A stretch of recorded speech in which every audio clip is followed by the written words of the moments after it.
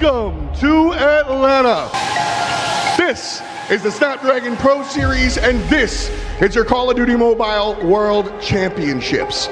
We got some of the best teams in the world in the building today, and we get the pleasure of watching them duke it out. This is $1 million opportunity, but only one team can answer that knock. We got a hell of a lot of games this weekend, 3 days of action, but I got a hell of a lot of friends to help me cover it. My man I Hold Shift is in the pit right now. He's gonna show you a little bit of our house. Thanks so much, Tom. Yeah, new this year at the World Championships, because we've got so many electric teams from across the world, we have the tournament pit, and there's already a handful of audience members ready to get up close and personal with the other teams that are playing off the main stream. We've got extra streams going on with all the coverage today for the Swiss format. I'll be your man right down in here, giving you guys all the updates throughout the entirety of our opening matches. Lots of upsets, I'm sure, are going to be happening, so I'll be right there with you the entire way through to give you the lowdown on what's happening, who's surprising who, and maybe who a potential MVP may be throughout the first day. Outside of the pit, though, we also have some other things that are going on. Whether you're tuning in, you're going to be joining us here later this weekend, or if you're in the venue now, or if you just want to know more about the venue from home, we've got this laser tag arena right over here to my right. I will be taking all chows. I will be going undefeated all day long. And then, of course, behind that, we also, if you want to get your hands on COD Mobile, the Snapdragon setups are also there. And, of course, it wouldn't be a mobile event unless there was a place for you to charge up your phones, get yourself ready to go throughout the entirety of what is going to be a very long day. I know, Tom, you're already getting yourself all jazzed up and ready to go, brother. Absolutely. Great to see you, my man. You too, my man. Well, there's a bunch of stuff that's great to see as well. Here in Atlanta, we're a city of artists, and right here, we are showing a little bit of what we do. 16 teams, all represented on this graffiti wall over here. And then the other side, we got the same thing with the other teams, but we also have the local artist that is the man behind all of it. Lurch, representing ATL Bench. Talk to people, tell them a little bit of what you've done here today. Yo, what's happening? Welcome to Atlanta. We're the city of graffiti, street art. You're gonna see it here because we've got these 16 teams represented in these logos, but they're all gonna get crossed out. So that's gonna be fun to watch. As well as we've got a collaborative graffiti wall over here that we're gonna be doing with all the attendees and special invited guests. So I can't wait to check out the magic that we're gonna produce this weekend. It's sick. We've got our own flavor here in Atlanta, and we are bringing it to the SPS. You can get your customized jerseys as per usual. If you've ever been to one of the DreamHacks, we got it here, and this has ATL all over it. But we got Call of Duty all over it as well. I introduced you to one of my friends already. Here are 3 more. Glitter Explosion, how you doing? Thank you very much, F-Dot. And I don't know about undefeated on those chows shift, but we are live here from DreamHack Atlanta for our Call of Duty Mobile World Championships, and it's going to be a very exciting weekend. I can't wait to get into all of the action. My name is Glitter Explosion. I'll be your host here all weekend, but I am joined by 2 wonderful men here on the desk to kick things off on day number 1. We've got Proper and Gilmania hanging out. Proper, are you excited? I am excited. You know, I got to witness last year's firsthand, got to watch the entire run. LG versus Tribe last year is definitely stained in my brain as one of the greatest matchups that I've watched in COD Mobile history. Looking forward to another fantastic weekend. And Gil, what about you? It's gonna be tremendous, filled with pure emotion from everybody on the teams, on the pit. Is going to be an absolute blast to see all of these face each other. Yeah, I mean, you're talking about our teams. Let's start talking about how this entire weekend is going to work, starting with which teams are going to be playing here this weekend. Like you mentioned, 16 of the best teams in the world hanging out with us, competing for an insane prize at the end of all of it. Obviously, some returning teams, NA, LATAM, China, lots of faces you should be recognizing, and the real question is, who will be taking home this year's championship, and how are they going to get there proper? Explain it. Oh man, it's going to be a long weekend. Like Doc was talking about there in the introduction, we have 16 teams here across the entire globe going to be playing through what we call a Swiss bracket here in esports. Everybody starts off 0-0. As you progress through the system, you can see where you start to qualify for that championship bracket. Obviously, you lose less series, the less you have to play on today. But the more you lose, the less likelihood it is that you have to be there at 2-2, so that way you can maybe get one of those last 3 spots from the single elimination bracket and top 8 to boot. And of course, it obviously all culminates in the championship fight, and this is what they are fighting for, Gil. There's an insane amount of money on the line. That's right, 7,000 for the 13 towards the 16, then 12 for 9 to 12, 20,000 for 5 through 8. Third and fourth take home 80K. Second place runners-up is going to be with 170, and the grand champions takes home $400,000, ladies and gentlemen. Yeah, I mean, you know, that they got so far in the competition already, top 16 in the world. We had to send them home with a little bit of cash in their pockets, but these teams are absolutely going to be fighting tooth and nail for that first place $400,000 prize, which is why this competition is going to be so epic to close out the year. But we need to give a little bit of historical background as well before we really start diving into some of these storylines.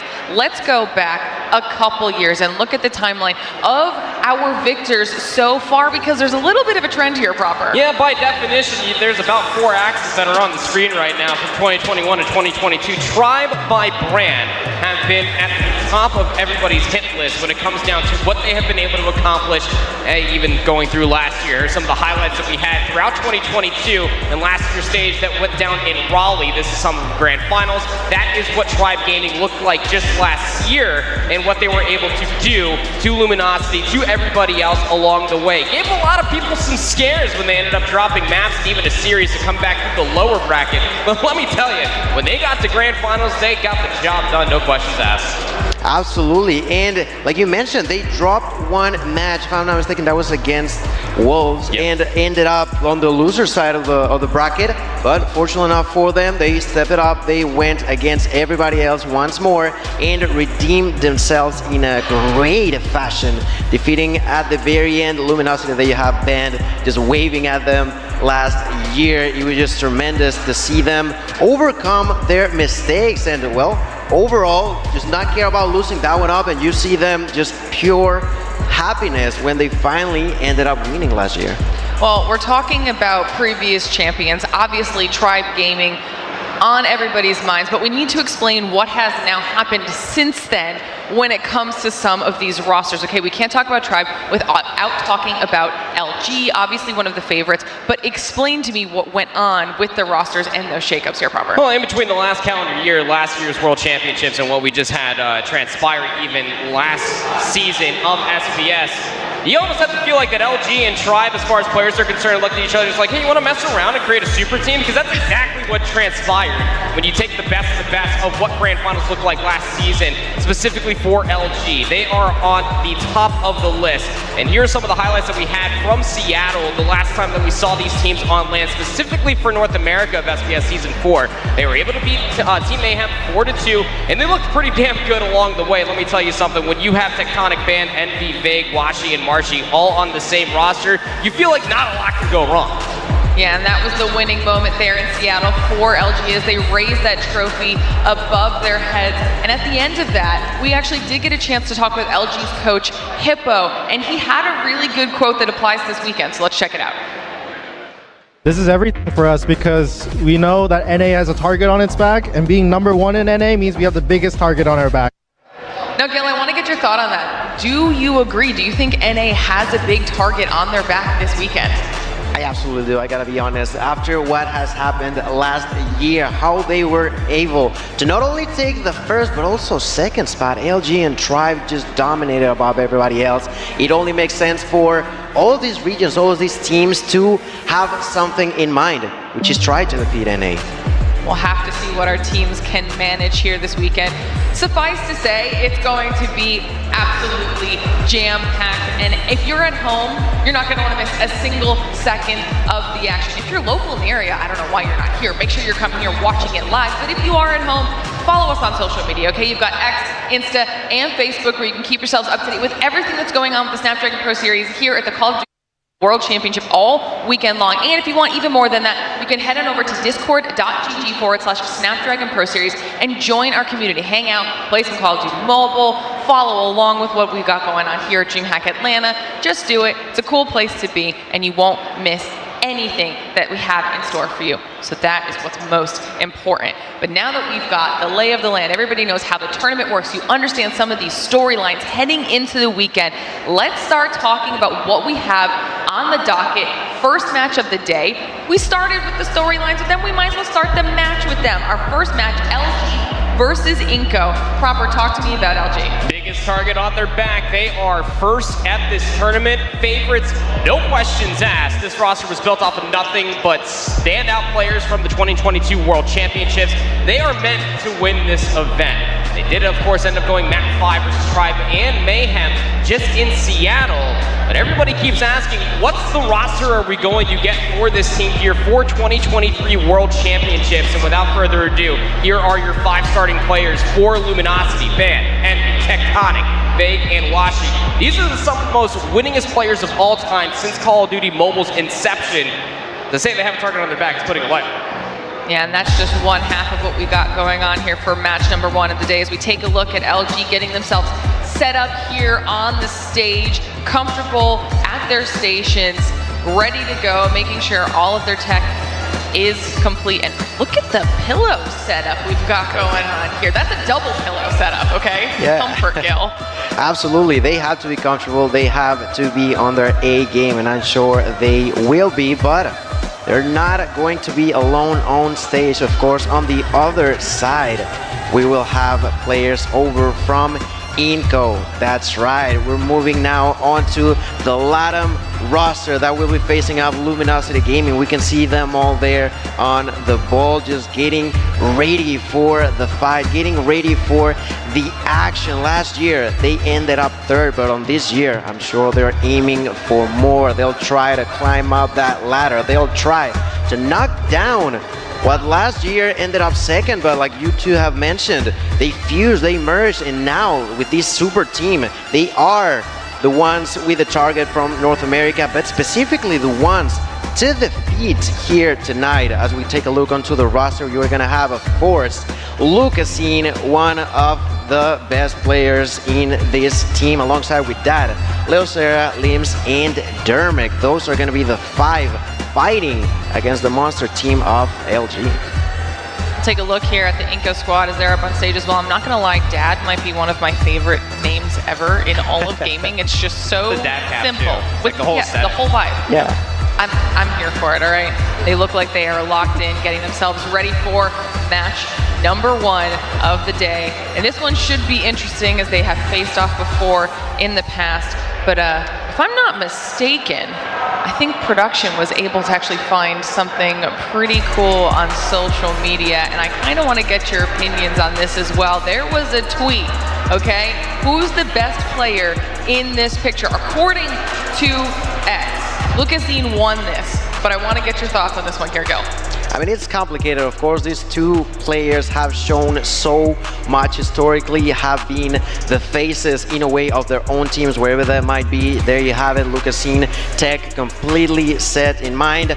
I don't know if the difference is as high as 69-31, if I'm being honest with you, but the fight's there. The fight's there. These two are absolute monsters. And now, I mentioned this just a moment ago, but Proper, I want to talk to you a little bit about LG versus Inco specifically, because this was a matchup that we saw in Worlds 2022, so they have faced off on this type of a stage before, and you got to cast in it. Yeah. I want to get your thoughts on it. Yeah, I mean, look, again, this is a completely different Luminosity roster. It's a completely different Inco roster than what we had in 2022. Obviously, some returning players, specifically both that and Lucasine for Inco.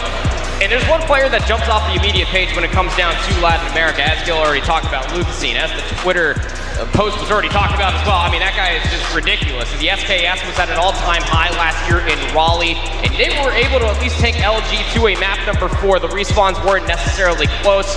They lost the summit control, I believe, even 3-1. But the S&D, that is where Latin America can always remain on top. Can they bring that same fiery heat that we saw last year in 2022 with a new formed roster going up against the stacked powerhouse that is now LG?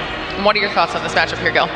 It's gonna be interesting because last year it was the best of 5. On this day, it's gonna be a best of 3, so that's gonna be way more interesting to me because each map individually weighs more. A single loss is way more impactful on the final result. So it's going to be important for both of them to make sure they do their best. As we take a look onto the stats, we're actually going to have a little surprise which points out a slightly higher stat ratio in favor of Inco here.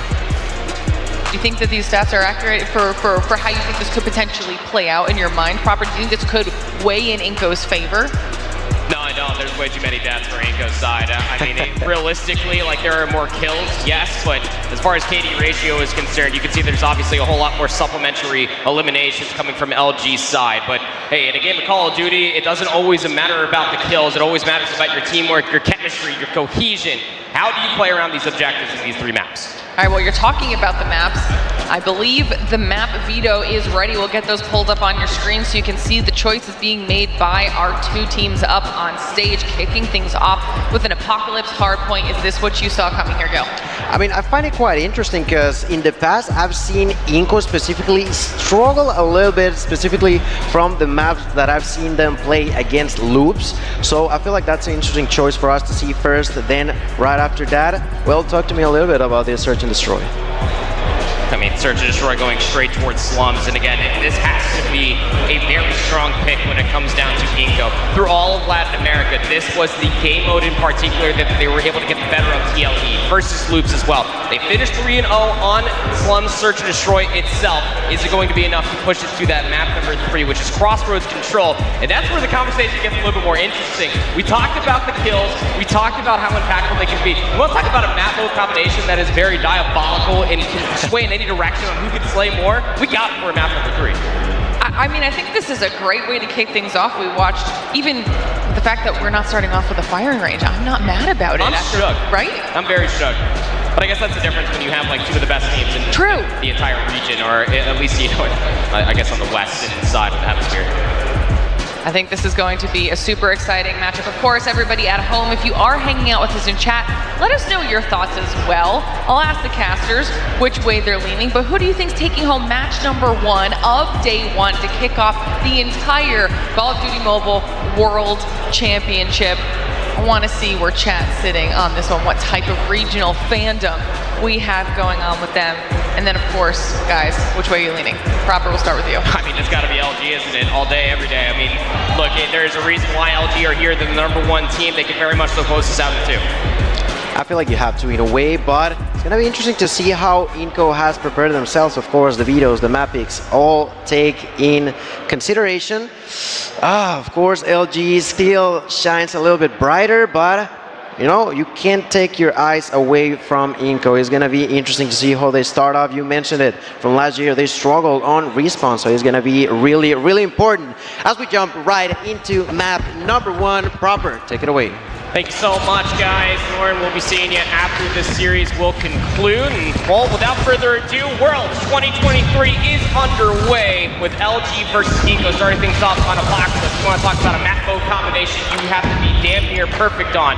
Your rotations do need to be there. LG in the blue, starting off on that P2 side. P1 will remain to be pretty darn scrappy. You can see Inco are trying to balance the south side of the map, maybe try to get themselves some influence of time, but also looking at fun.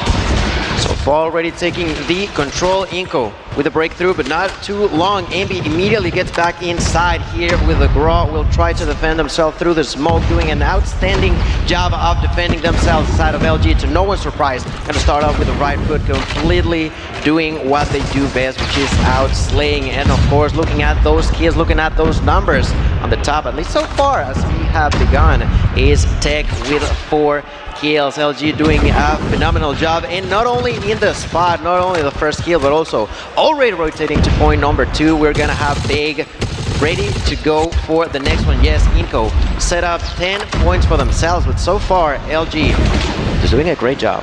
You say rotate, Washi hasn't moved.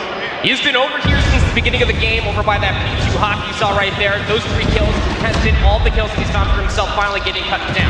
Now Inco trying to push at least to the ruin side. Maybe could influence some spawns. 2 players for LG spawn out over by P4. Is that enough for them to overwhelm for the numbers? The answer is maybe not so much. We have split spawns over on the west side of the map, but still LG find themselves in firm control. They have the back area spawns, trying to cut off the reinforcements for Inco, but they have already broken inside of P2 to be able to get those close spawns You better hope that it's enough numbers to maybe try to overwhelm these LG players around the opening hard point. But we're already now to 20 seconds. You have a 50-point deficit. You have to start climbing your back, but you cannot allow LG to get up too comfortably as far as this first set is concerned. And now Inko finally hitting the trigger, trying to get themselves inside the hard point. Cannot find a convincing amount of kills. They might have just put themselves in a little bit of a spawn trap. That is absolutely the biggest issue. They are not being able to get the kills to actually break through at all. They are all too late. They do steal the final second of that kill. That's just not going to be enough. You were talking about the point differential right now being 66, ladies and gentlemen. Inko, though, this time, though, managed to get inside. But let's see for how long. It's going to be less than 10 seconds already there with the Purifier trying to break through. Lucas ain't going to take that Annihilator back for a ride. We can see him drop to the hands of Envy. And ladies and gentlemen, LG already on the go for the triple digits, not allowing Inko to feel comfortable whatsoever. Envy there with a hunter killer drone will drop it at a distance, trying to stay alive, will be taken down. Finally, Inko getting more kills, but they do need to improve their performance in here. Double kill there for Ben with that Fennec, and continues to destroy LG, man. They are the team to defeat, and at least so far, that's not looking likely for the side of Inko. 10 seconds left to fight over here at the broken down helicopter P3, as we like to call it here in COD Mobile, and it is about to be a 100-point deficit. LG showing up when it matters most here in the first series of Worlds 2023. So a lot more operators left to be played around. If you are Inko, you feel like you might need some of those if you're going to hold them off inside of P4. Where Inko already have themselves at least the initial setup. This is the first time that we've seen this as far as the first set and the first match. To be completely candid with you, the Luminosity has the spawn outs over by Useless. They also have the CG spawns starting to push through the ruins. The kills go their way. At least Dermac was able to at least find one, but takes himself down with the Sparrow suit after trying to utilize some of those resources to keep LG at bay. It does not work out. LG find the break. They're already in. The way the LG plays, man. 30 seconds left. Back inside, we're gonna have Washi, Envy there with the War Machine, taking a double at a distance, just waiting for anyone to walk by. Absolutely nothing to be done there for Inko. They try and try and try, but that trying is not gonna take them anywhere without those kills there. Dermec takes that kill onto Ben, immediately tries to go for more, does not find anyone there. 150 points to only 30 for Inko Gaming. And ladies and gentlemen, the point differential getting bigger and bigger by the hill. We're gonna go back into the middle. We're gonna go back into the first hill where Band is completely locked in for his spot. Will face off against Lucasin as he tries to break through the hill. Not gonna be that easily. There you have Ben with a Fennec taking that kill on to Lucasin, going for the double. Not gonna be possible there. Limbs will be managing to defend his allies. Immediately tries to bounce back through the smoke, takes the assistance, and Inko does take the kills but does not take the heal, ladies and gentlemen. That's right. They are not taking anything. Finally, they're gonna begin to do so as Dad bounces inside that so far. Has been struggling a lot so far this game, probably. Who's watching the ruins push? You have one player that was playing over by that hop-up, and you just essentially allowed Vague to waltz his way through P2. At least you still have those close spawns if you are Inko. You need this response. Having about 120-point deficit on Apocalypse, I won't say it puts you completely far out of it, but you still have to put in the work through the second set. Luminosity, they don't care about that initial time.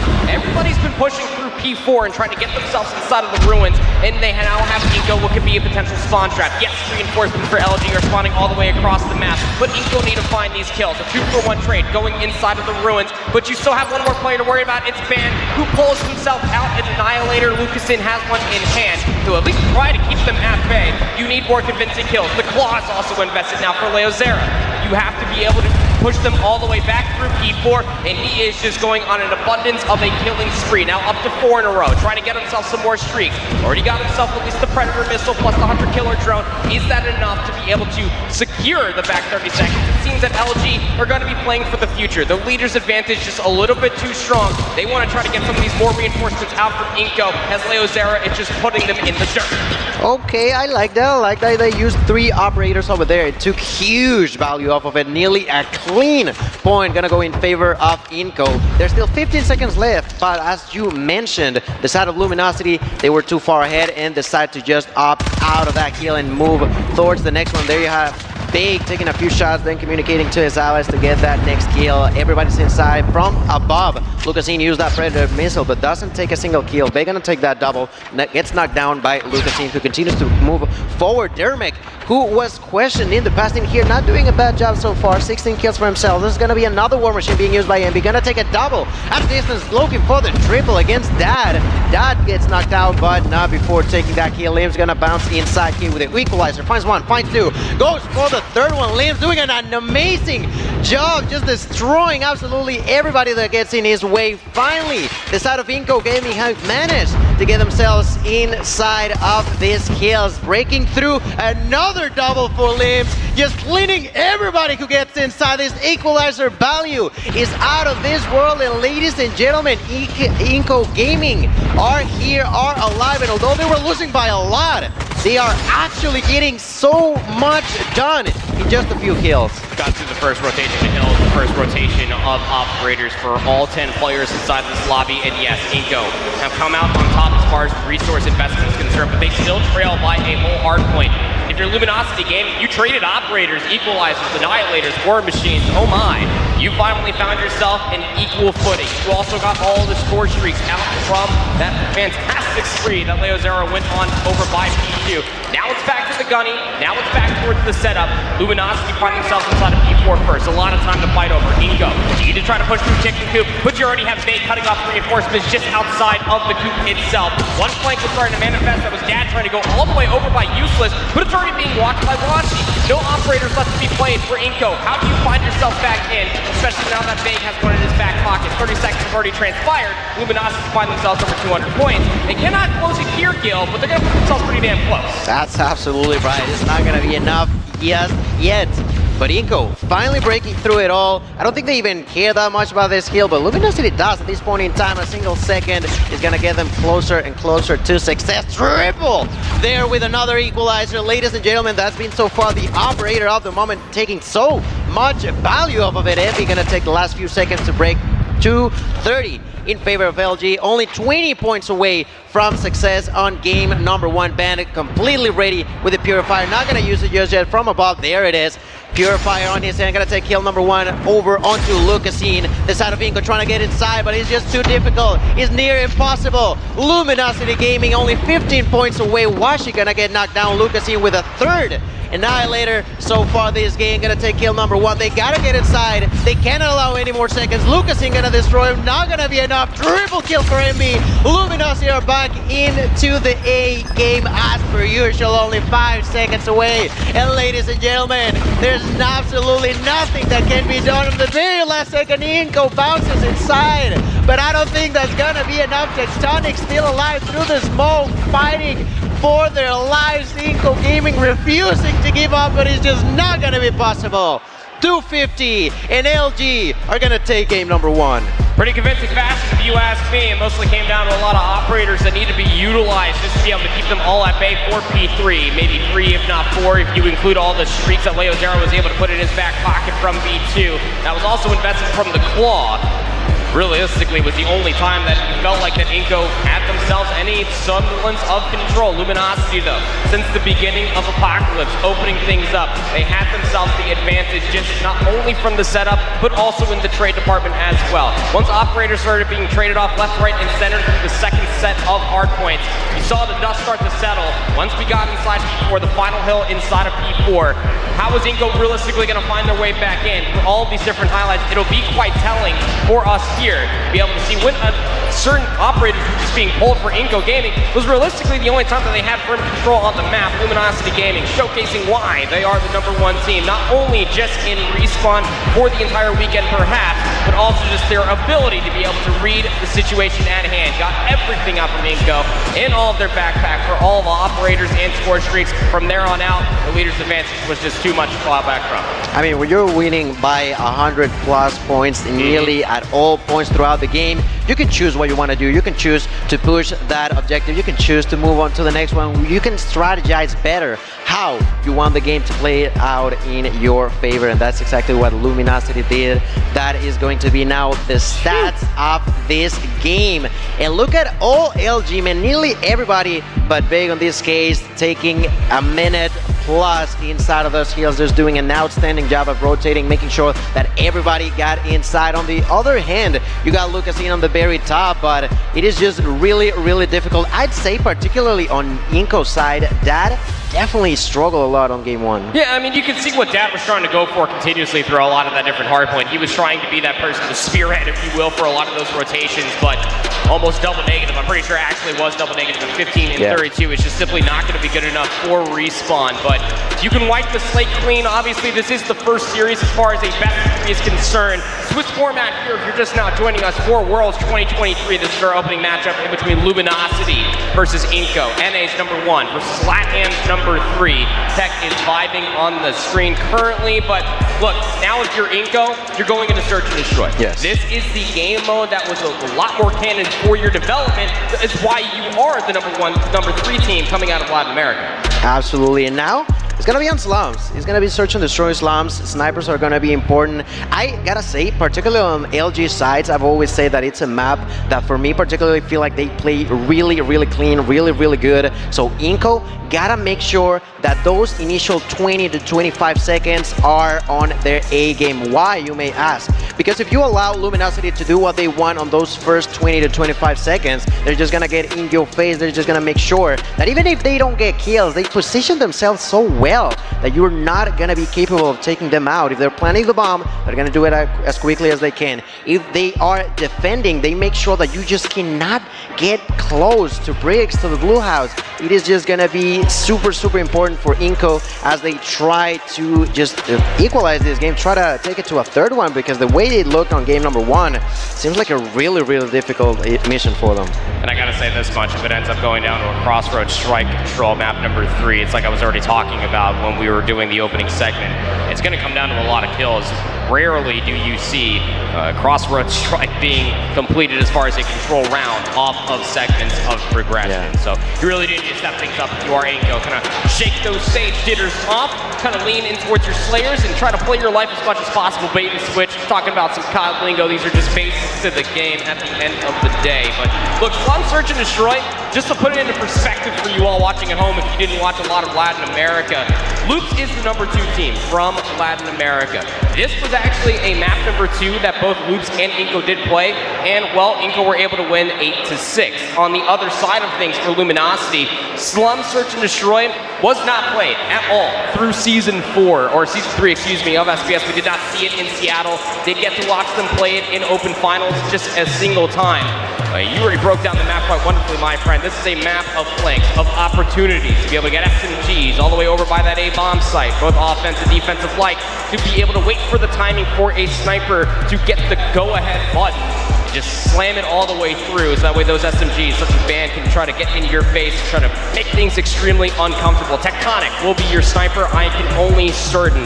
When it comes down to Luminosity, and just all speculation aside, we are here on land. What feels like almost an eternity in between Seattle and Raleigh just last year for international competition. Without further ado, map 2 is about to start. Fist bumps are already out. Round number 1 about to be on your screen. That's right, ladies and gentlemen. Game number 2, map number 2, LG and Inco. Round number 1. Let's get straight into the action. Plenty of grenades and of course the smoke, and this is exactly what I was talking about. LG immediately trying to get inside, but that's the same for Inco. Lives gets a kill, gets taken down himself, and we're gonna revenge back. Bake with a kill onto Dad, immediately getting in front of them. Bake with a double. Here with a Fennec looking for the triple, trying to get out of there. It's not gonna be fast enough, barely survives that interaction, and it's only been 30 seconds. Ladies and gentlemen, that's exactly what I was talking about. Lucas gonna be playing with the Locust, and Leo Serra at a distance, just trying to reorganize themselves. They lost complete control of the bomb. There's the kill for Washi. Leo Serra can do absolutely nothing. Lucas on his own against 4 monsters in front of him. Bake here. He's gonna be right around the corner, just patiently waiting for the opportunity. Why is he waiting? Because they're defending. There's no realistic reason for LG to try to push anymore that they already have. There's Envy with a pure action, just completely control of the mid ground for LG. 1-0, immediately going for LG. Everybody put their surprise Pikachu faces on because Washi and Tectonic have a double sniper set up here on Slums S&D. And look, realistically, you're not going to be able to get over towards that A-bomb site reliably as an offensive team, but you still have time to try to dissect how Luminosity want to try to approach this. Big bomb head glitch to try to play over. The Growl is an absolute bullet hose. Leo Zera got really good damage, and it actually opened up an opportunity, a 2-for-1 trade. Inko have the numbers. Bomb looking to at least get closer towards the B-bomb site needs to go down. It's only been 25 seconds. Tech completely on his own. Bomb is going to be planted. Tectonic realizes that they might be planting, so gets out of his hiding spot with a sniper, finds an enemy, misses that shot. That's the doom for Tech. Great round for Inko. Once again, the 25-second mark. I'm telling you all, these rounds are just gonna fly by. If you're looking for a long game, you're not gonna find it on slums. It's just super quick interactions. You're gonna have the top view in here as we go for round number 3. Shades out, trying to get the early damage. It's actually a big battle happening over here by Well. You can see from Vake's perspective, trying to get the damage. The hip fire from the Fennec will get the job done. Woo. But a little bit of an overextension to the Deagle now. Tectonic able to at least take down yet another. Just in a blink of an eye, find ourselves here in a 2v2. Bomb essentially dropped closer towards B than it is further away. I love this call coming through, at least from Inko. Both Lucasen and Leo Zera trying to flip out the map, trying to find where Washi was located in the 2v1. Just play for the trade. Worst comes to worst, you can walk away with the round via the kills. That's exactly what happens as Inko now have a 1-round lead. They've managed to do it now twice in a row. Let's see what happens on round 4. So far, Lucasen prior to that round had no kills. Now he got 2. Just getting himself comfortable, shaking away any nerves that might be inside of his body. Yet another kill there with a sniper onto Washi. Immediately through the smoke, you're gonna get that. Trying to seek for someone hiding behind that bomb, but surprise, there's no one over there. Limbs going inside there, thinking about planting the bomb quite soon. Those defending at a distance are going to be none other than Tech and Ambi. Lucasen drops to the ground. Great kill by Tech, but the bomb is going to be down. 40 seconds on the clock. 4v4, ladies and gentlemen. 1 drop on each side. And the clock is ticking here as Bake tries to get into the blue house here with a Fennec. Finds an enemy, gets taken down. A good kill for Leo. Goes for the next one, gets taken down. Dervick with a kill. Only Tech remains. 1v3. Tries to go for that kill. Not going to be possible. A great head glitch position there for Dad. Another round in a row going in favor of Inko. I gotta be honest with you, I'm a little bit surprised at how well they're doing it, but it seems like they've cracked the code against how to play this map against LG. But you got to see a bear witness to how difficult it is to try to retake that B-bomb site when not only you were down in numbers, but as a defensive team. And there's the immediate adaptation coming from Luminosity. They're sick and tired of Inko just getting control of that bomb site, so they're taking the fight to them. Trying to get right in their face with the R90. Vague has it in his hand, 2v1 on the map. Last player remaining here is Lucasen. Has to try to get it done with the Deagle. Slides a little bit wide. Still gets the kill on the Vague, but the information is at least there. 1v1 versus Washi. Has the Locust. Bomb recovered now from Lucasen. He actually has a steep advantage in this 1v1 as he's going to plant the bomb at B. The biggest issue, Lucasen doesn't know how safe he is to try to get this done. So he's actually going to clear all of the B bomb site. Now immediately try to shift his focus, try to get himself over towards A. You have Washi trying to play a little bit closer towards the graveyard. Is he being flanked or is he going to be the flanker? Tough to be able to gauge. No audio cues to speak of. Every corner needs to be checked. You gotta be squeaky clean. Still have so much time left to play. And Lucasen's completely aware of that, trying to clear as much of the map as possible before he has to reset the clock to 45 with getting that bomb down. It's been, I wouldn't say like nearly a minute for them as they try to find each other. You've said it perfectly. He'll want to plant the bomb. There's no doubt about that, but do you do it right now? Do you wait? It seems like he is ready for it, and that is now. Gonna be bound down. Washi gonna hear that sound and immediately will try to reposition himself. That's exactly what we're watching in here. A nade is gonna be thrown at a distance, not gonna land on anybody here. 30 seconds left, and this sniper face-off will continue for the next 30 seconds. Both missing their shot. Lucasen with the opportunity immediately bounces out with the Deagle. There's gonna be Washi with the smoke.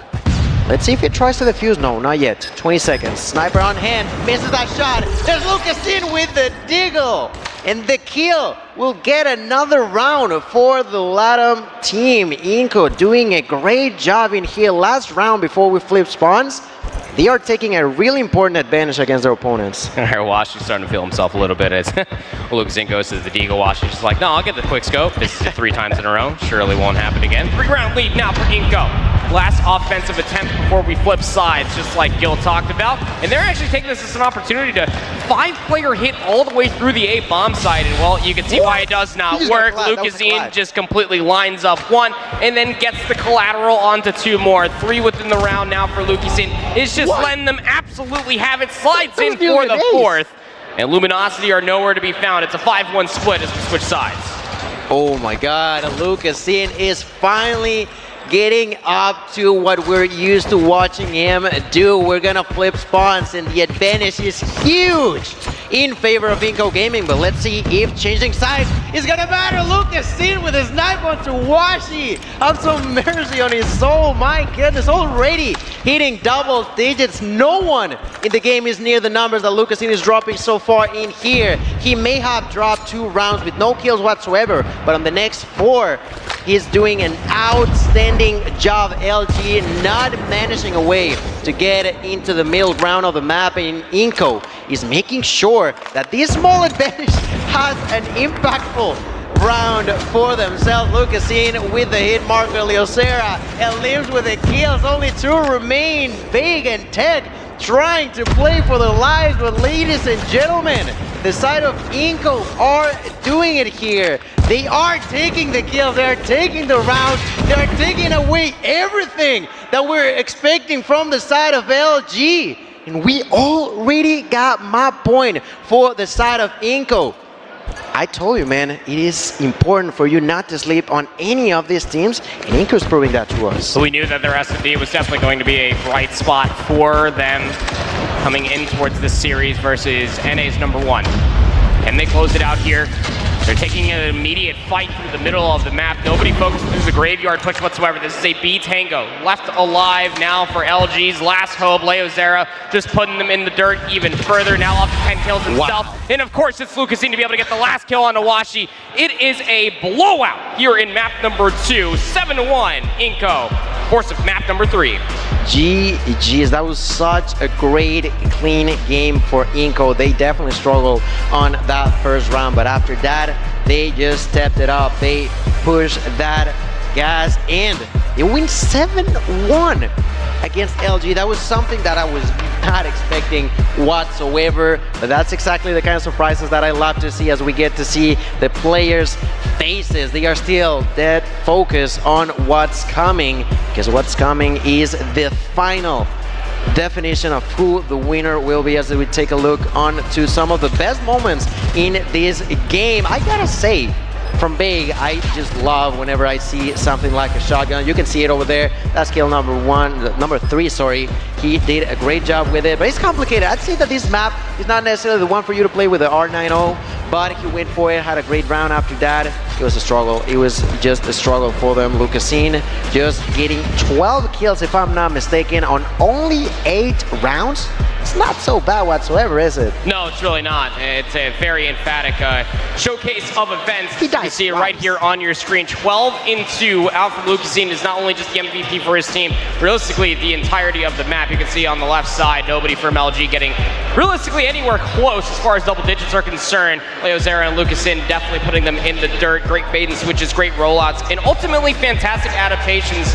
I mean, they lost the first round and then they won the next 7 straight. So I mean, sure, why the hell not? Can you end up showing things out and closing things out as far as a map #3 is concerned? But just as a reminder, this isn't the only series that is happening right now. We have international talent across the board. So without further ado, let's throw it over towards our pit reporter, Alan Schiff. What you got going over there, brother?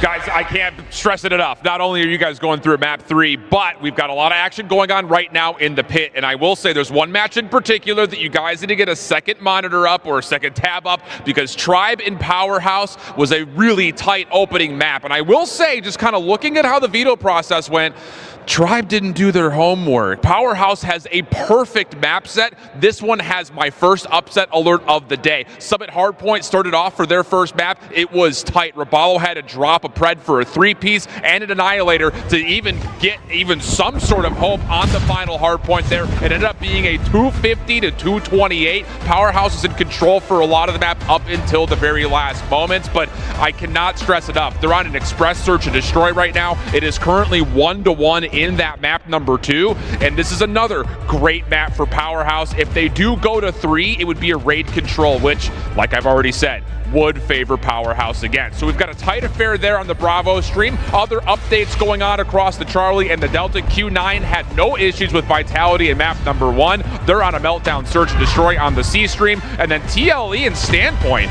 Don't sleep on Standpoint. I know I was for a moment. They won Summit 250 to 203, and they currently find themselves up 4-2 on the firing range search and destroy. So a lot of interesting things happening here in Swiss Round 1. We didn't have a lot of international experience to go off of for some of the teams that are currently battling at a pretty tight affair. Good stuff so far, but make sure you get those extra tabs open because there's going to be upsets here happening immediately in Swiss Round 1 in my mind. So that's what we got going down here in the pit. Back to you guys back at the desk.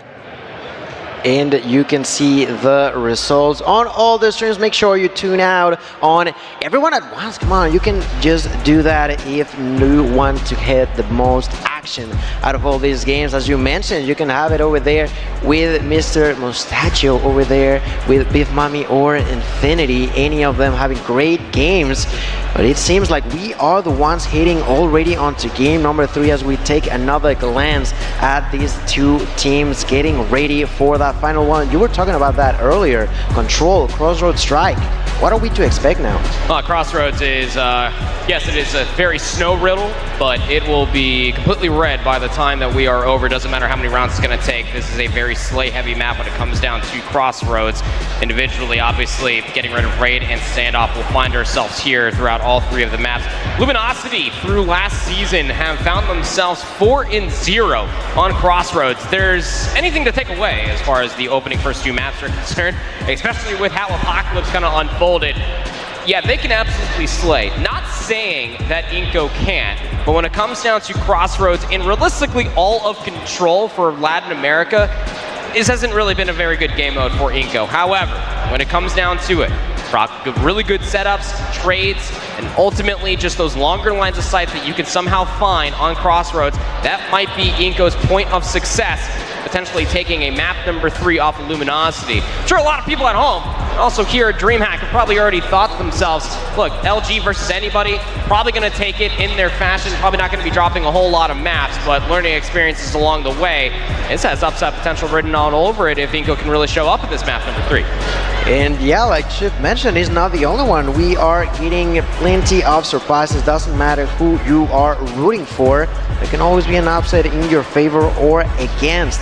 We are nearly starting as we are just waiting for everybody to settle in their seats. You can begin to see the fist bumps. A little water does not hurt. And ladies and gentlemen, Inco Gaming will try to find the first update on the night against what we mentioned in the past is one of the biggest targets for everybody across all regions, even NA itself. Of course, we're talking about LG. Let's see how they manage to face off against the opponents in front of them. You can see them all over the place, just waiting, patiently waiting, strategizing how they are going to start. And it's going to be really important that we don't see those double negative numbers that we saw at the beginning, specifically from Dad, but he was not the only one who was on red numbers. It's going to be important that if you're dying, you can at least make sure that your allies do take your opponent down, or else if you're just dying for nothing over and over and over again, we know, you've said it, yes, the objectives are important, but very rarely do we see rounds finishing because of the point itself rather than the kills. Absolutely, yeah. I mean, that's Control in a nutshell. Look, if you are new to COD Mobile, you're kind of walking over here in DreamHack, and you're kind of confused as to what the hell this game number 3 is.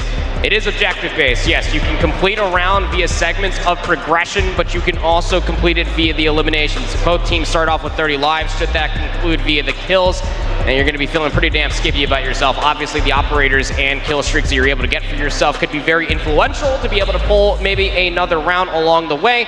But if it goes to a round 5, defense is always swayed to that of the team that has more segments of progression. Map number 3 in our opening series here for DreamHack is underway.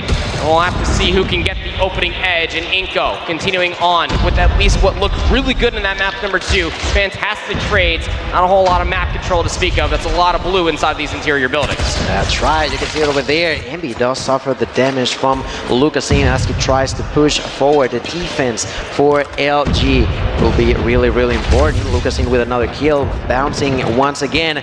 Bay gonna repeat it with the R90. Washi over here bouncing, getting a kill, but immediately getting spotted. The numbers are quite close. Big was trying to push deep onto enemy's territory, but pays the price as he gets knocked down. 21-21. Ladies and gentlemen, these two teams are fighting for dear life right now. We're gonna see Inko finally getting inside of A. Bandit trying to defend here with a Fennec, trying to push forward. Gonna find no one so far here. Finally finds an enemy. Big takes the double. Big takes the triple. Big looking to destroy once more. Takes the 4th kill. Barely gets the 5th one as well. Doing an amazing job at making sure that no one from Inko managed to stay alive over on Alpha. And that is going to be one of the key moments for the side of LG as they begin to break through the minds of the opponents, defending in a great fashion. Only 25 seconds left. The heat begins to rise on the side of Inko. Didn't complete that second segment either. So you saw that clock. You have to remain inside of one of these zones. You complete a full sector, you're able to add 60 seconds, add on towards the board. Halfway still completed over by A. Very difficult to try to get rid of that segment if you are the defensive team. So, I mean, Inko, they're just finding themselves right back in towards the thick of it, over by the A control zone, and Luminosity are chalking it. They didn't have enough kills, but they still have control of the warehouse building, still getting themselves a good semblance of control around the B zone. But nobody really pushed all the way out on the outskirts of the map. And that causes a little bit more distress than it does anymore for Inko. Remember what I said, you started off with 30, Luminosity now down to 10, Inko down to 7. 2 respawns remain for Inko. You feel like they have to play this damn near flawlessly if they want to get any segments at all on B. Do you want to push? Do you want to wait? There's only 45 seconds for you to decide on the side of Inko. As we take a look onto Dermik, Lucasin finds the kill onto Washi. Picks up a weapon from the ground, Dermik ready with a Fennec. Trying to find an opponent. Big, of course, still using this R90.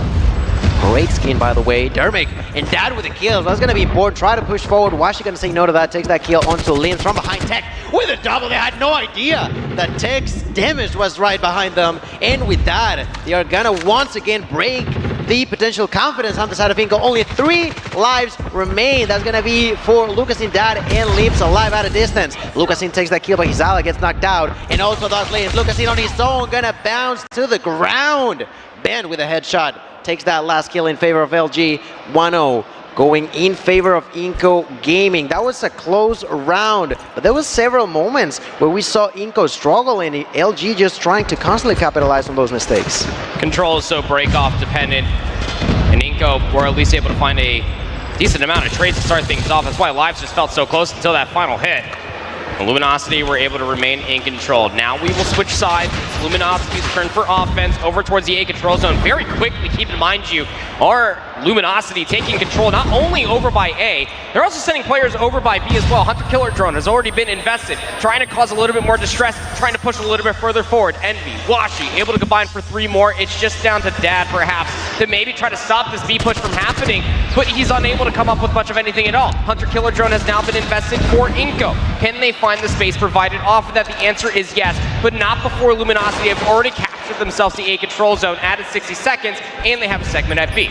Look at Washi there, Annihilator in hand, finds the kill onto Dermik, immediately tries to find some more damage with it, misses the second shot, doesn't matter too much. Big gonna be there to help him out, so no trouble over there. Band already here with the potential Purifier usage, and there you have it, I just called it. He bounces out of his hiding spot to immediately take some value off of his operator, takes kill onto Limbs, immediately tries to push for more, not gonna be possible. Osera with his own operator at a distance takes that kill. Dad slowly but surely pushing onto Envy's back, takes that kill. Double for him. He knows that he's pushing, gets the assistance of Leosera. That's some great teamwork over there, but the lives are still not there. 15-11 in favor of LG, who continue to make the opponents sweat. Plenty of grenades gonna be used.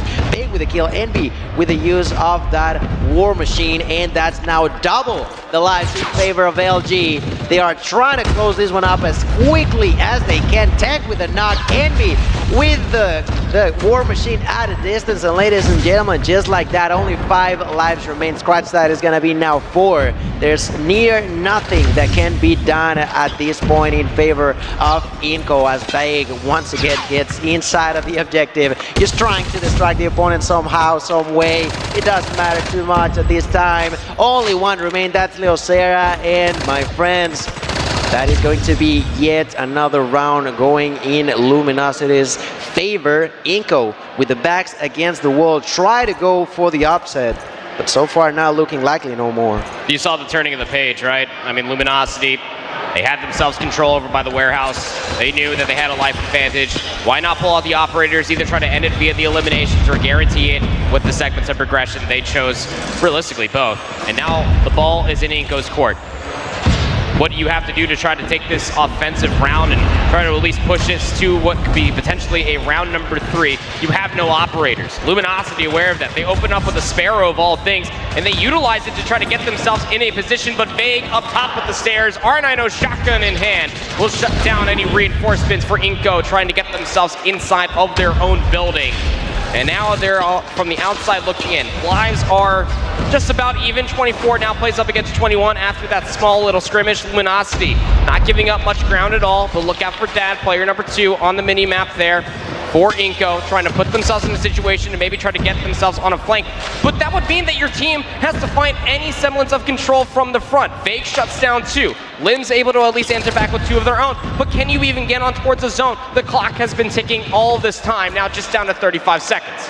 Only 35 seconds. Once again, time is going to be a struggle for Inco. They managed to get inside though. Leocera's going to be over there on Alpha, just waiting to find someone. Liam's with the opportunity to get forward, but there's 2 opponents in front of him. Has to be careful, and the push from Big was completely unexpected and managed to get a kill before getting taken down by Dad. Only 22 seconds left. They're trying to once again get control. It's just too difficult. Double for Wash. He gets knocked down by Lucasin. Lucasin with his own double kill over there, tries to survive and go for more. Triple there for Lucasin. Big just destroying 25 kills for Vague himself. He likes to push, he likes to be in your face. Finds that kill from the back into Leocera. Only 5 lives left. There's Leocine with the Annihilator finding a triple, but it's just not going to be enough. They need plenty more kills, and only 4 lives remain trying to capture the objective. They got 2 players in. The Hunter Killer drones on the air. That is probably going to be an extra minute for them, but I'm not even sure if that's going to be enough. There's 8 lives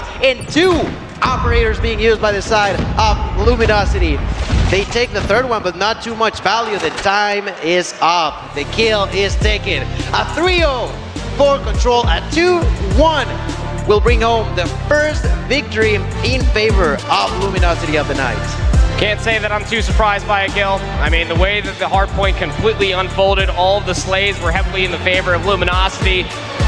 Not gonna lie, some of the strategies as far as map number 2 is concerned was a little strange. Did definitely feel like they were just running and trying to search for more gunfights, that they never left that Apocalypse hardpoint. That was a continuation going into the Crossroads, only allowing a total of 4, maybe if not 5 segments of progression for Inco. LG looking pretty damn clean as far as their opening series are concerned. But now we're rejoined. We got the full desk back up here in Spain. Lauren, how'd you feel about that first series?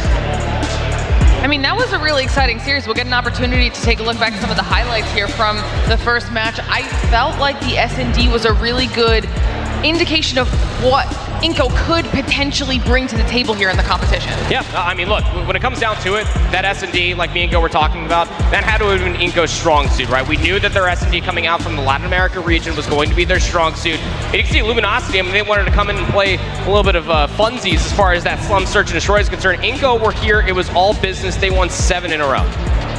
That's right, and well, as you said it, no surprises over there for LG. But Inco needs to step it up as they take the first hit for themselves. You can get the stats over there. You are gonna see some clean numbers on the side of LG. 27 for Bay, who was just shredding with that shotgun and with the map as such. It's just so important for you to be so fast.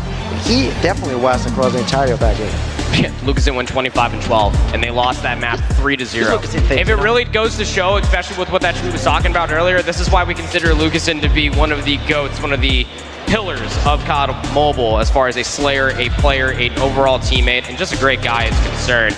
He's up there putting down the kills. There was just no follow-up whatsoever. Yeah, insane performance out of Lucasen, but we obviously have LG as the first win of the day, which means we have an interview with Epta, and I believe Tectonic standing by to give us a few words. That's right, Glitter. We're here with Tectonic. Good to see you, my man. Congratulations on the quick win. Great way to start off the tournament. How you feeling? Feeling good for the most part. We played kind of their game in the S&D, but the respawns was all us.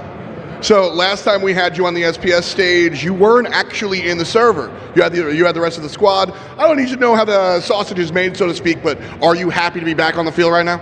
Oh yeah, of course. It's always great to play.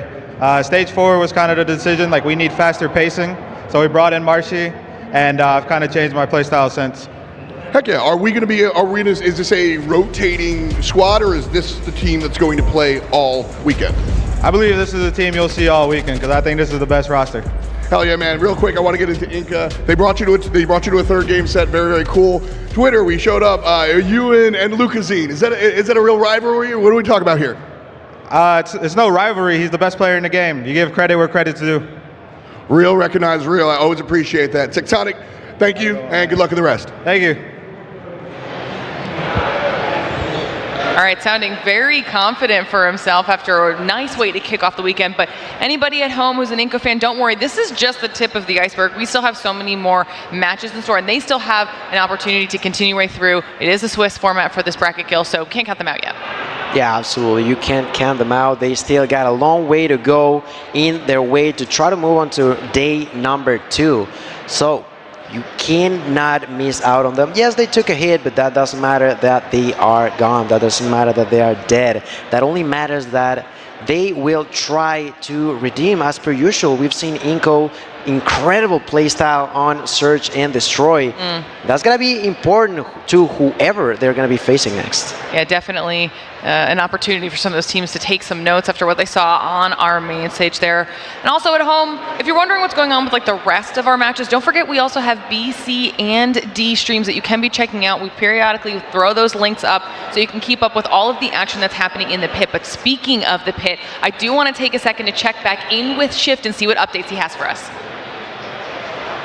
Hey there, everyone. Yeah, okay, timing is perfect because everything is now wrapped up as, this is a big one, TLE, LATAM's #1 team, just dropped to SBG, Standpoint Gaming, the #3 seed out of China that really I don't think anyone was expecting to see too much out of, but they 2-0'd them. So really convincing stuff there and a lot of hope, I think, for those that are rooting for the East. Small update as, again, we were kind of on upset watch for potentially how Tribe maybe missed out on the veto process when they were playing up against Powerhouse. Yeah, tight opening Summit hardpoint, but the Express much more comfortable for Tribe. They were able to take a 7-3 win. In particular, Rehan and Estug, the 2 new guys on that Tribe roster, looked particularly good. So maybe something to look at for Tribe in the future if their Search and Destroy continues to be that polished. Other updates, Q9, no real worries whatsoever against Vitality. Mentioned that they were able to beat them down in the takeoff, 250-114. They took that series 2-0 with a 7-4 on Meltdown. So Swiss round 1, at least part 1 of round 1, is now done with a couple of things that are super interesting, but I will say do not miss what's coming up because at the end of this round 1 there will be some major upsets. So make sure you're checking out all those other streams that are happening to cover the B, C, and D stream matches here at the tournament pit. We've got a lot of interesting things happening at the backside of this break, so don't go far. More Call of Duty Mobile World Championships right after this.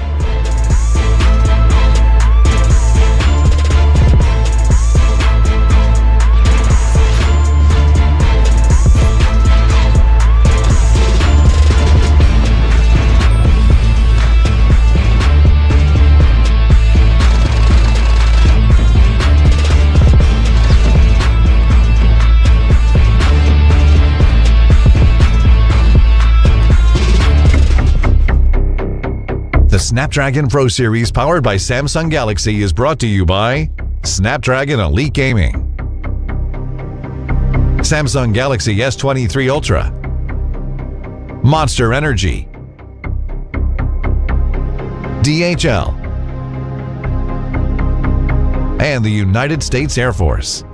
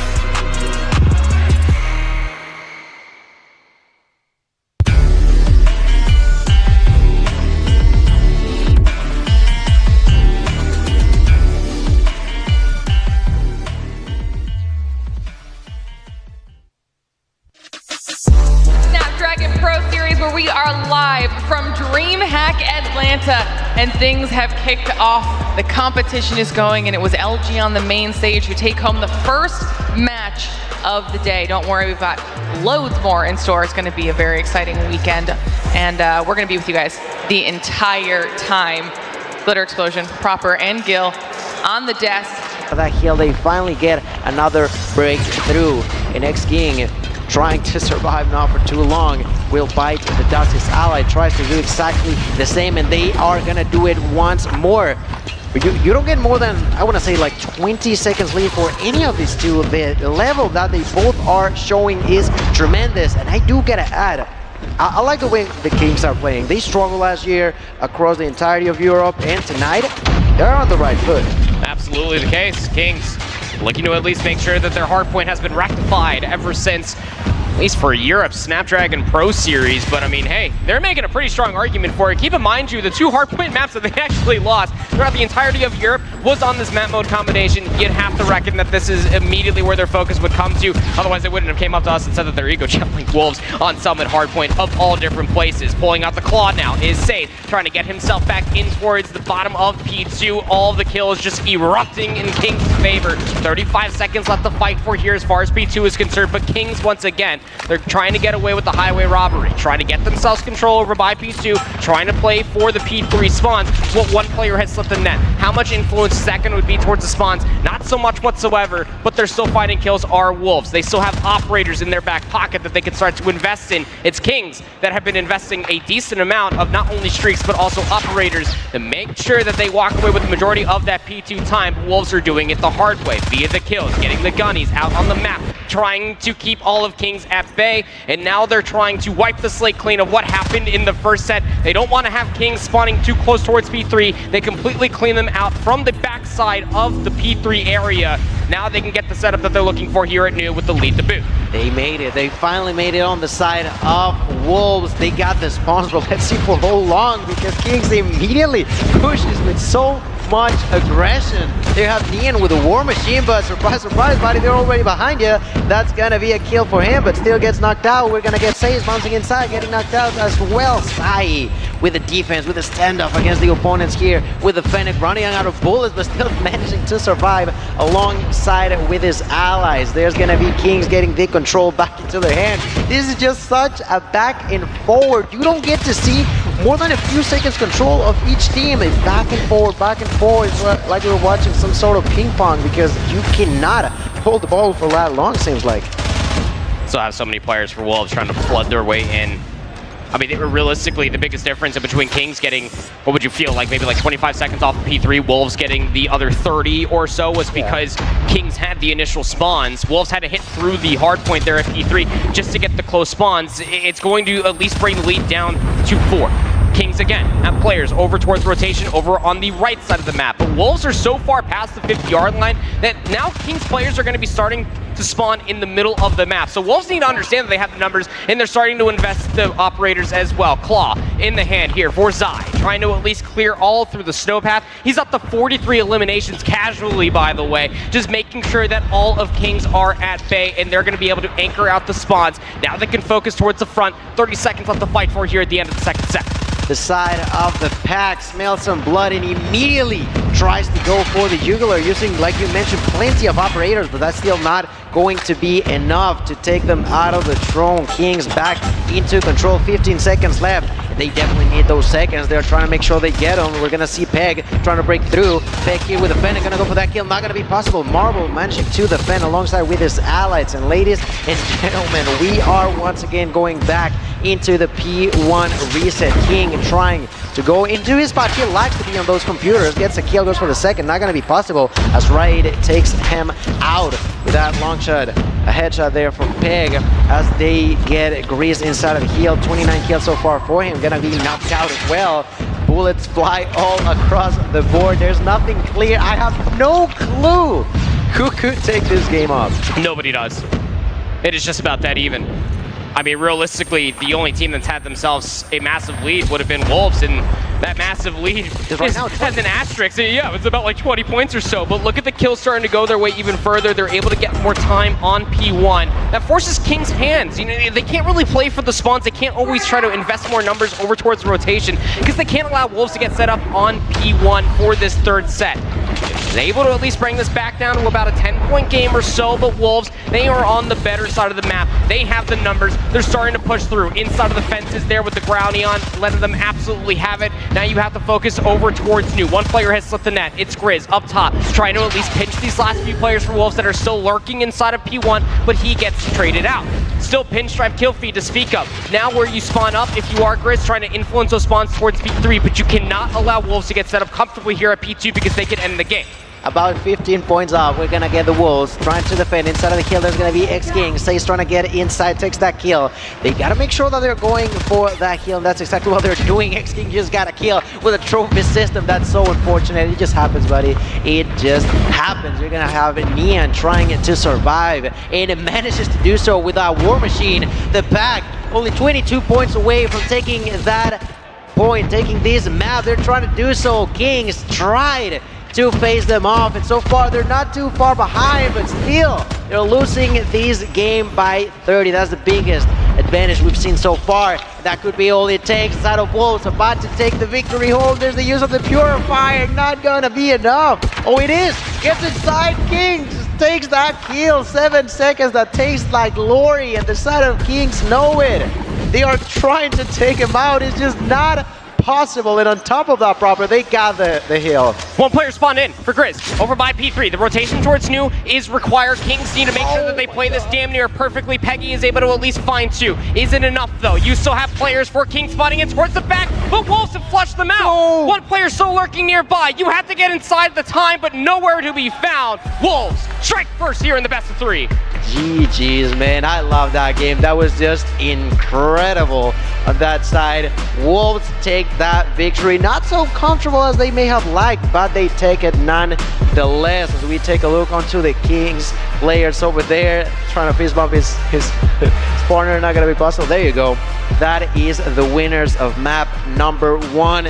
Look at them, just cool, calm, and collected. They know that's not the end. They need one more. They now know that they have a huge upper hand as we move and start to think about that search and destroy. That's the tango, isn't it? And that's why we were kind of questioning. Just like, do you really want to ego chow them on Summit of all map mode combinations for the map number 1? We've already talked about it. It's a best of 3. You don't have a situation where you can realistically come back being down 0-1. If you end up going down 0-2, that's it. You're now in an 0-1 pool for the rest of the day, and the road to try to get towards that top 8 single elimination bracket becomes a little bit more treacherous. But here are the highlights coming through from this map number 1. It was an absolute banger. I will say this much as far as a score discrepancy is concerned, and just overall watching how Kings were playing through this map 1. Stark differences from the last time we saw them in their own region as far as competition is concerned, but you got to see the experience from Wolves through so many different sets of hardpoint skill. They were at least reading and understanding what Kings were looking for. Those close spawns for P3 and P4, they understood that they wanted to play for the future while P2 was still active, while there was about 25 seconds left inside P3. Not through the next set of hardpoints whatsoever. They found all the kills required, and they were forcing Kings to kind of flush themselves out and try to play for the kills inside the hardpoint, because at the end of the day, they were able to get inside that hardpoint convincingly, get all of the time. They had the leader's advantage. How about a casual 104 kills in between Zai and Peg? Right? Zai was the one that was kind of jumping off the page for me, while he was just really ripping them asunder as far as the claw is concerned. But 53 out from Peg as well. I mean, that is just absolutely ridiculous. And I feel like I had to mention it. It was definitely a good effort on the side of Kings. You can notice that when it comes down to the kill-death ratio, there's a really, really good advantage in favor of Wolves, but their strategy was there. They tried their hardest, but those kills were just having too much of an impact. You cannot try to be inside of a hill if you're getting killed time after time after time, just back to back. We saw that fight for the spawns. We saw the side of Kings try their hardest, but their hardest, at least on that hard point, was not enough. Now, search and destroy is gonna be interesting. We do not get to see firing range, which, you know, not bad, not bad. We are moving on to Express, which I'd say, like I said that the rounds of slums were fast. I'd say that on Express that can be even faster. On Express, if I'm not mistaken, is the map that I've seen the fastest round, which was, I want to say 15 to 16 seconds on the side of LATAM. That's how fast these rounds can go by. Look, if everybody goes through departures and arrivals and you have a tango down on the lower floors, like, yeah, no, it's a bloodbath in between like a lot of nades. The growl is a bullet hose as well, and everything's basically made out of paper mache down there anyway. Absolutely. So it's going to be interesting again. If you are new as far as international competition is concerned, you didn't get to watch any CDFI, you don't really know much about China, Search and Destroy is their wheelhouse, per se. It is, yeah. And so that's where things get a little bit more interesting. That's where we have this entire narrative that it needs to be a good map set for Kings if they want to try to take this series. And starting off 0-1 means that your firing range needs to be just as decent, if not better, than Wolves on the other side of the screen. Wolves, through the past season of SPS, as well as CDFI, have played Express 5 times. 3-2 overall on that one. Kings, through the last season of SPS, have played Express once, and they lost it. So again, it's the same conversation that we had for Summit. You didn't have all the playtime in the world, but all of the preparation leading towards Worlds here in Atlanta. You better hope that you did your homework, otherwise you got some explaining to do. I don't know, man. I feel like he just got too greedy on the Summit. I gotta say it. I don't know. I feel like that could have played differently on a different map, but unfortunately not for them. That was just not the case. And now, as we move to Express, you mentioned it, the side of China, plenty of experience. They love this game mode, and we are gonna get to see as we begin game number 2, map number 2. And you said it, going down. There's the side of Kings. Not too sure where they want to go so far. I am quite surprised that they missed each other so much. I thought we were going to see more blood at the beginning, but it seems like, at least so far, no one's died yet. You can almost hear a pin drop across all of Express, or I guess a train that might come racing by, but I hope you're not on those tracks when that bad boy comes through. Still all 5v5 across the board. Nobody has yet to drop. A lot of information, but taps to be traded. Spy is playing in a fantastic angle to try to overwatch this A bomb site. And you can see on the minimap, that's exactly where they're trying to at least get towards. Wolves still stuck inside of lockers, trying to get themselves control of this A bomb. Okay, I like that kill from Raid. Try to go for the double, but Faye's gonna say no to that. The trade is there, 1 for 1. Bombs on the ground though. Bomb was lost on the hands of Wolves. X-King tried to do it, but it was just not possible. And I still find it interesting how many Kings we got playing on this map. We got 7 in total, you know? You got a full-on team, and then 2 Kings on the other roster. One with a sniper. King from Wolves, just patiently waiting to take one at a distance. In the meantime, though, Peg managed to take control over that bomb and completely change the strategy, as it seems like they're rotating over towards Bravo. Trying to get themselves over towards B. Over by Ticket is where that bomb site does lay down. Sniper in hand here for Neon. Not really finding much of anything whatsoever, but a little bit more of a bait play is anything. He's throwing out warning shots over by the other side of the catwalk as well. So now with the bomb being planted, you feel like this is going to be your best opportunity if you are Wolves. Peg's going to be able to at least take down one. Numbers now favoring that of the offense, only losing 1 along the way. Now in a 1v4 retake. Good luck, have fun. And it's going to be the pistol in the hand there for Neon. Was the bait player. He was just baiting you, thinking it was going towards that bomb site the entire time. Wonderfully done by Wolves, I will say that much, after losing the first blood and then flipping the map. Yeah, I gotta say that the side of Kings read them really effectively at the beginning of the round, but Wolves managed to just shake things up right about enough. There's plenty of nades and a double for Sayo to the Kings. That's 4 kills now. Only 6 remaining, ladies and gentlemen. Pure destruction. And the first kill of the round for Kings. Not gonna be enough as Nian takes that one home. And that's exactly what we were talking about. Fast rounds, fast map. It is going to be like that, and a 2-0 lead in favor of China, in favor of Wolves. Oh, yeah. You try to go down over towards elevators, 5v5. I don't care what weapons you have. If you don't shoot first, you will probably lose more lives. As it seems that's exactly what we might end up seeing. But the biggest issue for Kings, they only saw 1 player come through departures, and they don't have anybody over by catwalk whatsoever. That A-bomb site is so free, but they did lose at least 1 player. Neon is down. So if you're Kings, with the numbers, you're allowing this to go down, it's a 5v4 retake. It's going to be interesting now. Bombs down. Ooh, a double kill for the side of the Wolves. That's going to be now a 3v3 side. with the shotgun. I've said it before and I'll say it again. I love it. Let's see how much damage he can do with it. Marvel, patiently willing to walk by, trying to strategize something. Only 25 seconds left. They gotta be really, really careful in how they want to approach this on the side of King's Raid. Doing a little damage, finds the opportunity there. Not gonna be enough. Side with the kill. Only 15 seconds left, and that's the clock ticking harder and harder, louder, ringing into the ears of Kings as pure chaos fills their bodies. Wolves are gonna do it yet again. And I gotta say it, Wolves are being completely unpredictable. You cannot know exactly what they're gonna be doing next on these rounds. And Kings on the other side are being extremely predictable. I gotta say, through 3 rounds so far, it's not looking too good. Again, it's a 1-4 split coming through here for Wolves. The biggest difference is that you already found the kill through the middle hallway, and now you need to start pushing through, but the kills over by Elevator are that much more considerable. For Kings, they get the job done. No more bait plays across the map. Kings get themselves on the board. Yeah, it's going to be really, really important to Wolves to avoid that sort of situations. I got to say, Kings repeated themselves and it worked out. Why? Because Wolves decided to face them off and they'll try to do it again. They're playing with the enemy's minds. They're trying to prevent any sort of success. Double for Grease, gets spotted from behind. That's a double now for Neon. Say he's gonna equalize these things. X-King with a knock onto his opponent, but he's completely on his own. The side of Kings, I thought was going to get surprised, but they adapted rather quickly to the way that Wolves was playing, and because of that, they got the upper hand on this round. That's the biggest problem when you're trying to assault that B-bomb site.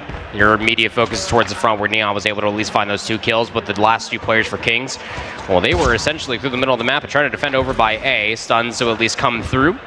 Check the B-bomb. Nobody's here. Where could he possibly be? Well, you're not getting shot in the rear end, so realistically, there is only one place that he can be, and that is over by the A-bomb site. Xing, gotta be able to at least plant the rock here. Where does he choose to go here in the post-plant situation, knowing that he's in a numbers disadvantage?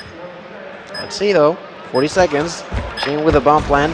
Less than 40 seconds, which means he can try to manage that time as great as he can. So far he's gotten 4 kills, which is not a bad number whatsoever, but let's see if he can increase that at least a couple more so he can bring home yet another point in favor of the pack. 20 seconds left. The side of Kings took forever to get there. They finally done it, but let's see if there's enough time. There he's gonna find 2, gets the kill, goes for the double, not gonna be enough. 10 seconds left, and that's more than enough. Kings can breathe once again. I gotta question their methods, but I cannot question the results. No, you cannot question the results, as they're able to win at least 2 rounds in a row through 5 rounds worth of play. 1 more round and we will swap sides and we'll see Kings on offense, but that's numbers in a nutshell. In a 2v1, you just have so many different corners that you need to check when it comes down to terminal, or to express, excuse me. So last offensive round here for Wolves. You're taking this through the main hallway, and while Kings, realistically, they're prepared for this. They have so many numbers down by the elevator staircase. It's going to come through from the trades. 1 for 2 as the round starts to develop. Spy is at least going to find Xing just lurking inside of one of the hallways.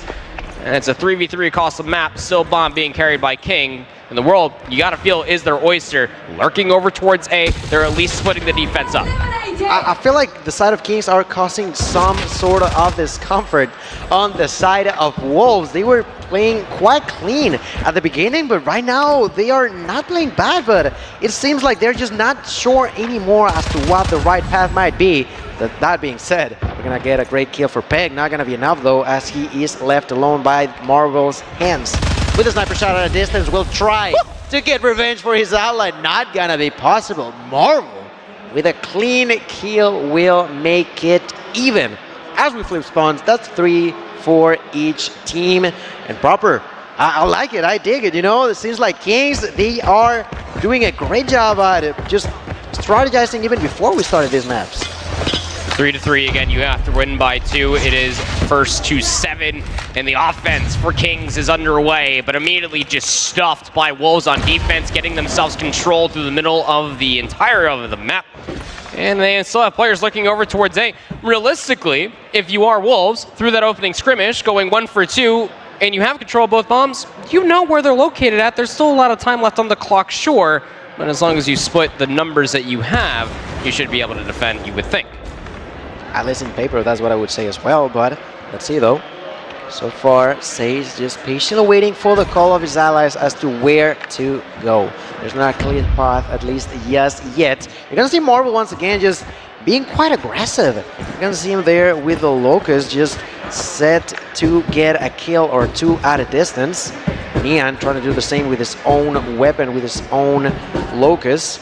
So far, Kings taking their time. Still got 50 seconds, so plenty of time to play with. They got to be cautious, though. You feel like you need a pick here, though, don't you? I mean, like, you don't have the numbers. You have at least one player for Marvel. He's pushed all the way over by the A-bomb side. But this play itself has developed, and it's taken about a whole minute. What has Wolves done in response? They've given up. They're fine with playing the retake here. Seems like it. Look at that. They are just patiently defending Bravo. They know that they're probably not coming there, but just in case, they're gonna wait a few extra seconds at a distance. There's still Kings waiting with his own weapon, with his own Locust. There you have it. You can see it in the middle of your screen. What did Sai do? What happened?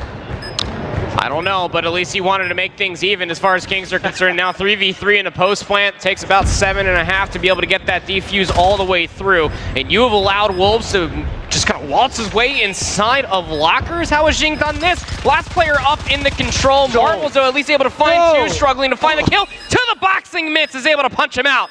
And now you have the defuse clean as day. Well, it started off what should have been a very easy retake, 4v3, forced out the 3v3, and we just ended in a Wolves round being won. It was very anticlimactic, but it was fun. Yeah, the anxiety that was going through their minds, I can only imagine.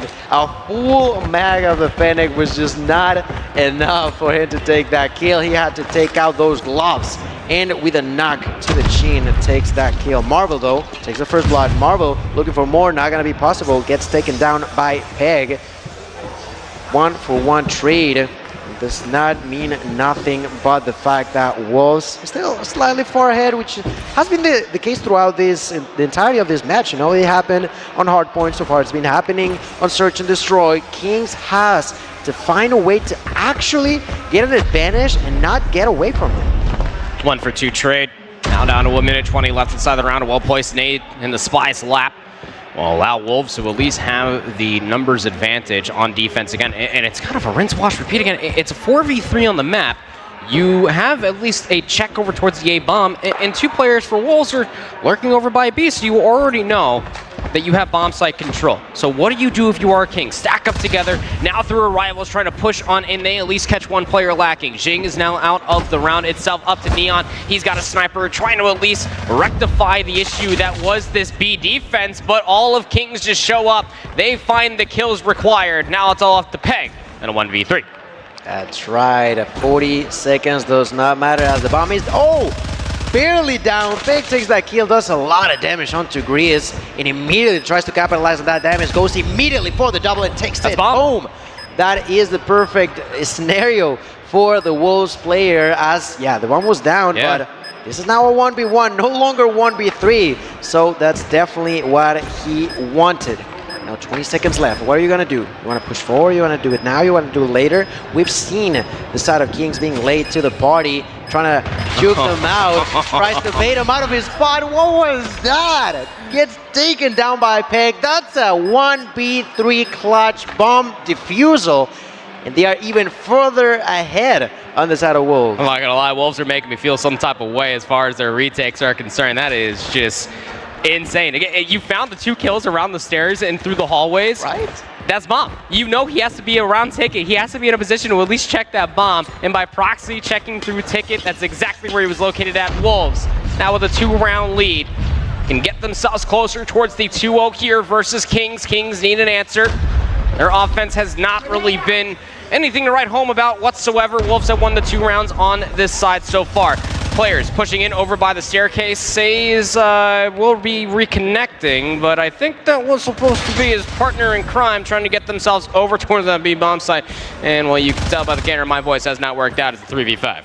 That's right, another round that's looking pretty quite good for the side of Wolves as they take yet another kill. Now onto Marvel. Raid and Says remain. I'm not too sure there's going to be enough. The bombs on the ground. The side of Wolves know it. They're trying to go around, trying to surprise someone, trying to see if they can get another kill. Look at Peg, just completely confident onto himself. Here Says is clearly surrounded, but he doesn't know it quite yet. No kills for the side of Kings. And look at Raid to the ground. Says alone, ladies and gentlemen. This is just not looking pretty for the European team as they have the backs against the wall. They are in a tremendously bad spot. Wolves, they're doing what they wanted with their opponents. Yeah, sure are. Now 1 round away are Wolves from the 2-0 and a 1-0 in Swiss. And the offense from Kings now actually going to be a full frontal assault over towards A. Stuns, flashes, everything going inside of lockers. The Wolves have read this. They've completely expected it. Spy is able to at least open up with 2. It's a 3-for-1 trade favoring that of Kings. Finally, Gil. They have numbers advantage, but they didn't clear top server. Sai's looking to make a play. Oh, double kill there for Sai. That was a great positioning for him immediately. Trying to find a third one, and is in front of a triple kill for Sai. Has to reload, doesn't matter too much as he knows that the enemy is over there. That's a quadra around in a match in favor of Wolves Esports. Ladies and gentlemen, what is with Wolves and the retakes proper? You mentioned it yourself. That happened, what, 3-4 times so far that game? That was incredible performance. They got eyes in their veins and they managed to take the 2-0 win. That was stupid. There's literally no reason. It was 3-3 at the half. Wolves get on defense and they said, hold my apple juice. I will just completely retake every single bomb site. They're opening skirmishes every single time besides that final round number 10. They got first blood. They had themselves the numbers advantage you felt like from the get-go, but still, when push came to shove, when those 4v3s, Wolves just completely concede so much space and allow Kings to make the mistakes. But Wolves, I gotta say, this is why we put a big old magnifying glass over China as a region. Their S&D is nuts. Now we get to see a few of the best moments in this game. It was pretty quick rounds all over the place, if I'm being honest. That was not that long of a game, besides from the fact that, like you mentioned, the side of Kings managed to take those 3 rounds. But outside of that, I just feel like there was something missing on their playstyle. Yeah, there was a few surprises here and there, but surprising was not enough. Why not try to be with things under control? That round was just wild. Getting a kill with the gloves and that interaction was just crazy. And well, luckily enough, on that specific scenario, it worked out in favor of Wolves. We see that final play by Sai that took him the W against the opponents. It was a 1v3, and then what realistically felt like a 1v4 to end all of Express on 2 different bomb sites. Absolutely electric stuff as we have these stats here concluding for you. Zai goes double positive. Nobody was surprised there with the amount of kills that he dropped inside of that opening map. 51 to be exact, 12 and 6 in total. 3 different players for Wolves going in double-digit territory, and not for a lack of trying. I mean, the kills were definitely there. It's just, again, the retakes. It's the manipulation of the map through all the different fixtures that Express has to offer, and teamwork was just at an all-time high for Wolves. Lauren, what a display. I mean, you had mentioned it, obviously, heading into this match. There was the ego chow on the table. It did not go the way of Kings. So maybe we reassess the map choices next time? You would think so, but that's now 2 maps, just like what Shift was telling us from the pit, that you should at least know the maps that a lot of these regions and players' teams like to play, and everybody's just like, nah, forget about it, we'll go ahead and take care of it. Sure. Worked out wonderfully, apparently. Well, to be fair, Gil, they still have time left on the day to get some wins under the belt. Might be a little bit of a rougher road, but if I'm not mistaken, we should have FDOT standing by with one of our winners from Wolves ready to chat. Does League Ops know what's happening? Okay. All right. Fantastic play here from the guys out of the Wolves. Things are looking pretty crazy. I think we are going to figure things out real quick. So you know what? Glitter, my bad. Back to you. It's totally fine, FDOT. It's totally fine. Sometimes, once you win, you need to stay locked in, all right? Players might not be ready to have a chat just yet with FDOT. However, we can continue talking about the performance here. Now, while things are getting figured out, I want to hear your thoughts, Gil, on how it all went, and talk to me a little bit about the fact that there might be the necessity of a bounce back here. Yeah, it's going to be really, really necessary for the side of Kings to try to, I feel like they try to get ahead of themselves by trying to outplay their opponents on their own ground. I think they got to take them to their own rules and be able to actually have a scenario where they're comfortable with what's going on. They don't necessarily have to always adapt to what the enemy is playing. If you make the enemies actually play by your own rules, I think that's going to be super, super important for us to figure out. So for now, we are going to get the teams. Okay, so we clearly sound a little bit confused right now. I've got information to explain what is going on. In that last map, we did have a player DC. So it has been decided by League Ups that we're going to go ahead and replay it so that we have a fair result at the end of this matchup. So what we thought was a 2-0 will now reset back to a 1-0. We're going to go back to that S&D. Is it going to be a full replay of the search and destroy? That's what I want to know. When regardless, I have more though, information, I will disseminate it to you. Just at the edge of my seat while I'm actually not sitting down, I'm standing. So I'm on my toes here, Glitter. All right, I need to know all the information. I need to know it's stat. But regardless of the matter, this should realistically, at least by definition, when it comes down to search and destroy, should at least give Kings an opportunity to be able to rectify some of the situations that they had in a handful of these rounds, perhaps to maybe try to understand what Wolves were throwing at them when they were trying to assault some of these bomb sites.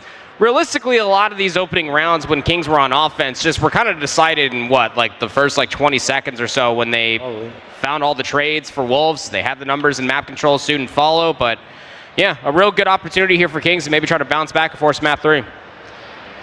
Yeah, it's not always that you get a second chance, and quote-unquote a second chance, just trying to make things right. And of course, Kings, they're still going to be in an interesting scenario because this is still Wolves. This is still going to be S&D. So, I don't know. I'm not sure. I'm not sure if this sort of shakeup will actually be enough. So, it seems like we may have gotten some news. So why don't you tell me about it, Laura? All right, so we have a little bit more information. We are going back into that second game, but if I'm not mistaken, we will be starting with a score line of 5-2, as that's when the DC happened. So it's not the full reset like you were asking proper for the S&D. We're going back to the point where the DC happened and then picking up from there. All right, so, Wolves still have themselves at least that advantage, that lead, if you will, but I think it's going to be extremely interesting to be able to see again, Kings, a lot of their problems were on offense. Defense was at least being traded out. It was a 3-3 split at the end of everything, but be able to make things as even-stevens as possible. You get the replay coming back in. The advantage, of course, still going to Wolves. There is going to be a lot to claw your way back from if you are Kings. Again, all of these different trials and tribulations as far as the Swiss bracket is concerned, cross-regional matchups. You might find yourself in the 0-1 Swiss play here soon. Yeah, it's not a massive opportunity, but it is a workable opportunity if they're able to kind of figure out what went wrong in some of those earlier rounds and try to bring it back. It's still very close to the win for Wolves. They only need to close out 2 more, so they can still get this 2-0, but it at least opens the door a little bit. There's some light coming through the crack in the door there for Kingsgill. Yeah, when you thought that everything was lost, like you mentioned, you see a little bit of light. You have to fight to try to go into that scenario where you get the best results possible. It's not easy. It's not going to be easy. It never will be in a search and destroy against the Chinese team, this time being Wolves. So I'm intrigued. I'm intrigued as to how much can Kings actually change in order to have a different outcome to what we've witnessed so far. So in this match number 2 of the night, the Wolves gotta try to do it again, but Kings want a different result. King wants to take us to a game of control, a map number 3, in which case I feel like it could be a really, really standing point for Kings if they somehow manage to take it now their way on this S&D. All right, well, while we're waiting for our players to get themselves reset into this replayed portion of the second game of this matchup, you guys are hanging out with us here at DreamHack Atlanta. Don't forget that there's loads to do in our Snapdragon Pro Series area outside of watching the competition, you can always stop by the pit. I've heard lots of yelling going on in the pit, so I'm sure we're seeing Chipped is at least getting some insane action going on there as well. He can hear me, he's waving from a distance, and there's laser tag. We haven't even gotten a chance to check out the laser tag. I fully intend on decimating all of you in laser tag. I'm putting it out there. I don't care about our 1v1, but I want to make sure that Alan doesn't go undefeated on the entire weekend. I will. It's not so much for me as it is for everybody attending DreamHack. We cannot allow Alan to have a bigger ego by the end of the weekend. I mean, but on top of that, we've got all of the tech, we've got the charging stations, we've got this custom jersey area, which I need to get in on that early before things get too busy, right? Like, did you see how cool that looks, Gil? It's amazing. It's amazing. When I saw that on the socials, we can see the display. We can see the artists that are making that as we speak. It just looks amazing. It literally cuts like they are graffiti these jerseys. But winning Atlanta, look, you got to be able to take in all the art. You already saw Tom talking about it earlier. Dot had everybody, I was real excited when we were walking towards our green room with all like the spray paint, the graffiti-esque style for all the logos and everything else included. That is the style that we have here as far as Atlanta is concerned. Again, if you have never been here, I definitely recommend it. It is artsy, to say the least. And we're starting to see some of these graphics loaded in, and our players are slowly looking slightly more settled. We see their devices in hand. They are almost ready to go. And as I say it, let's get right back into it. All right, here we go. That's right, we are back into the game. This is going to be round number 9 and a 5-3 lead in favor of Wolves. There you have it. Sai finding that kill on rating, immediately moving forward for more. It seems like the pack want to finish this one quickly once again, but only one single kill. Quite of interesting. There you go. Sai with kill number 2. Sai with a lot of damage being dealt. The bomb's going to be planted, and it seems like Wolves are not here to mess around no more. No, they are surely not. Oh my god. A little bit of a defense. 4. I mean, you have to try to retake yourself. Zai still on his own slaying ways, and he will end up cleaning up just about everybody this side of the Mississippi. That is a fantastic take as far as a round is concerned. Now Wolves once again 1 round away from the 2-0 win. Somebody stop him. He's a monster. A true monster, one of his kind for the side of Wolves. He's gonna get kill number 1. Neon capitalizing. Spy with a triple kill now for himself, immediately pushing 4 more. There's the usage of that shotgun.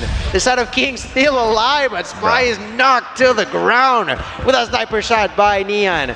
That is gonna make it a 2v2, ladies and gentlemen. That was insane by Spy, but he's now knocked. And ladies and gentlemen, right is down. Neon looking that last kill, says the last hope remaining proper. They're fighting, they're trying, they're planting now the bomb on the side of Wolves, but I don't know. I feel like that light is fading. Says 1v2. Good luck, have fun, maybe?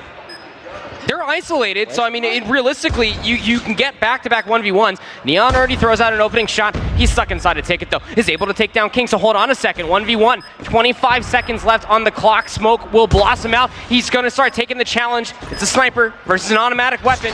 You feel like the advantage should be here for Says, trying to flush him out from the area. The snipe doesn't come through. Says with the 1v2 in the retake. King stay alive. Oh my goodness, that's amazing. That's a great way of doing it now in their favor.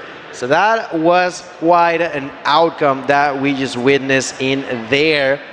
Well, Kings showing that they are still having something to be done. So for now, well, we will get to see some more. Have to remake the lobby, of course, as far as this one is concerned, just to make sure that everything is just about all square. Just getting confirmation there from League Ops as well as production. We will be remaking this one, but I'm not gonna lie. Look, when we got in towards that one, I'm pretty sure that Zai just wanted to make sure that he understands fully what happened as far as that summon hardpoint is concerned. In the continuation, going through that map number 2, just about running at everybody that he possibly could find in his crosshairs, killing just about everybody in that round. But hey, look, you back a King into a corner, he will bite, or maybe that's a dog. I'm not too sure how it goes at this point, but still, King's at least able to answer back with a round respectfully from the 1v2. Definitely a sight for some sore eyes, I'm sure, if you're watching from Europe. And I mean, we were talking about the clutch plays from the side of Wolves, but that last round was not too bad from the side of Kings. That was not too bad for Sace. He managed to get a kill and managed to make sure that everything was on his favor. So for now, this is still not over till it's over, is it? No, it is not, as the lobby is going to be recreated. Thank you guys so much for staying with us. Oh, we're going to replay the whole search. Oh, well, that's some fresh information. So all these rounds were warm-up. And realistically, what that means, there's no funny business anymore. You have some really good insight for both these teams on how they want to try to approach these offensive rounds. The retakes for Wolves might be a little bit more speculated when it comes down to Kings. So very interesting development as it's continuously kind of leading towards Kings, as this narrative is just building itself. It's just like Kings are starting to feel like they are out of it, but not anymore. The slate is completely wiped clean. We're gonna have a full replay of this Express map number 2. And I mean, Kings are, I feel like they haven't changed their strategy that much on what we saw on this, what we are calling war map rounds. So it's gonna be interesting for me to see something like that repeat itself. Well, while we have this completely being remade on the main stage, gotta throw it down to Shift to see how things are going down there in the pit. Alan, talk to me. Things are going great. I'll just say that much. It feels like we're back in the old Call of Duty days. We had a lot of people were here just a moment ago because there's been a lot of electricity all across, a lot of matches that are still happening, but there is one game that has finished. And I'm not sure if we can label one team in this matchup as a favorite over the other, but Japan's only squad in Volt has taken down Exclusive, EU's number 2 seed. Exclusive I thought was looking pretty solid, and again, not really knowing much about Volt outside of what they did at CDFI, it's hard to know how good they were going to be. Were they able to replicate what Scars did last year? And it looks like we're starting to get a little bit of our answer. The Arsenal hardpoint, 250, 238, 3 different players dropping 40 bombs, minute 30 plus across the hill for a lot of the players, and then a 7-5 on the Meltdown, Search, and Destroy with a couple of 1v1s at the end. So not only are Volt out here gunning, they're also icing up and coming up clutch when they need to the most. So keep an eye on Japan. They're starting off 1-0, where Exclusive will drop to that 0-1 side of the bracket. Other updates, though, across the rest of the games. Godlike and Kadredra are currently still playing. It was a very lopsided opening first map in favor of Garena's squad, but a 10-8, tons of overtimes going through on firing range. And interestingly enough, Team Mayhem down 0-1 to Loops. I called it on Twitter. If Loops were to win that matchup, they need to do it in 2. They're on the D stream, currently playing Firing Range, Search, and Destroy. So all those streams are there. Make sure you open up multiple tabs if you're there at home, because I think we're going to have a couple of upsets here in this first round of Swiss action here in the pit. Back to you guys to the desk. Thank you so much, Alan. As you see here on your screen, just everywhere where you can find all of those matches, so make sure you keep a tab open because there is a lot of Call of Duty Mobile to watch on this beautiful, beautiful Friday. Started off here with 16 teams, obviously international across the board. There can only be 8 that make their way in towards that single elimination bracket. And as Dot talked about at the top of the show, there can only be 1 with the lion's share of the prize pool. Just getting ourselves closer towards this lobby remake as far as this Express Search and Destroy is concerned. So if you've been watching this entire time and you watched all of those rounds being played, forget about it. It's a completely remade lobby, map number 2, just about to restart here, Gil. We're gonna have to see what these 2 teams look like on Express. I'm forgetting everything. I forgot everything. Like it never happened. It feels like it never happened. We were just in a fever dream. We finally woken up and we see these 10 players getting ready for the action on this Search and Destroy on Express. So with a clear set of mind, we're gonna begin this game up in just a minute, so do not worry about it. We are gearing towards the action of the second map.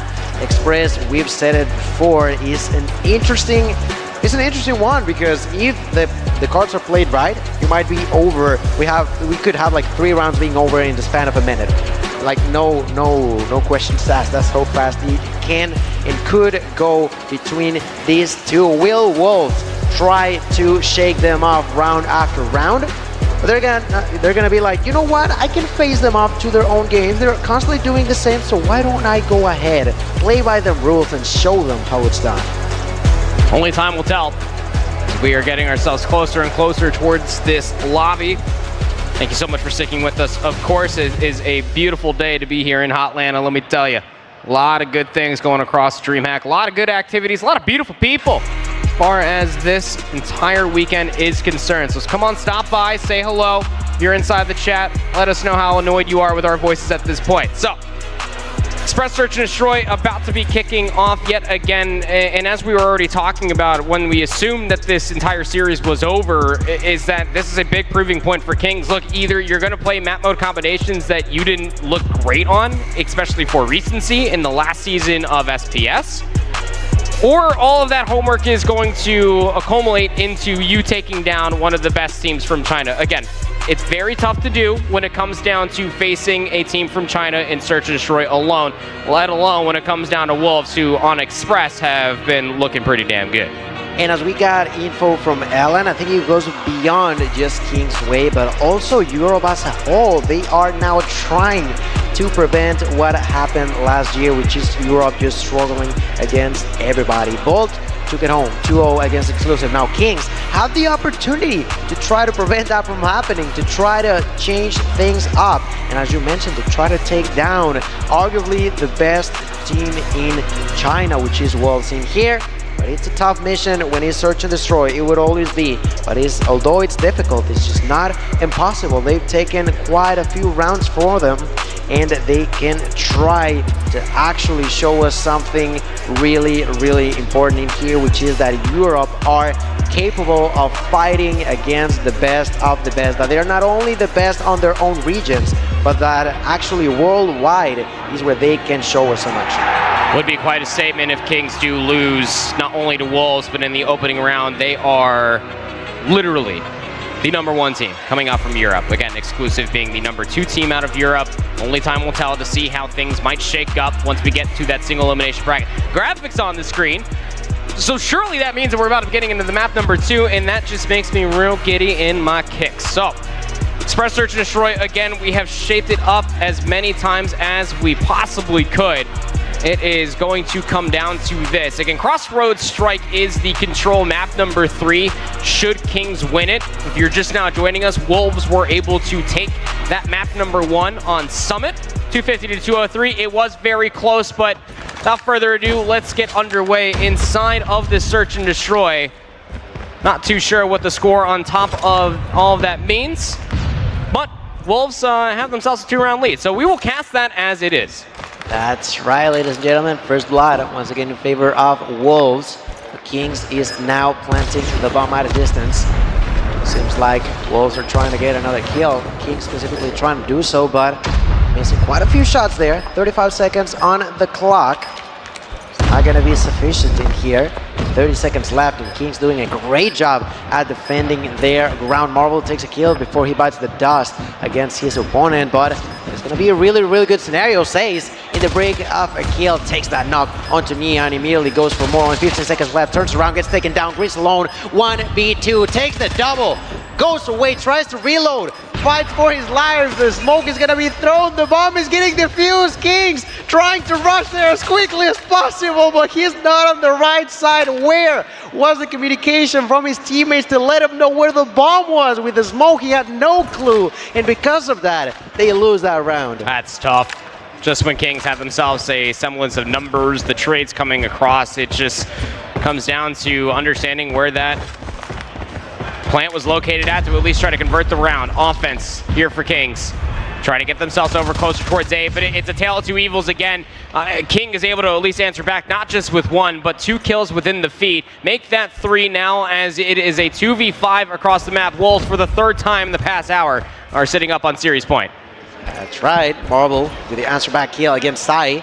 It's not going to be enough, though. They got to go for more. Still a minute and a half. Plenty of time to try to somehow figure something out. They need to. They have to. They are trying to do so. But it's easier said than done, because in front of them is still Wolves, the pack, ready for the action here, trying to heavily defend Bravo once again. Seems like every time that we get to these sort of scenarios, Wolves tries to defend Bravo. Neon takes the key onto Marvel. Grease completely on his own, finds 2 enemies, drops a single bullet, and that is it. That's the end of this game. 7-3, as things wanted to be done is how Wolves does it. All right. So, I mean, it's settled at this point, right? Feels like it, yeah. 7-3, the 3 different times. Wolves win. All right. But still, I mean, look, that was the full-on retake again. The last time we went through the entire replay there, Gil, we clearly saw that Kings were on defense, so we needed to try to recreate the lobby, try to get Wolves back over towards the side that was the correct side that when the disconnect ended up happening. So, again, thank you all for bearing with us while we were trying to get that all set up for you all. But Wolves, again, will claim the victory here, 2-0. A very convincing side as far as that Express is concerned. Their defense is so damn good. Not to mention their opening engagements, their first blood ratios, and confirmations for the kills and trades. But what they're able to do across the map, defending those bomb sites quite wonderfully. Yeah, it was amazing to see that although there was some things potentially confusing what they would have been doing next, they still did it. They still won 2-0 as well in this one up. So that is the victory of match number 2 that I definitely enjoyed watching, and hope you fellas, you beautiful people at home, did enjoy that as well, as the Wolves are your second winners of the night. But we are barely beginning on to what's not for the weekend but purely about today. It's gonna be a long run, so hope you all are ready for what's coming. All right, well, we finally got to the conclusion there. Strong performance regardless on behalf of Wolves, looking very, very comfortable. And I'm looking at these beautiful camera shots we have of the stage, which means that it is now time for me to toss it back on over to F-Dot for this winner's interview. Thank you, Glitter. This time, we're actually ready. And Zai, you certainly were ready getting in here. 50 kills on one of those maps. Talk to me about the 50 bomb. OK， 所以在这场比赛中，你有在其中一张图上拿到了50杀，你对这个50杀有如何的感想？我觉得这是我该做的，然后我觉得这样的话能分担队友的压力。So I believe this is what I have to do for the team because this will take off the pressure for everyone. When it comes into international play, Kings #1 in Europe, taking them down, is this a big deal to you and your squad? 所以在国际舞台上 ，King 是欧洲的第1队伍，你们在第一场就把他们击败了，对你而言你有何感想？我还是比较激动的，因为我觉得这是我们的第一步嘛，然后开门红嘛，就毕竟是，然后我觉得我们之后会做得更好。So I believe this is our first step of winning, and this is really extreme to me. And so I believe from here on, every day will be much better. Improvements to be expected. Are you winning the tournament? 所以我们大家都期待你的进步，你的心理层面已经为这个比赛准备好了吗？肯定的，那肯定准备好了。Obviously, I am ready to take on the challenge. That's what we love to see. Congratulations. Thank you so much. Appreciate your time. I mean, yeah, that's going to help the team by putting in that much work. I saw your face when you heard him say that, Gil. What's your reaction to the interview? I mean, I liked it. He's definitely a showman. He knows what he's doing, and he knows how much value he can provide to the squad. We definitely saw that so far. So congratulations to the winning team as they take the right step onto what he mentioned is the right path to take that challenge of potentially could be being the champions of this weekend. Yeah, I mean, that is not a bad start to the weekend. I think everyone's going to feel, the teams that are getting those wins are feeling a little bit better with that cushion under the belt, knowing what they need in order to move on to the next round. I mean, no doubt about it, right? I mean, if you started off 1-0, that is that cushion. That is more cushion than, I guess, than the hotel pillows in your lap when you are playing this mobile game. But regardless of the matter, yes, you want to try to at least start off 1-0 here. You start to lose these maps, these best of threes, and get a little more sweat dropped down your back. And I'm not going to lie, I mean, if I had two teammates dropping combined 104 kills in a hard point, yeah, I'd be feeling pretty darn good too. Yeah, and that was only our first 2 matches of the day. If I'm not mistaken, we still have 7 more on the main stage alone. So much more action going on in the pit. But before we continue on with any of it, oh my God, it's time for a short break. Don't go anywhere. You're watching the Call of Duty Mobile World Championship.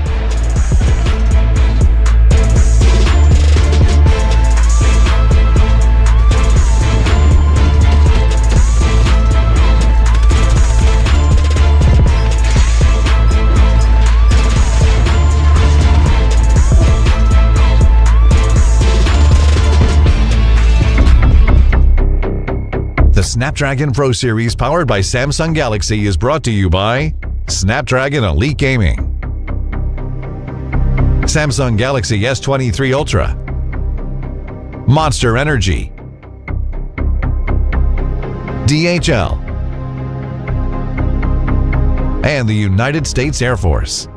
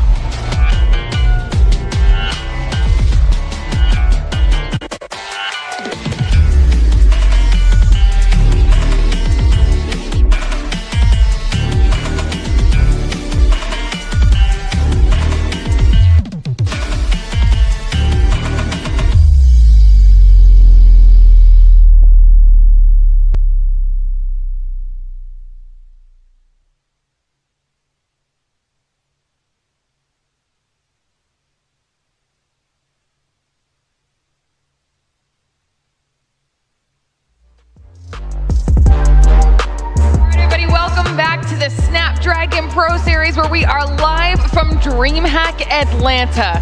And it's been a very exciting day so far, not only here on our main stage, but we were hearing some serious cheering and shouts happening in our pit. It is the Call of Duty Mobile World Championship, where we will be crowning ourselves a first place victor, taking home $400,000, $1 million on the line here this weekend, 3 days of competition, and we are just barely scratching the surface of what we have to offer here at DreamHack. Glitter Explosion Proper and Gil back with you guys. We give you a little bit of an extended break to hang out, get yourselves some snacks before we dive back into the action.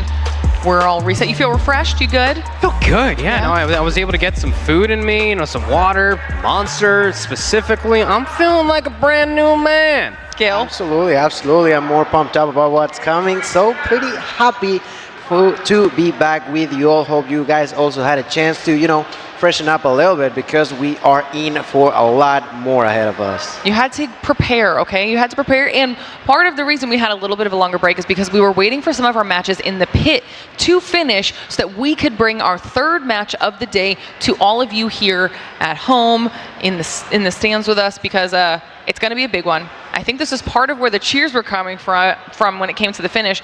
It's match number 3, TLE versus Vitality. Talk to me a little bit about what you think we can expect out of this match. I mean, look, realistically, this is where you feel like that you have to go no holds bar. Both TLE and Vitality find themselves down 0-1, and this kind of continues the conversation that we were having on the desk before we went to that extended break, was that if you find yourself down 0-1, realistically, this is it. Like, you almost have to win out just to find yourself in a little bit of a closer situation and try to be in that single elimination bracket tomorrow and Sunday. All right, Gil, let's narrow down on these teams a little bit. We'll start things by talking about TLE. Give me your thoughts on the squad. It's a team that definitely suffered some difficulties to get here, but not necessarily when it came down to stage 4. Why, you may ask? Because they were the top 1 seeded team for the region. They dominated all across the board. The only team that they did struggle against was, if I'm not mistaken, Glorious, who ended up not passing through. So they are a team that know how to get things done, as we begin to see some of their highlights. They are a super collected team of players that have gathered together to try to dominate their opponents. In here tonight, we can see players like Tatillo, we can see also Swiwa, we can see Cyrex as well, with a name that you may not be expecting, but is here to stay. That's Papsera, who is gonna be joining the squad.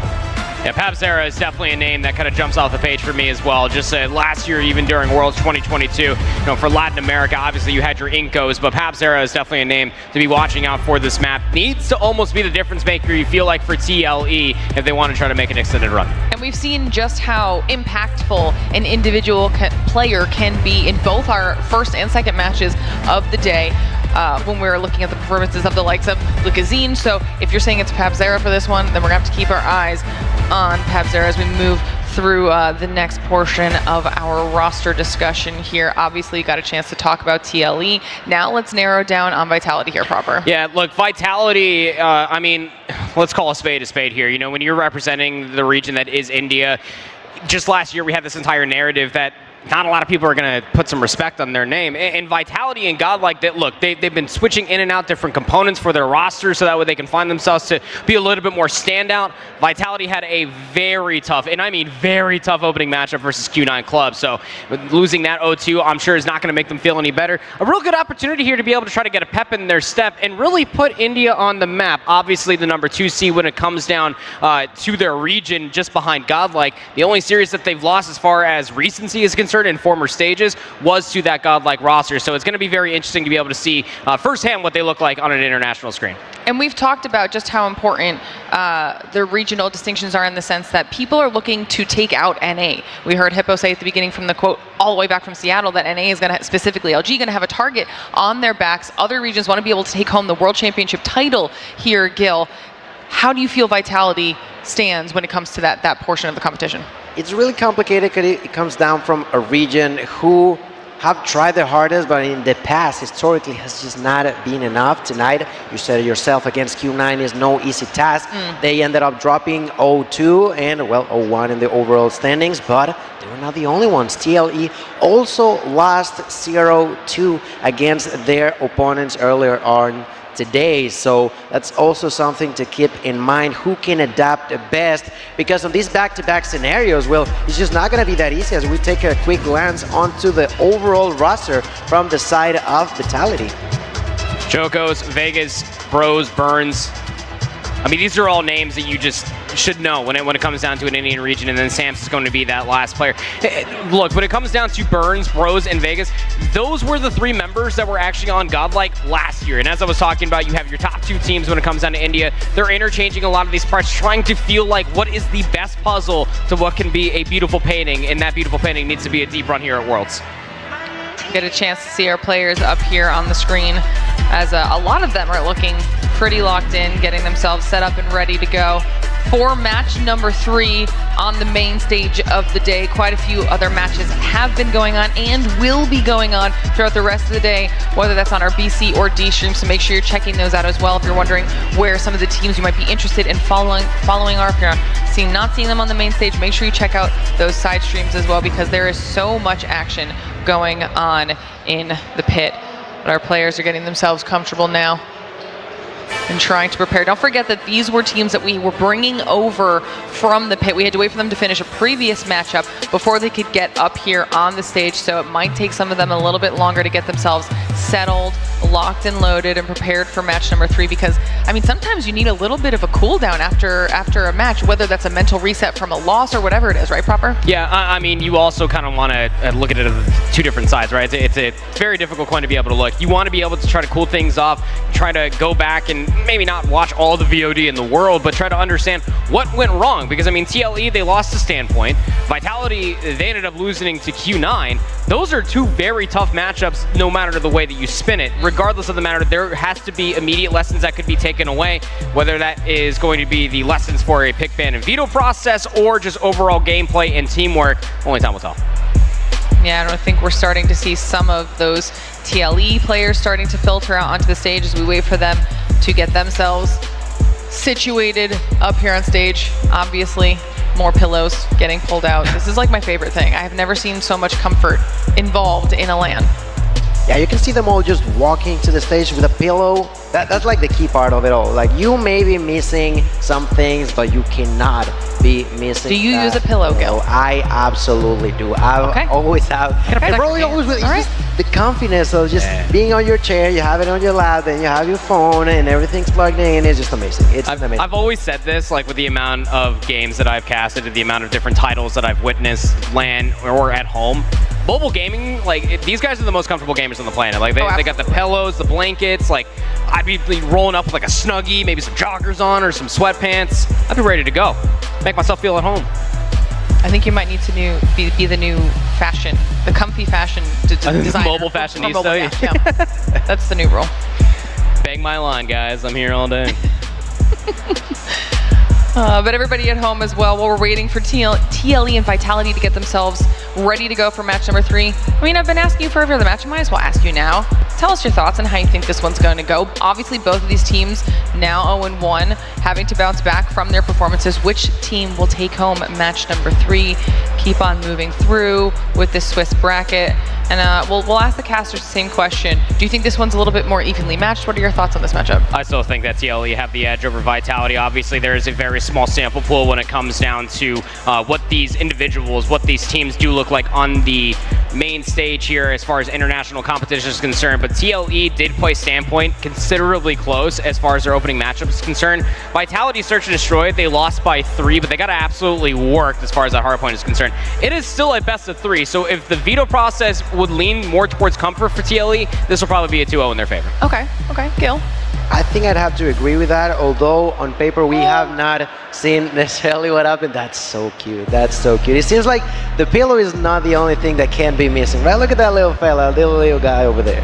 That's okay, but so do you know what that is, Gil?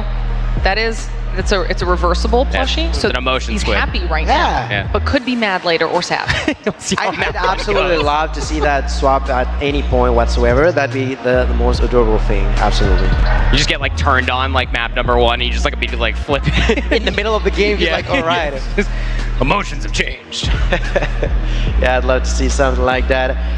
But yeah, like I was saying, I'd say that at least historically, TLE and its players should have an advantage. But once again, I'm not too sure because I did not get a chance to see what happened on that Vitality versus Q9. I'm not too sure if maybe, well, it's just the fact that Q9 was really, really good, but Vitality showed some sort of light for themselves, like we saw, for example, with Inco, who lost, yes, but they did not do bad whatsoever on the search and destroy, and had some bright moments on the hard point and control.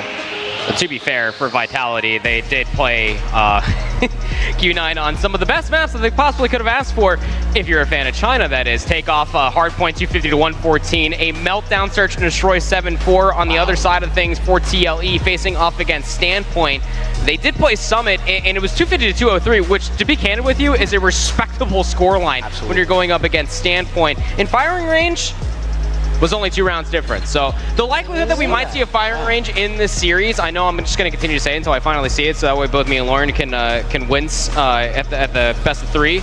I think it's very likely. Again, comfort is everything for these two teams. You are 0-1. You have to play the best maps that you could possibly ask for, where you can end up 1-1 going into the next round. And we were talking about this during the break too. It all depends on the type of player or players that you have on your squad, because some of these teams, these players will thrive. They need that added pressure. You know, they can clutch when it matters, and other people who might not have the same level of experience or whatever it is, they crumble under that added pressure. So you don't ever want to have to put yourself on the back foot if you can really avoid it. But now we're here, and this is going to be a really big moment for one of these teams to at least go now 1-1, give themselves a little bit of breathing room and continue on in the competition.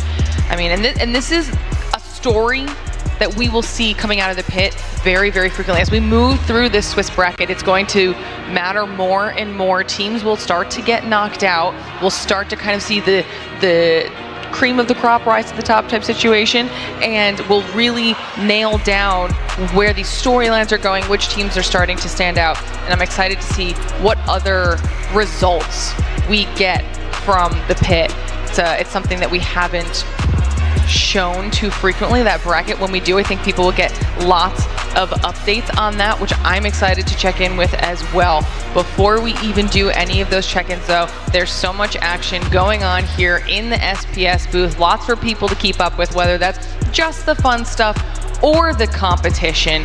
So obviously we can't keep you updated on everything alone. We have an entire team of people that are helping us here to do that, to make sure that you're not missing a single second of any of the action going on at DreamHack Atlanta, or whether that is on the social side of things, in the Discord, or that is live here at the event. And one of those people putting in the work is obviously Shift, so it's time to go back on over to the pit and check in with him.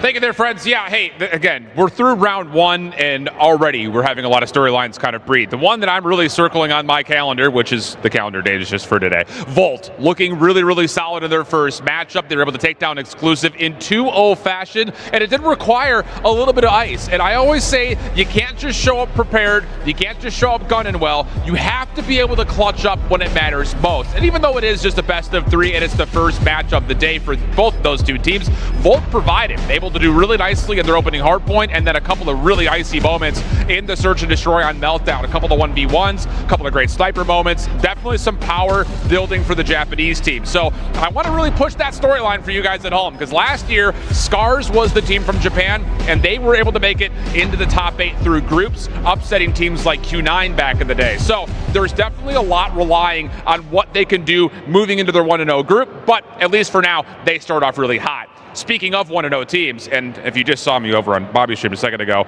I'm thinking NA is not as comfortable as they may feel after the results. Yes, LG won their matchup. Yes, Tribe won their matchup. But both of them came with a bit of resiliency, and wouldn't you know it, they are playing each other in this next overall matchup. That you can find that over on the D stream, which I believe Infinity is going to be covering. You're not going to want to miss that one. It's a repeat, kind of, at least by brands, over the World Championship from last year. So a lot riding there, I think, just on the organizational pride, even though the teams, of course, are very, very different. Lots more to come, of course, so we'll keep you updated as much as we possibly can as games start to kick off here in the tournament pit. But for now, back over to the desk. All right, fantastic recap. As always, Shift, thank you very much. Was he on Bobby's stream, he said?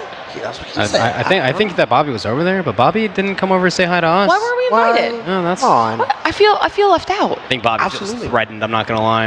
We'll have to remedy that because it's not fair that Shift gets to do all of the cool stuff, hanging out with people. I want to go check out the pit myself. And if you're here live at DreamHack Atlanta, you can obviously be checking it out as well. There's action that continues on even when we have breaks here on the main stream, whether you're watching that virtually on any of our side streams or just here in person. And it is getting loud over there because we've had some really, really strong performances. So I would recommend just taking a peek, swinging on by, and see what's going on over there while we are also getting all of our action ready and set up here. You can see a little bit of like pre-game team discussion and hype. I love that you can kind of catch that bonding moment right before they broke up that team huddle. That is something that's super important when it comes to maintaining a good vibe overall for the team heading into the next level of competition. Go. Yeah, the vibes, the synergy, just make sure that you are connected as a squad. It's important. Does not matter if you individually are doing great. You gotta make sure that the whole team is doing something. And if you see someone who's maybe getting bumped down or something, just try to hype him up, try to get him to be at his best possible. Gameplay is something that's so important, and it is even more important as we begin to see also the videos where we continue to not repeat the map. That's right, this time around, as we see the bands being Apocalypse Arsenal, Hacienda, and Summit, we're gonna get the chance to see some action over on Takeoff for Hardpoint. Then we would move on to the best for proper. That's right, ladies and gentlemen. Search and Destroy on Firing Range. Finally gonna have an appearance for us today, and to end things up possibly on a game 3 would be once again this side of, it's actually a raid. We got baited.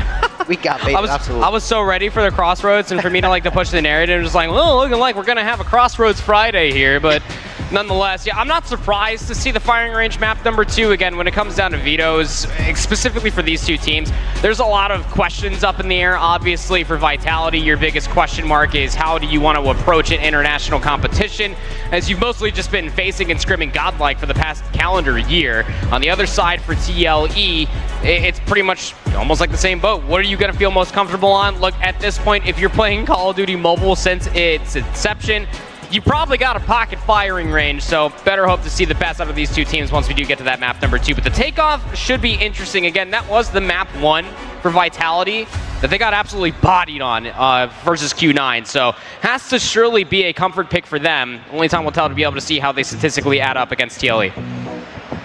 I think both of our teams are looking like they are about ready to get themselves in.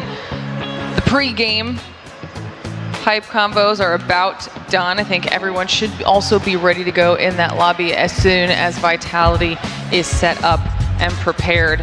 TLE locked in, ready to go for this next step of the competition.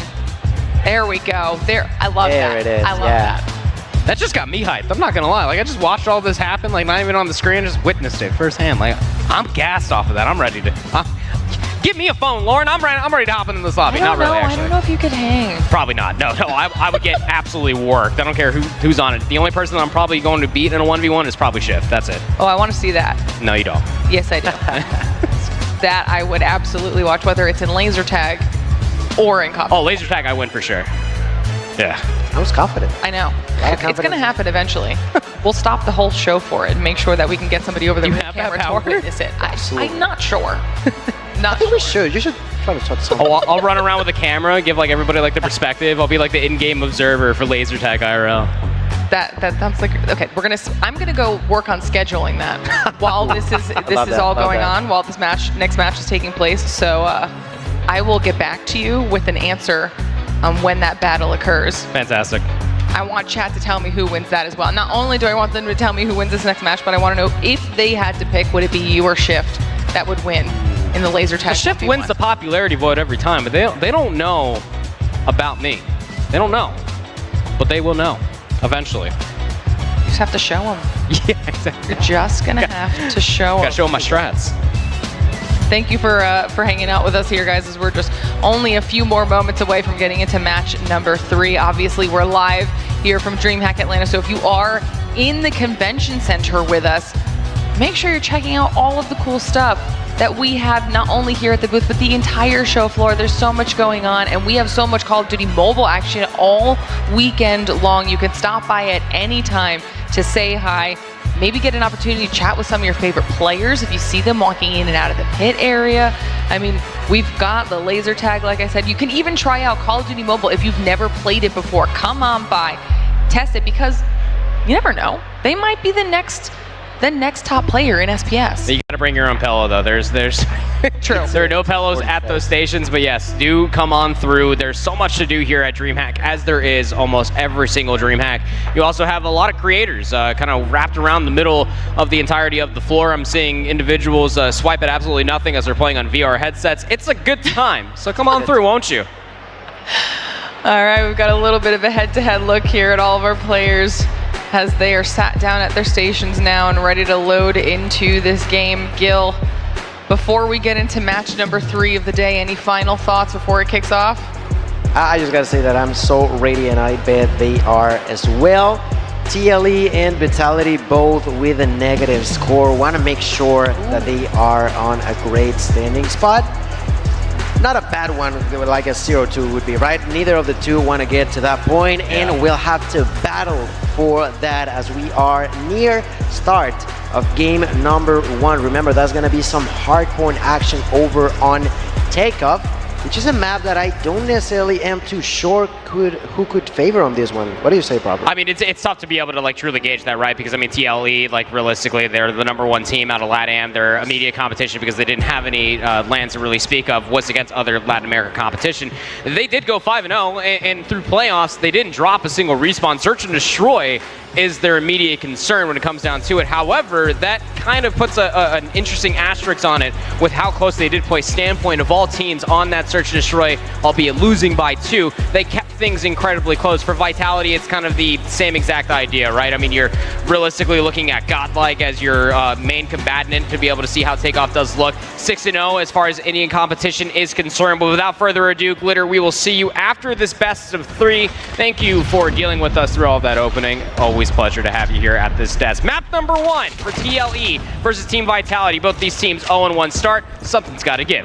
That's right, ladies and gentlemen. This time around, we get to see a team from the India region. We are going to get to see Vitality over here as they get there first in that fountain. They're going to get inside. There's going to be Vegas, who's trying to survive, going to be taken down at a distance by Tatillo. Now, Sosi was trying to get some action in, just not too successful on that interaction. Immediately got taken down. The one who did survive is going to be Cyrex, who so far doesn't got any kills, but, you know, he's hanging inside of the hill for at least 13 seconds. That helps a lot when it comes down to this hill. As far as this hardpoint is concerned, even in their own region, Vitality have always had the edge over anybody that they would play. Again, 6-0 coming away from the region. It's nothing to scoff at, but still P1, as it always is, will be as scrappy as ever. You can still see Vitality also getting the rotation over towards you. Those close spawns over on the left side of the minimap are very important and integral if you want to try to get P2 to be a money hill for you. Just about a 4-second difference. P2 does pop. It's Vitality in the hill first. Not too sure about that timing there for TLE. They're going to be a little bit too late to the party, but let's see if they got supplies. That Cyrex gets inside, finds that kill, and just like that, in the snap of a finger, we're going to get TLE to break through the opponents, turns around, finds another kill. Great job done there for Cyrex, who now throws a nade and gets the comfort of the hill. Thanks to his allies who continue to tear apart the opponents. Finally, they get inside once more thanks to that double kill by Burns.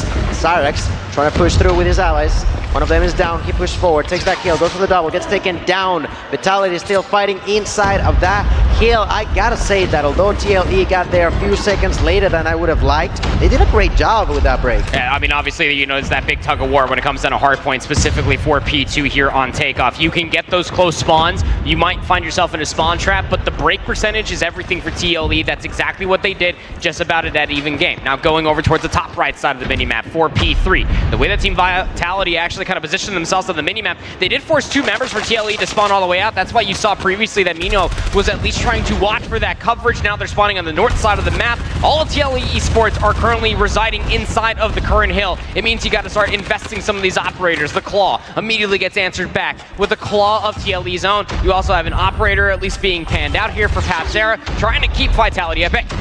That's right, Shizu gets taken down, but immediately we get Cyrex with the Purify getting 2, immediately going for 3, and gets it. No, I think it was only an assistance, but they're still alive, they're still inside. That is going to be Shisui, who's currently with 12 kills, getting knocked to the head by the hands of Sans, who finds the double and immediately tries to get inside. Not going to be possible to Tio at a distance with that Sparrow. Will continue the control for the Latin American roster over there. That's going to be 30 points up.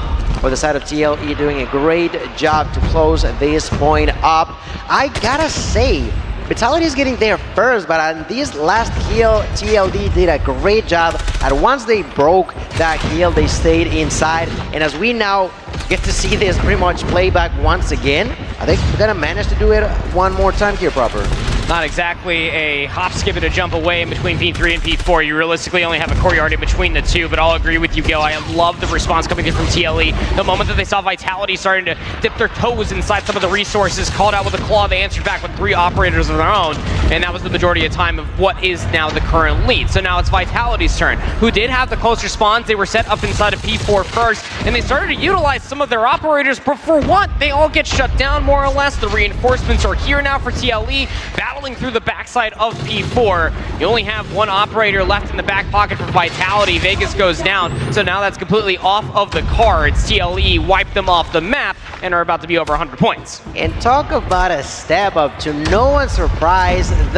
One of the new players here on the scene for TLE, Papzera, doing a great job so far. 19 kills in as they close that hill with about 50 points over the opponents in Vitality's side. That's a great way to end the first cycle for TLE. Now Vitality, they gotta step it up, they gotta do something about it, because I was talking about the now 20 kills by Papzera, but you also got Mino over there with 23 kills for himself at a distance, trying to make sure that he gets the control for the squad, but the control is just not there. I feel like they are getting plenty of kills, about even as the side of TLE. They're not taking too much value off of them. That was a real question, though, for me personally. One was Mino gonna end up dipping his toes inside of that Predator missile. Obviously, Hunter Killer drone you're gonna throw out all willy-nilly, but the Predator missile was a massive investment to come through. And you feel like when you start to invest a Predator missile like that, it should garner you a lot of time, but it's still P1. And that's exactly what TLE do. They completely make the situation into ice cream almost and just completely blend them up, put them back on the back burner, and now they have themselves about a 40-point lead over towards New. Team Vitality are able to get the spawns once again. TLE Esports almost getting a little bit too far ahead of themselves. Yes, they have the kills. Yes, they have the lead, but now you need to do the same thing that you had in the previous set of hard points, and that's break P2 just as quickly. You got 3 operators for TLE. They might need to use some of those to answer back with the ones that Team Vitality have for this hold.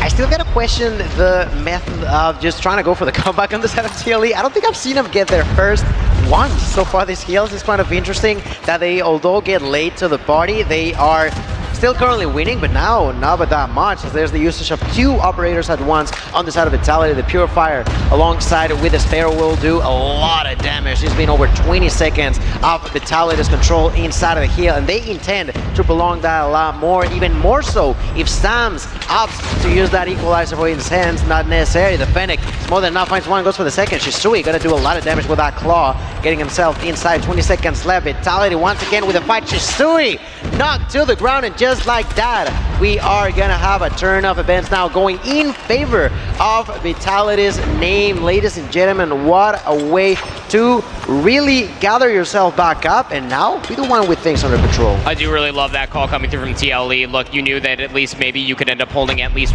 one of your operators out to try to break inside of P2. Didn't work, but you got 2 operators out from Vitality. So you play for the rotation towards new. Zyrax pulling out the Purifier, already kind of meeting them at the gates. Statilo also pulling himself out of Sparrow. And the Annihilator is the answer back from Jokos, and he is just ripping them to shreds. Has himself 3 in a row. Papzera, though, able to answer back. Jokos still alive, by the way, with the Annihilator, trying to get himself a little bit more of an edge when it comes down to streaks, but Papzera's Annihilator finds that much more. Able to at least shut them down at the gates. 30 seconds have already been soaked up for TLE as they flip the lead once again.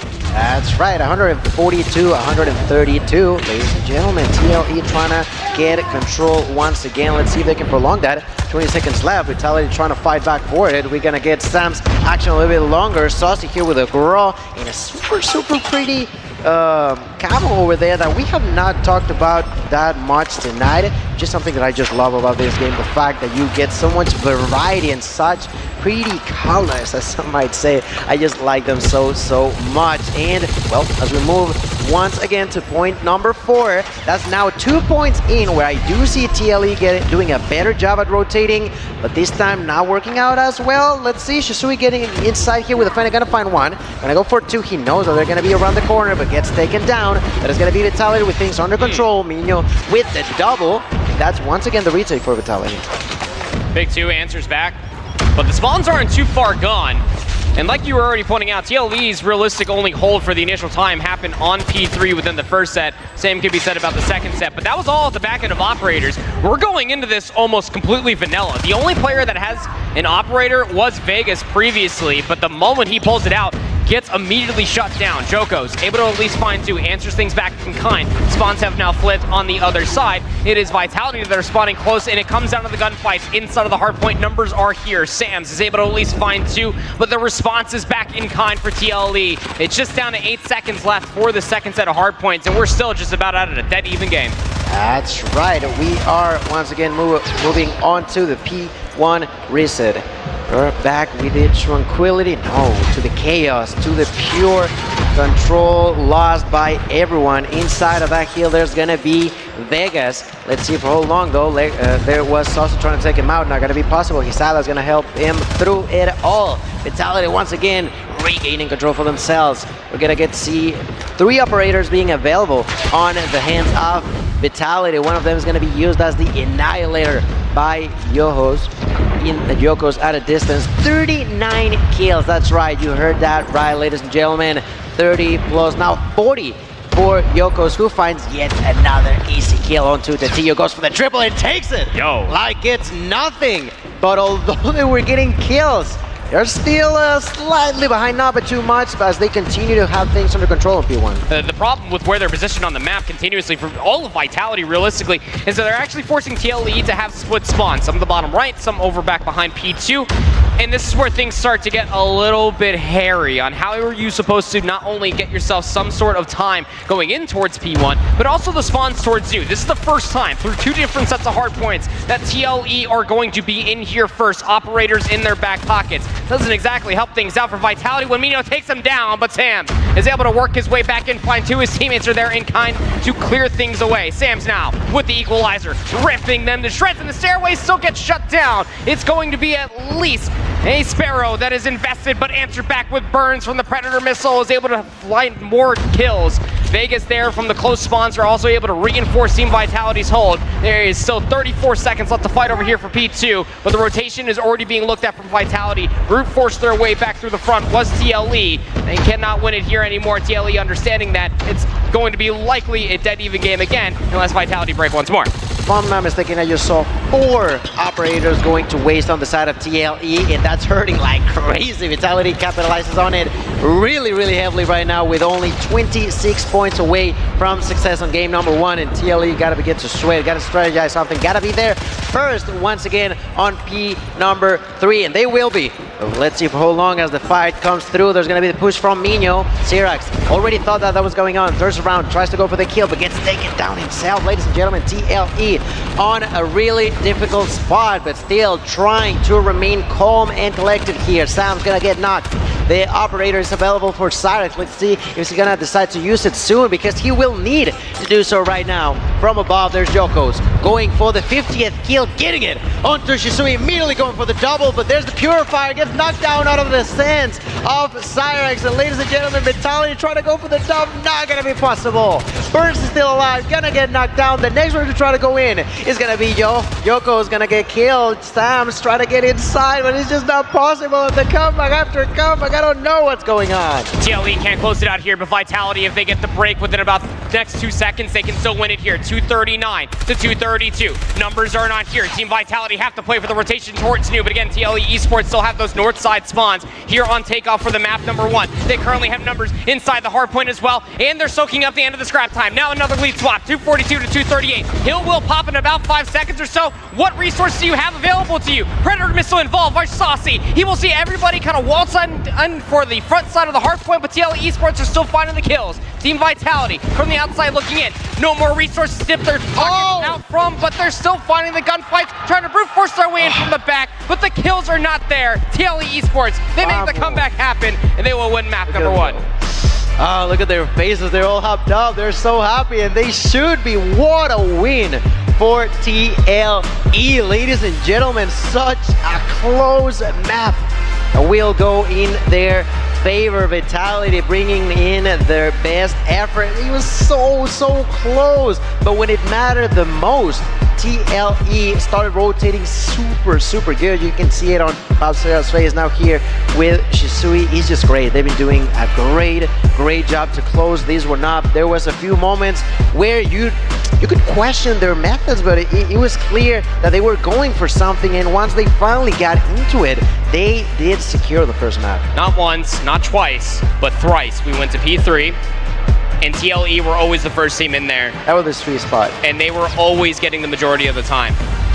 And we were starting to ask ourselves towards the end of the second set, that TLE Esports, their break percentage was so high. They had themselves a slight lead over Team Vitality, and that was all from the break percentage and walking away with the majority of time on P3.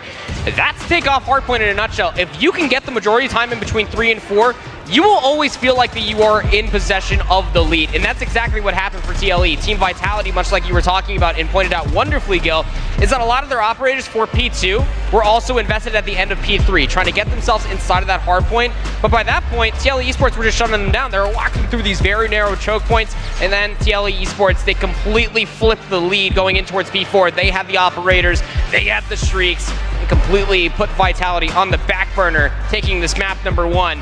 In a very good fashion, might I add you, that Burns dropped 50 kills. Jokos, 53 and 38. For the L, has to feel punishing.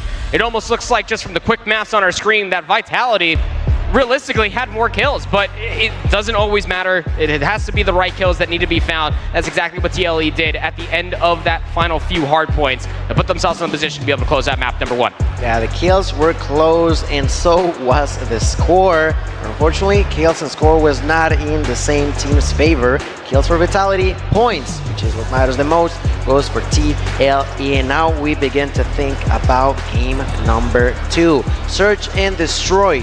Proper, I want to tell you something. That's the weakest game mode for TLE. They have historically struggled like crazy. You have no idea. I really do hope that they did their homework, because if they didn't against Vitality, it's not going to be an easy fight of that, I'm sure. So I'm intrigued if they have managed to improve this game mode that has been just like a weakling for them. Let's put it in perspective for everybody at home, right? If you didn't watch Latin America, TLE Esports, they're the #1 team from LATAM. Sure, nobody's here to deny that, but they did it via the respawns. They didn't win a single search and destroy through playoffs, crazy. And that is terrifying for such an integral game mode. Search and destroy will win you matches, it'll win you championships, and you really do feel like that for TLE at this moment in time, that if you're able to showcase just that for a firing range of all maps to allow it to come through, you feel like that you might be able to win it 2-0 here, but it's still that big storm cloud that is over their head. Again, you can only put so much vamos in the chat before you really start to look at the numbers and really get scared on how close Search and Destroy is for TLE. Vitality, they need this. I mean, it's either you come out and you have a breakout performance on firing range Search and Destroy, or you're 0-2, and the likelihood of you making it to that championship bracket, it's not looking too good.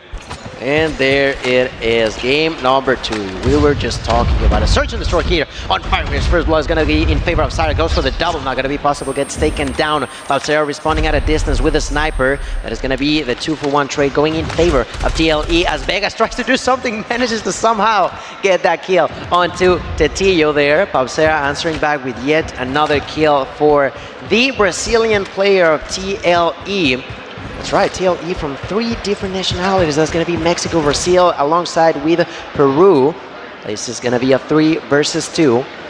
Joko's at a distance here with the Locust, trying to defend over on Bravo, which is the right call. There's plenty of players over there. Misses that first shot. That is revealing his spot. Saucy, oh my goodness, with a fraction of a second, he knew where he had to be.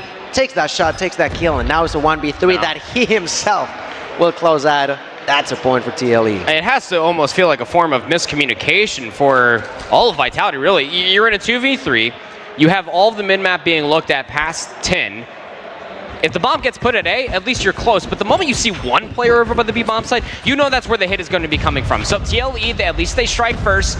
What can you do, at least defensively this time, to shut down this push? It is coming over towards A. First blood is going to be found by Pabzera. Has a massive kill over towards the pistol. The damage, are you kidding me? Immediately leaves Mino in a 1v5. What? And just before I can even say good luck, have fun, he is put in the dirt.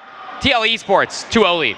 Okay, not a single loss of players over there on TLE, which I'm quite surprised if I'm quite honest with you. They were so low, they managed to survive time after time. The side of Vitality tried, but it was just too difficult for them to find that kill. Saucy with the first blood, once again, that's 3 in a row going in favor of TLE, doing a great job at the beginning of these rounds. We questioned if they were ready for search and destroy. Seems proper, like the answer was yes in here. Joko's gonna answer back at a distance with a sniper shot onto Tetillo, but I'm not quite sure that will be enough. Plenty of nades are still gonna be thrown into the air. But now the player's lead finally goes in favor of Vitality. 3v4. You never want to count anybody out. They are at the top of Latin America and sitting here at Worlds for a reason. Bomb still being carried though. Got a lot of space at least being cleared by Zyrax. He's already through Banana and he's trying to at least get him himself closer towards his B bomb site. The biggest issue though is, again, Vitality, like you said, have numbers. They have a lot of members watching the middle of the map inside of 10. It's mostly just coming down from Mino, who's in a 1-for-1 spot around the window, but somebody has slipped the net. Zyrax could be playing for a timing. Gonna be interesting. He's just waiting, and he can just wait in here if his allies do manage to plant that bomb, but gotta be careful. There's the defense from the side of Vitality. Vegas with a headshot onto Sauce is gonna hurt, but it does throw them off. I feel like in a way they thought that they could be pushing elsewhere, but no, they're planting the bomb, and that's gonna be 4v2. 45 seconds on the clock. Cyrax still in a great spot, but if Shisui falls, that is going to be tremendously hurtful for the side of TLE as we get to the last, potentially 30 seconds of this round. You have to check this corner. You have to check this corner. No, the trigger discipline. That is massive, and then Shisu pounces from the other side. It's a pinch. 20 seconds before the bomb detonates. 1v2. Zyrax able to find one. Now a 1v1. 16 more seconds before the bomb has to be detonated, and he's got a double weapon set. The snap is good. The 2v-odd situation. Never say never. It's a 3-0 lead. Oh my goodness, that was tremendous. Cyrax, that control. He had 1 kill prior to that clutch. Now he's got 4, ladies and gentlemen, clutching it up for the squad. The trigger discipline was quite important, but this raw skill that he was performing on that round was tremendous to see. Round number 4, Vitality has to do something to shake things up, or else they are going to be in a tremendously bad spot if you are losing 3-0 against a team that historically has been super questioned when it comes out to search and destroy. First blood found. Team Vitality again have numbers. You remember what happened last time we said that? Yeah. Didn't go too well. Burns, though, is able to take down Saucy as the second in the round. It's now a 2v5. Surely this numbers advantage is that much better than the last, right? I mean, that's how math works. Interesting position here for Sams, just playing around the test dummy area. Pabzera not going to check the corner. Easy kill for Sams. The next one's up close. The trade is at least found. Shisui won't take down Sams, but still so much left to do. He has the bomb in his back pocket, but he's currently being pinched, trying to go towards the mitts. Is able to at least take down one. Shoulder thrown. Hold on a second. No way. Turns around, we're breaking cameras, breaking his own camera as well, goes inside a tin, but that's a raid that he did not want to be a part of. Finally, Vitality will get on the board, still trailing by 2. Such a chaotic ending, but goes to Vitality nonetheless. They are now with 2 back-to-back really good starting of a round. Let's see if they can repeat that action. I was questioning how many first blood TLE was getting now. Vitality trying to change that scenario, trying to change that narrative. And now, well, that worked out once perfectly in their favor. Let's see what's next. Round number 5. And in here, already 20 seconds have gone by and no one's dead just yet, which is quite interesting to see. It seems like both are trying to do something different on this round. Well, TLE, they've kind of gotten caught slipping on their aggression, where Team Vitality are more playing in standardized positions, just expecting for the crosses to be held and the gunfights to come to them. And they'd be right. That is how the last round and a half almost went. It just almost feels like that it should be 2 rounds on the board for Team Vitality instead of just of the 1 with the 2v4 that happened in rounds previously. First blood found, Burns over by Banana, and that's immediate call. Smoke's going to be blossoming out. They're going to start swarming over by this B-bomb site. And you can see because of the mini-map that nobody from Team Vitality is in an immediate position to try to stop this, so Tire's control is already here. They're currently playing through the middle of the map, trying to continuously have an angle on that B-bomb site, but the numbers are all there for TLE as Hatilo will take down Mino. Bomb can't be planted, not quite yet. This one might just end via the kills. Yes, it is. Double for Cyrex, and you got Jokos completely on his own. Yet another perfect round going in favor of TLE. That's twice now that we've seen them not drop a single player, which I'm super impressed about. They have done what was asked, which is improve their search and destroy, which you talked about earlier. Their game of search and destroy that they lost by the minimum difference, which is 2 rounds. They went into extra times, and in here, Saucy gonna take the first blood once again. Cyrus with the opportunity, gonna take 1, gonna go for 2, but gets taken down. Relays the information to his allies that everybody was there over, and they rotate as such. The only one defending in here is gonna be Mino, who misses that shot. What is going on, ladies and gentlemen? TLE with a great start of yet another round. Last round before we switch sides. 4-1. This is a massive lead. 4-3 as far as the round is concerned. Bomb planted at A. And this retake is mostly just coming through from the back. I mean, you saw that Vegas on the minimap just previously was thinking about maybe pushing through, trying to get inside a wood, but it's not going to matter much of anything. I mean, this positional advantage, the numbers advantage, the round advantage, it's just so massive for TLE. And Team Vitality were finding themselves on numbers on the defensive side was because TLE were being the aggressors. That time around, Team Vitality were trying to at least push forward to get further information. TLE were expecting it, and they completely flip it on its head. It's a 5-1 differential heading into the half. That's right. We're going to flip spawns. We're going to change sides. We are going to get to see if Vitality has something else to show to us tonight, because they lost 2-0 in the first time they were here today. Now they lost the first game and they're currently losing the second one, but they're planting the bomb. Papseda with the first blood. Bombs down. Shisui knows that. Papseda to the ground thanks to the hands of Mino. Great answer by Shisui. 35 seconds on the clock. Shisui trying to do more damage here. Nade could cause a lot of pain onto the opponents over there. Timing's just not going to be there. Only one remains. That's going to be Mino, who gets pushed by everybody at once. The Tio finally stepping up to the plate. Because let me tell you, I think that the first 3 or 4 rounds, the Tio had no kills whatsoever. Now he's got 4. Yeah, that's massive.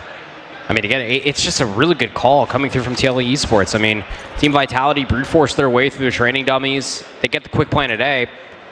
And that's into TLE's handbook. They wanted to play the retake. So what's the response going to be here, respectfully, for both sides? Vitality looking to push through Banana. They're leaving one player behind to at least look through top wood to see if anybody's going to be pushing through the middle of the map.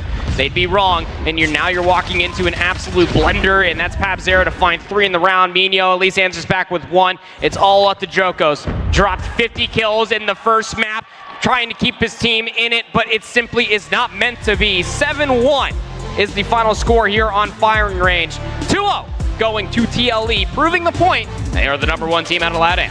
That's right. They worked really, really great on this search and destroy. They managed to come back on the very end for hardpoint as well.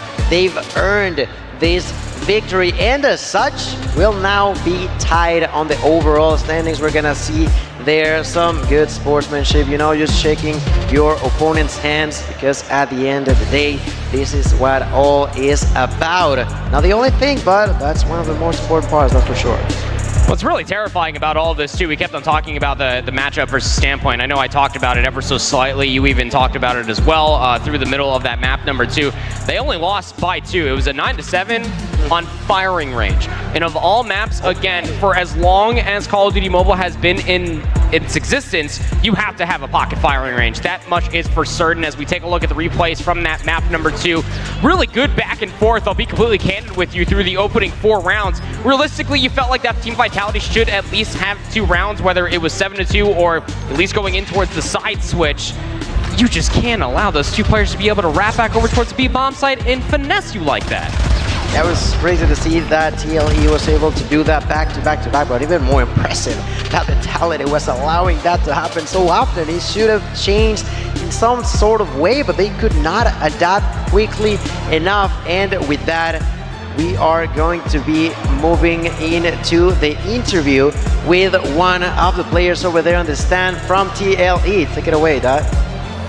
Thanks so much. Thanks so much. We are chilling, and you guys certainly doing well with the big win. This seemed to be an easy one for you guys. Would you agree? ¿Crees que esta es una de las victorias más grandes que tuvieron ahorita? ¿Estás de acuerdo? Sí, la verdad sí, ya que es nuestra primera victoria en el torneo, más aparte de que es nuestro primer torneo presencial. Creo que no empezamos de la mejor manera, de la manera deseada, pero lo estamos haciendo bien y ahorita el equipo está con todas las ganas de querer superarse, sin importar lo que haya pasado, cómo empieza, lo importante es cómo uno termina. Yeah, definitely. It was much needed. This is our very first win at a LAN event. We didn't start the way we wanted, but we picked up the pace. We're steamrolling now, and we're getting confident. Was there something specific? You said you picked up the pace. Was there anything else specific that brought this victory? Because like I said, it was really tremendous. ¿Y crees que hubo algo determinante para tener esta victoria? Porque claro, empezaron lento, pero ¿qué crees que fue lo que cambió en esta partida? Pues como todo en la vida, a veces uno se cae, pero lo importante es, como dicen, uno se levanta y ahorita estamos motivados. La adrenalina, el coraje que tenemos de querer sí o sí lograr lo mejor, querer representar de la mejor manera a LATAM, es lo que nos incentiva y motiva a dar literalmente el 100%. So as in life, we have to cope with defeat. We need to learn how to deal with losses, but our mentality has to stay strong. We need to keep that mindset that we want to showcase the abilities that LATAM has, and that gives us the drive to get this win.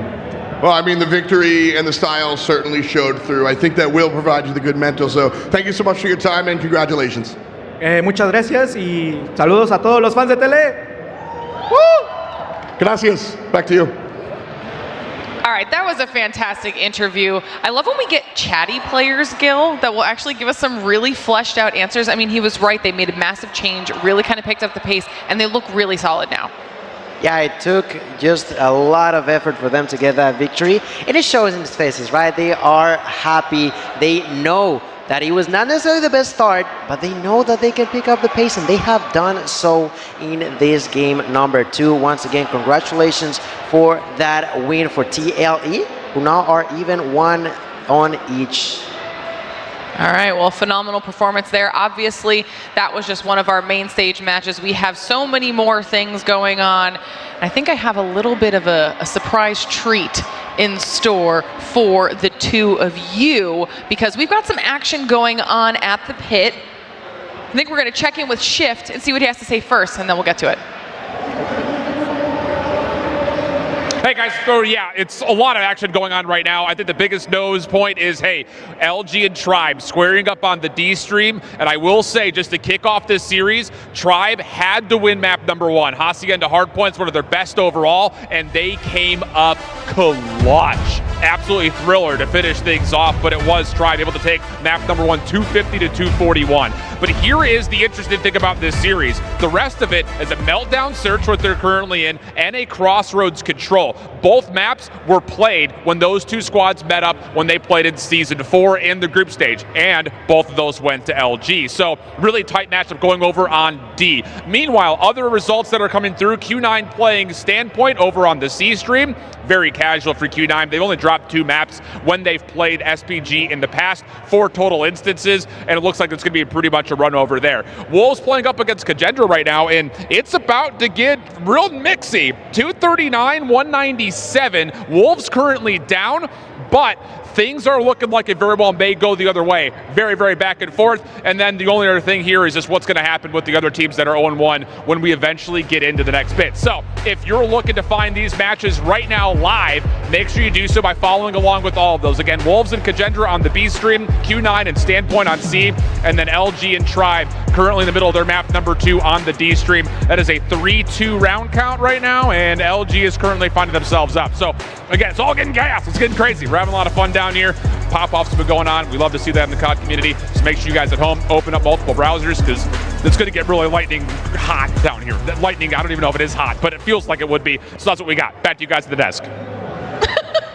All right, fantastic job as always. Shift coming through with the lore for LG and Tribe. And he's talking about that matchup. Well, here's the treat that I was talking about, okay? We're actually going to be jumping in on that D stream LG v Tribe matchup right now, so we can take a look at that instead of going to a break, see how that matchup is going. You guys start casting. And like, I mean, he was talking about it was like 3-2 when he immediately passed. We're now switching sides here on Meltdown, and it is as even Stevens as you could possibly ask for. Like Alan was already alluding to, these are reprised maps. Last time that we saw these two teams face off against each other, but Tribe have that 1-0 map lead. Luminosity needed to answer back. Yes, sir. We are in here witnessing the side of LG planting the bomb by the hands of Envy. That's going to be now 40 seconds on the clock. Tribe trying to go for the retake. Tribe. Rehan takes that knock onto Band. Tectonic going to answer back by eliminating Solo. That's a great interaction, a good trade for the side of LG. A really interesting spot for the side of Tribe to be at, as Envy takes yet another kill. A really surprising game 1 victory for Tribe could translate onto pain for the side of LG, who right now are trying with their life to defend this bomb, and is working perfectly for them. That is going to be a round going in favor of LG. Will now take a small lead in their way. 1 round lead now here in the map number 2. Integral moment for Luminosity. Again, this is still best of 3s, and I'll be honest, this almost feels like it's a grand finals appearance in a best of 3 format. Most of the teams are just 1-0 for crying out loud, but nonetheless, something has to give here. Also important to note that the last time these two teams did face off against each other, Luminosity in a best of 5 did take both Search and Destroys and the Control. Could just be an objective game mode type idea. Offense, yet again, bomb lurking all the way back, as it typically does when it comes down to Meltdown. Envy just waiting for the go-ahead on what anybody from his team might be able to find. Space with the Locust in hand, trying to maybe try to look for a pick, but it's actually vague. Gets a little bit too overextended. We'll end up getting first blooded, so numbers here for Tribe on the defense. It's going to be interesting to see now, because it's not an easy one to go over on pillars, over on A. But they seemingly are still trying to push that up, and it's going to work out for Band as he takes that kill onto Solo. Great trade over there for the side of LG. They're still not too sure. A minute left on the clock. I'm pretty curious to see what was going on with Rivaldo. Pretty interesting to see him with only a single kill. And I could pretty much say the same about Washi with only 2, at least right now. Here with the sniper play, Washi will try to clear pillars. Plenty of shots being fired, but none of them landing onto him. A jump shot onto Rehan. That is going to be the 3rd kill for Washi, who begins to push for more. LG all pushing as a team over onto the A side. I mean, sure, why not? Have fun while you're at it. Slug is a player that is relatively close towards the A bomb site, but he's just waiting for the audio cue. Bomb's going to get planted now with 3v3 in a post-plant situation, trying to push for the trade. You would reckon is Envy.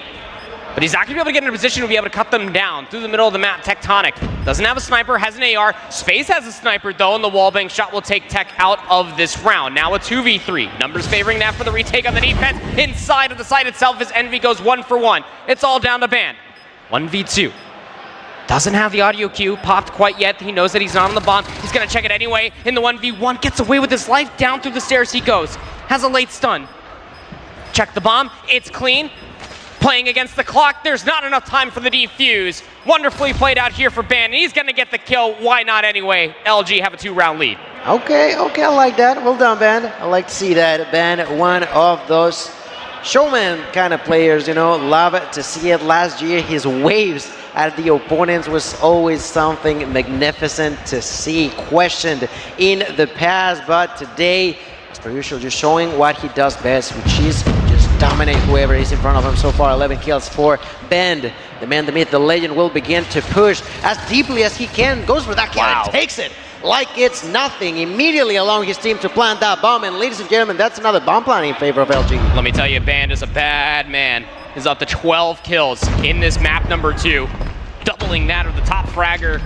Well, maybe one less. Sorry, math is hard sometimes. That's why I cast. Words are easier. 5-3 though in a post-plant situation. 5v4 on the map.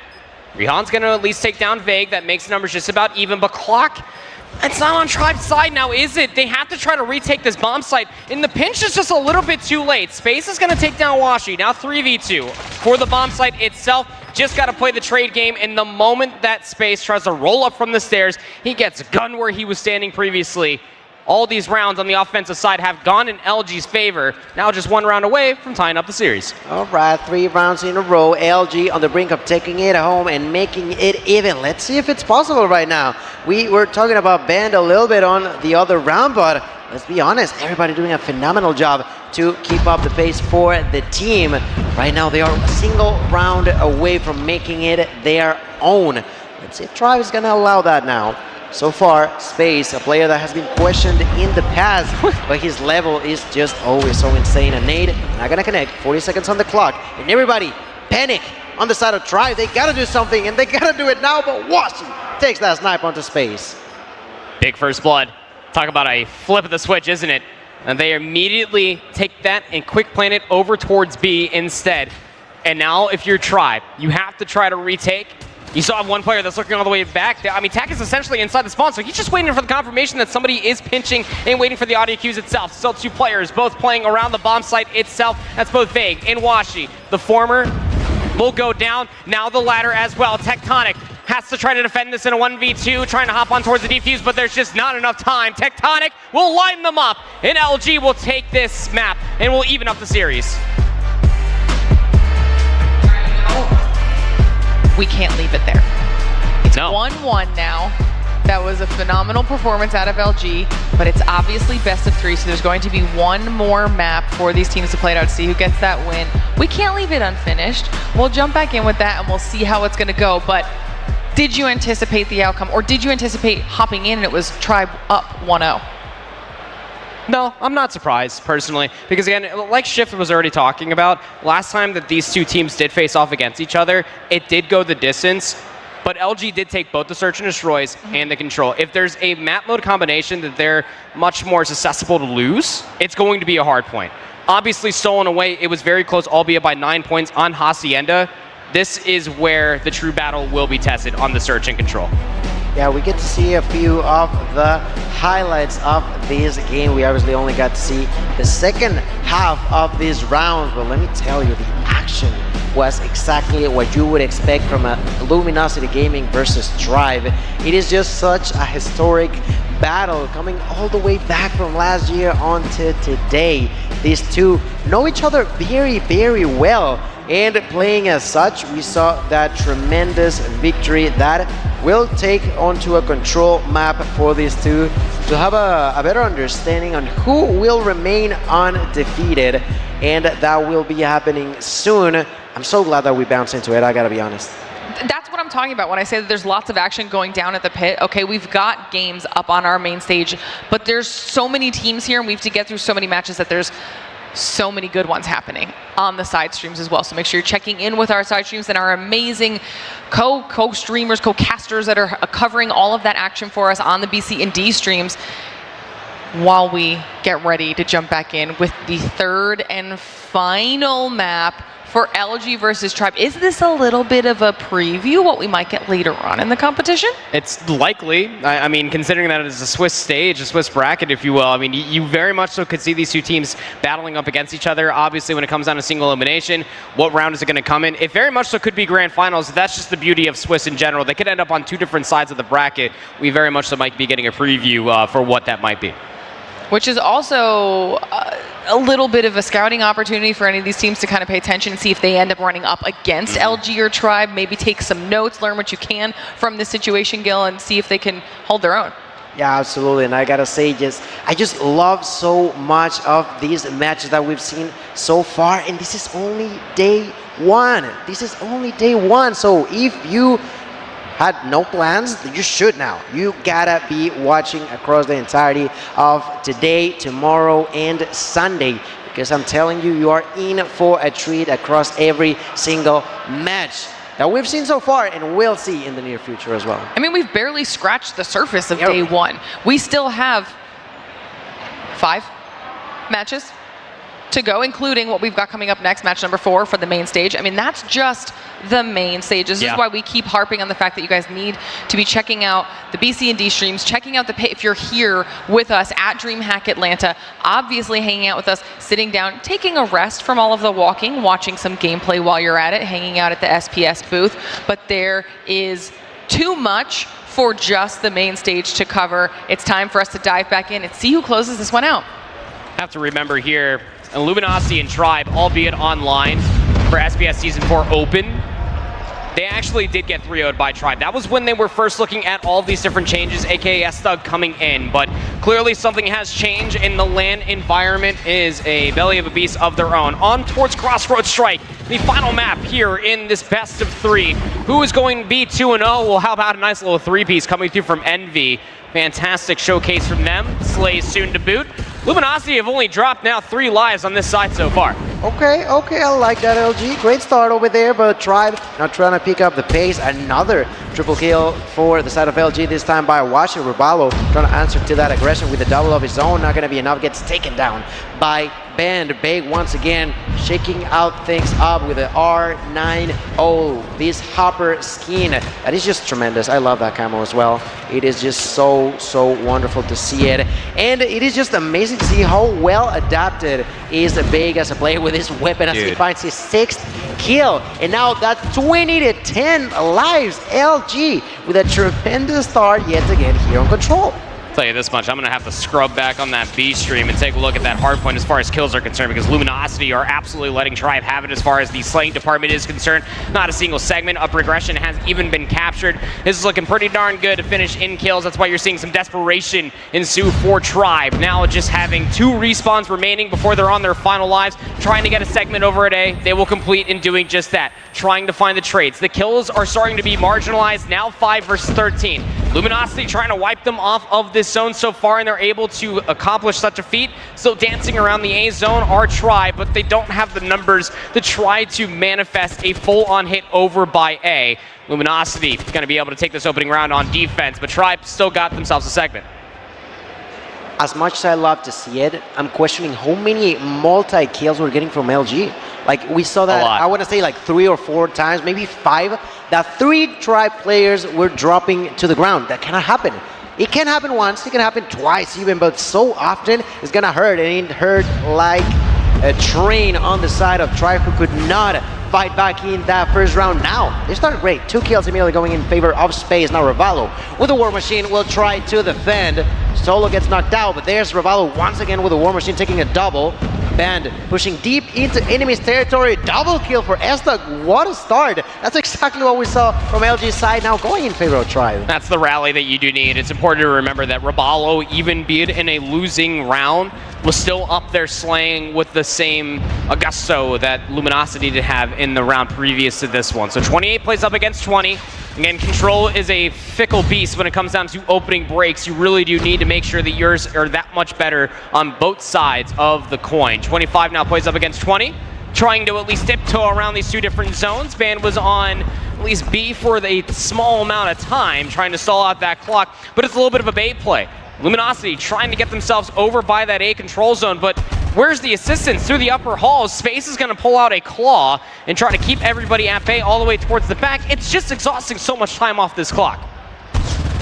Let's see though, another kill for Space. Had a great start of the round now, picking quite a few kills there with the operator. Runs out of time, doesn't matter too much. There's an 11-12 now kill gap in favor of Tribe that Washi is trying to get rid of. Double kill for him. Envy with another knock onto Space. Washi suffering the pain from S-Thug.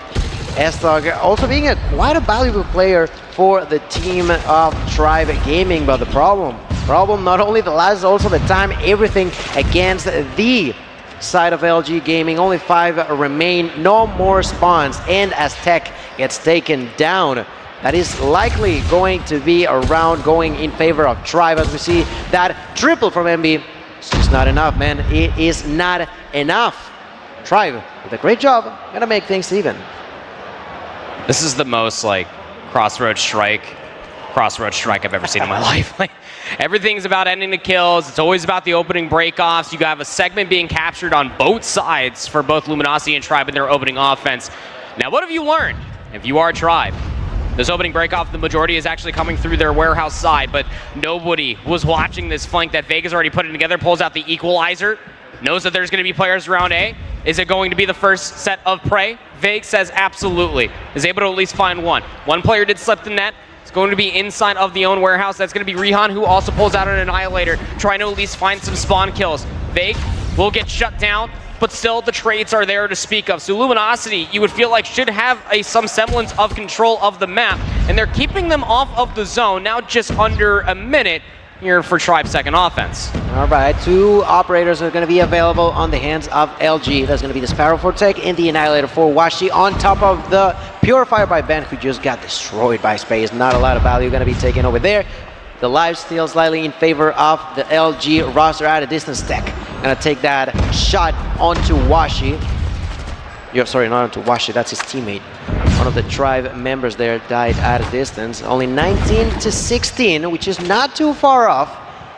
They are doing a great job of sort of keeping it even on the side of Tribe, but the time could also be an issue here, as there's only 25 seconds left, and Ben goes behind them, takes 1, takes 2, goes for the third, but the timing was just not there for him. 20 seconds left, and proper. This could be difficult for Tribe to break through. Yeah, it really can be. Down to 14 seconds, you feel like that this is where desperation is going to start to ensue for Tribe. Have to try to get themselves on the zone. Hunter-Killer Drone invested. Tectonic will take down S-Thug, who was trying to saw out the clock over at A. Still looking for that first segment, by the way. Tectonic able to at least find another, that his second in his life. Also have operators being invested. Envy's going to pull out a War Machine of all things. Should be the final grenade in the coffin, as Tribe are still struggling to try to get over towards one of these 2 zones, and the clock will be exhausted. And again, that is just, I mean, it's Crossroads Strike, right? You're in a 1v6 almost. It feels like you're going up against the 5 players of LG, and that 6 players the clock. It is so difficult to try to stall the clock and try to keep these kills and momentum going on your side to try to get more segments. We've had rounds getting won by kills, and now 1 for time. Will we see 1 for objectives? I highly doubt it, but that's never out of the picture now, as Solo finds the first blood. Revival goes for the second, and the defensive round for Tribe begins with 3 kills, but immediately gets answered by the side of LG with their own now multiple kills going their way. 27-24. The fight continues here as Rihan turns around, but Washi gonna show him a lesson.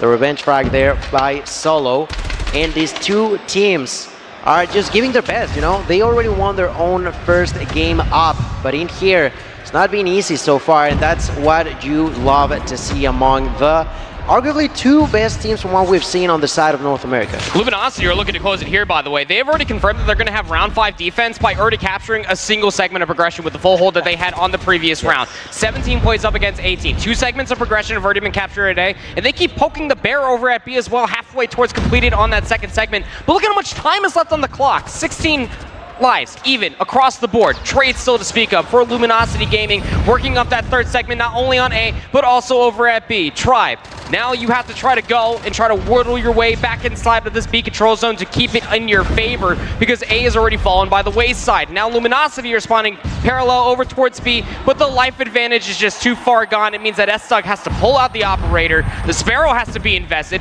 Space is also investing the Claw just to try to keep these players at bay. He's able to find 2. Tectonic, though, has himself a Sparrow, able to answer back with 1. The kills, you feel like Gil, might just be the final nail in the coffin. Space has to get off the high ground just to find more kills. It's 9 plays up against 4. Oh my god, 4 to 9. There's 2 operators on the hands of LG. That's a double kill for the side of Tribe, but 2 of them are gonna die. That's another kill to Revalo. Esto completely on his own. 1v6, ladies and gentlemen. Tries to survive, but B will say no to that. 20 kills for him. And that's a dub in favor of LG. 3-1 on control, 2-1 on the overall series, and LG will remain undefeated so far today.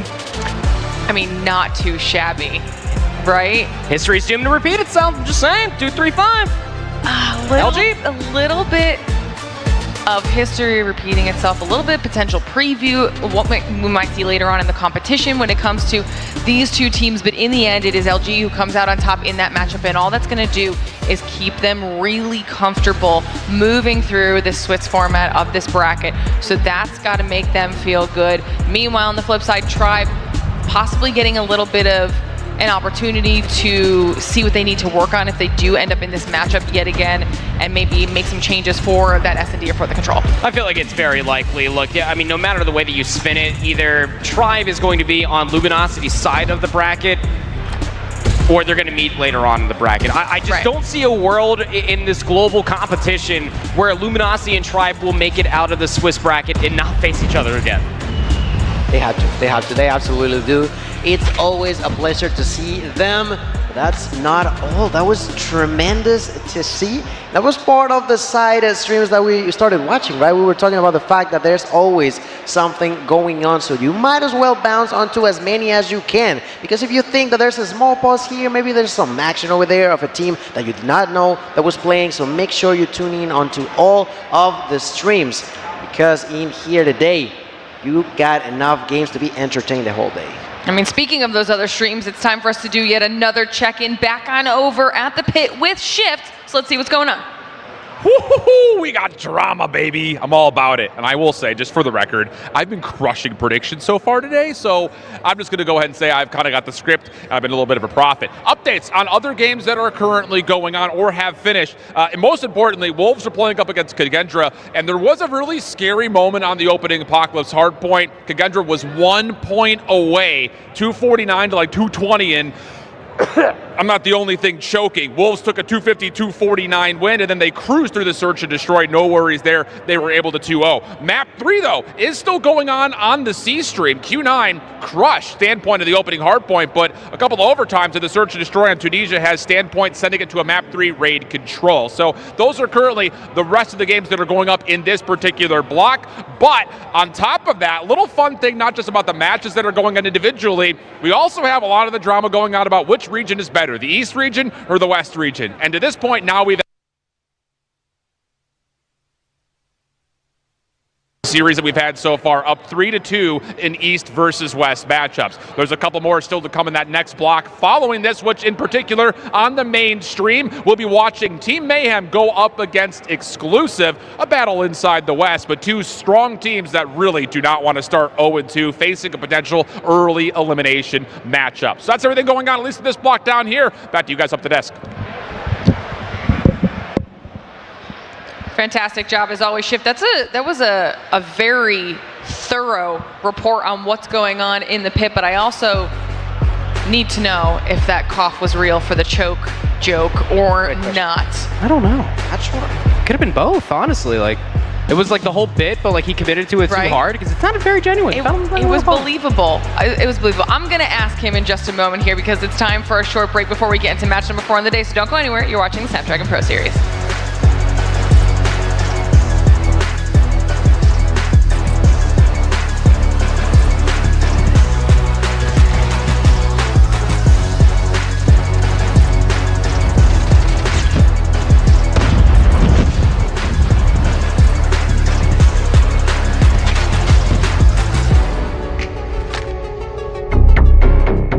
The Snapdragon Pro Series powered by Samsung Galaxy is brought to you by Snapdragon Elite Gaming,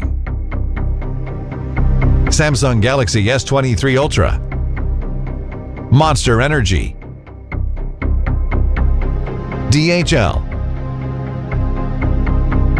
and the United States Air Force.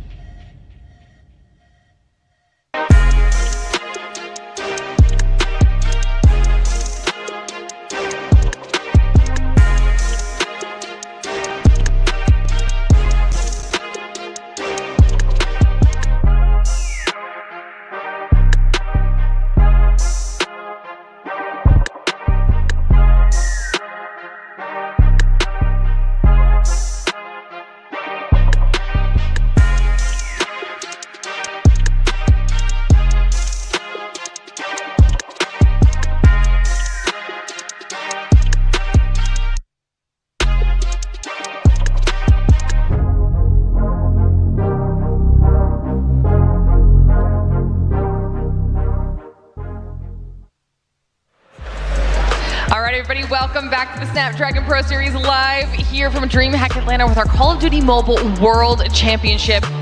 And things are already going. Okay, we talked about match number 4 coming up right around the corner. Team Mayhem versus Exclusive. We brought Shift up here to get some casting done after the phenomenal work down there in the pit. Exclusive already up 1-0 in this best of 3. Give me everything you got right now. NA, look, I'm never wrong. I'm just early. Shout out Patrick Aches Price. NA's down bad right now, okay? LG Tribe, NA matchup 1-0, sure, whatever. But I will say, Tribe did not look convincing at all in their first matchup. And then them not having a great of a time as I think they were hoping for, and Ahasi at a hard point, still won it, but then still losing map 2, map 3 pretty convincingly, not good. And now Mayhem is down 1-0 to Exclusive. They played a takeoff hard point that should have been Exclusive's favorite map, so some freedom there, but still, I think NA is not looking as strong as we all thought they would. Ooh, Gil. And definitely something to be concerned about for these two particular teams. LG just winning, but like you mentioned, it's not been as clean as you may have anticipated in the past, right? Which is something to point out for sure. And in here, like you mentioned, although expected, it's still something that I'm sure Mayhem is just not too happy about as we get to see that beautiful entrance of them into the ball. We see Jesus in here and across with his team, just completely ready. But well, in here, not as ready as you may have thought. You said it yourself. They have already dropped one map against Europe. Hold on. Yeah, Did you see that? He's literally doing elevated push-ups off the stacks of cash. Stacks of cash. What a baller. That was impressive. I need that on the the stage. If they get a win, I want to see that in here competition. Yes. That's Blur for you, baby. That guy's different, man. And that's the thing is, like, look, the thing about this Team Mayhem squad is we weren't sure what really we were going to expect. I think a lot of early anticipations when we were in Poland for Season 4 was it was all focused on Tribe LG. And through the group stage, that was what we got. But then these guys on land in Seattle were looking unbelievable. They smoked Tribe in 2 different 3-0s, and then they put up a really good fight versus LG. So Mayhem have to play better, because this exclusive team, I'm not going to give them any discredit, but you would assume that the NA region would be stronger than the EU's second best team. So coming out and losing the first map shows that this exclusive team definitely is cooking, even though they find themselves 0-1 at the moment. That's right, and in here, as we get to be introduced to these beautiful faces on the side of exclusive, it was just a tremendous map 1 victory, and look at them all. They are convinced that they can move on to day 2. And this could be the first step. Beer, Caesar, Neil, Creed alongside with Shark will be in here tonight. They already won the first map, like we mentioned, and well, Search to Destroy, although on paper should be in favor of one of these teams being the side of Mayhem, that's not written on stone, right? Yeah. Anything goes. And I think the cool thing about this exclusive team is I think most people looking at their squad would say they got a natural upgrade bringing Shark into the mix. He was by far one of the most pop-off players period of Season 4, let alone in Europe. So it was surprising to see them lose in 2 maps to Volt. Now that said, I think Volt did a really good job in the veto process to set themselves up for success. And exclusive, talking to them a little bit coming off the stage, they were like, we kind of threw both the 2 maps that we lost to Volt. And both of them were close. So, you know, early land jitters type things, maybe they're starting to shrug that off, and maybe that could be a reason why they're up 1-0 in this series right now. I also, I'm going to follow up with something you said in a second, but I'm getting told we've got another special post from exclusive on social media. If we find these productions typically good about digging them up, what is this? Not only is this EU team hungry for the title, they took all the snacks. What? Oh, the thievery. Bruh. That's bad manners. Okay, well now they know where all the food went. They took it back to the hotel for some extra energy, Gil.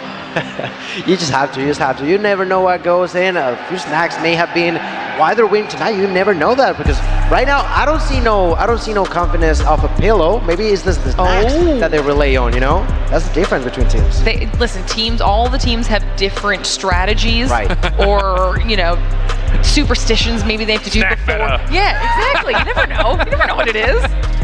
Oh man, you know, that could be part of it, but I think the other important thing to note here is that there's only 2 regions who really didn't get a lot of LAN experience this year. One of them being Europe, the other being India. And to be fair, India, I think they did play their Season 4 Masters in LAN. They just weren't at CDFI. I think they did. Don't recall. But we know for a fact Europe didn't play any of their matches in person. So when you talk about exclusive having a quote-unquote slow start, losing to the Japanese team in Volt, and that's impressive for Volt, I think there are elements in a best of 3, very quick series, to where one thing goes wrong, and all of a sudden you get shaken up a little bit. So exclusive look a little bit more comfortable just based on kind of how they've transitioned from the side pit into the main stage here. And I would expect that this is going to be a banger map 2, and I have it going 3. So. What about you, Gil? I gotta say I agree. I think we are definitely moving on to that game of control. And well, that hard point was quite close. 252. 223, yeah. 223 is something not too bad, absolutely, for the side of Mayhem. That was not a victory as they wanted, but on Search to Destroy, we should, at least from what we've seen so far, see them tie things up and take us to a game 3, take us to a game of control, and as such, prolong a little bit longer this action set here for the main stage. Okay, but we're moments away from getting into the game. Before we do that, I want to find out just how accurate you've been on your prediction shift. You said coming lights in, out. Like 100%? I don't know if I've been 100%, but I've been really close. I know that Twitter's going to kind of flame me a little bit because COD Mobile Esports News posted like, who do you like see winning? And I had Wolves losing to Kings, but Kings absolutely trolled the maps. Like, you don't just give Wolves their best map mode combinations. Like Kings threw. Like they absolutely threw in the map selection process. So if I would have seen the map set, I would have said Wolves would have won that. And I think so far, I've been pretty close. I mean, it's just really interesting, I think, to look at which teams have done their homework on their opponents and which have just gone and said, hey, I don't know, we'll play whatever. I mean, sometimes the chaos works out in your favor and other times it doesn't. I mean, we talked about the prize pool a lot too, Gil. Obviously, that's what they're fighting for in terms of money, but it's that trophy on the stage. And we haven't even gotten a chance to talk about how cool that trophy looks. I love it. I love it. I gotta say that trophy is just tremendous to see. And ladies and gentlemen, let's talk about the trophy. Let's talk about the game. Exclusive. One only in their way. We're gonna move on to search and destroy. A few kills are gonna be traded, and through the smoke, we're gonna see cartels pushing towards A-Long to push in there. Jesus saving his ally. That was really clutch. That was really clutch. Caesar was in a position there for a moment where I thought he was going to blow up the entire play, but fortunately he doesn't get traded out. Mayhem now with the plant, and just for reference sake, Mayhem should feel pretty comfortable on this map mode combo. They've been a good search team, and on firing range they've gotten a handful of reps. Neil, does he get an angle here? No, not quite the wall bang. Veer also working with the scope, so 2 snipers taking on the 2 subs and AR of Team Mayhem's post plant. And this, if you can't take it by the tone of my voice, does not feel very hopeful. Nade does at least push one player out, but time is starting to tick. You got to go. You got to find your way on, and it's just not going to happen with the sniper rifles. Here comes the push through. Team Mayhem get their first offense. There it is, doing a great job, and a huge part of it was Jesus. Just said it. Caesar could have done so much damage, but thanks to Jesus in there, Jesus saves, doing a great job to keep his teammates alive. He thought that someone might have been there, and he was absolutely right. Takes that kill, and eventually takes that round now. Carrying the bomb is going to be cartels pushing towards B. No one is looking that way, and that is going to hurt like a truck on the side of Exclusive, who have no clue what's going on right now. Yeah, a little bit of a blind counter situation, right? Mayhem 5-man stack B, Exclusive kind of 5-man stack A. So now it's going to be on to, can Exclusive find a way to retake? Do they have much utility to help them out in this post-plant breakdown? First blood good, Blur able to tally. Responded to by Creed, 4v4. You look to this guy to be the playmaker. No utility to play with, but you expect him to be the vanguard of this next approach. Neil hits a shot on the Jesus saves. That opens up the tires play. Creed will toggle the bomb, see if anyone will check this. Of course, you will have to, and all perfectly played by Exclusive. Creed will get 2. No worries, only dropping 1 in the process. We're going to go 1-1. Okay. That looks good on the side of Exclusive. I thought that they were going to struggle a lot more, but that was clearly not the case. 1 for each team. Exclusive immediately showing an answer against the opponents, who definitely struggle in round number 2. And look at that evenly distributed kills on the side of Mayhem. Only Jesus above them all with 2. That's right, 1 for each else. 2 for Jesus through the smoke. Gonna find kill number 3 onto Creed.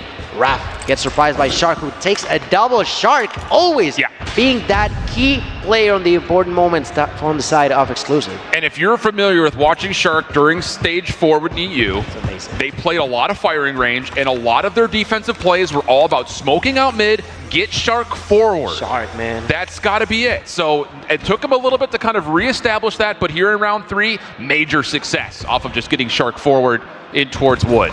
2v4 situation, tough situation to be sure here for Mayhem, not only because of the numbers, but you've got Kings who will have to be trusted and pretty much relied on to open up a pick somewhere with the sniper rifle if Mayhem were to have a chance to bring these numbers back. Let's see, right now it's going to be a 2v4. They do got control of the bomb, but it's going to be complicated. How they want to approach this interaction is going to be super important. Kings here with a sniper, and so is Cartels. That's right, at a distance they got a fighting chance, and up close I think Cartels may have picked yeah, it looks like he picked one up. I think he started with a Fennec, and I think he picked up a scope. Okay, that would make sense. Either way, he's rocking both weapons. It's really just which tool is better for the job at this point. Absolutely. And well, in here, I was talking about a minute ago. Now it's only 30 seconds left. They gotta choose something, and I'm not too sure if that's the right one, if I'm being honest with you. They are all moving in there at the same time. Veer completely set onto the opponent, takes that kill, and Caesar does as well. I love the discipline, like small little footnote for all you search and destroy nerds out there. I love that in a 4v2 Exclusive don't say we're gonna split our resources and go 2 on one site, 2 on the other. Let's just 4-man stack B, and if they end up planning at A, so what? We'll just retake. So I love that, just not throwing any advantage away. And again, like I kind of mentioned on the desk, like Exclusive really did feel like they threw away their series versus Volt. So it looks like they're coming back with some major composure here. And with Shark, once again, look where he finds first blood. Front wood. I swear to you, if these teams did their homework, they would be saying, watch out for Shark playing through mid. Now Caesar, next one up. Easy peasy, no problems. Plant is on, but Mayhem are struggling with numbers. Another kill for the side of Exclusive. You said it yourself, the numbers are going to be looking even more in favor of Exclusive as Beard takes that kill. Crit pushes forward. The only one alive is gonna be Kings, and Shark, he cannot be anyone else but Shark who takes that kill. The defusal, a little bit of a dance over his dead body, and that's another round going in favor of Exclusive. Wow, crucial round right here. Mayhem have to have an answer for this play from Shark up mid. And the best response, you can do it in one or two ways. Either number one, you throw a lot more utility early to flood the middle of the map, or you bring up a second scope and you try to find him before he can get to the front of wood. There's that smoke that I'm talking about. Every single time, expect Shark to do just this.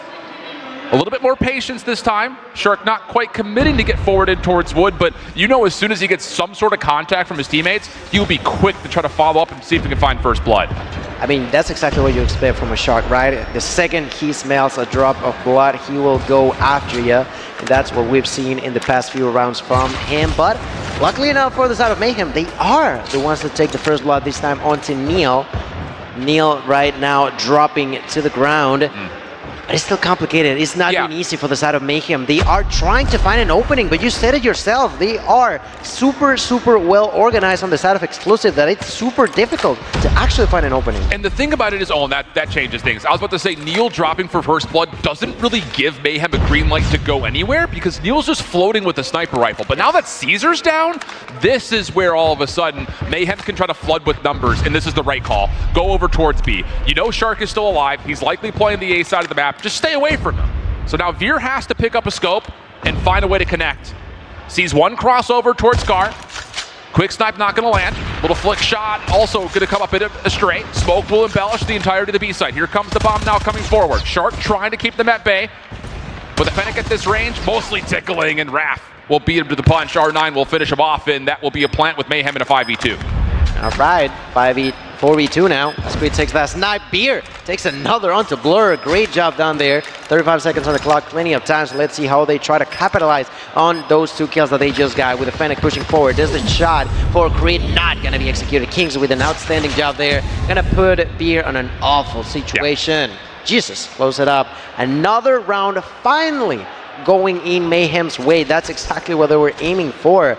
But it's still concerning that the beginning of the rounds is just too complicated. And there's a level of that, but I think, you know, if you're Mayhem and you're sitting here saying we don't have anything up our sleeves in terms of dealing with Shark, just don't challenge him. Just stay away from him.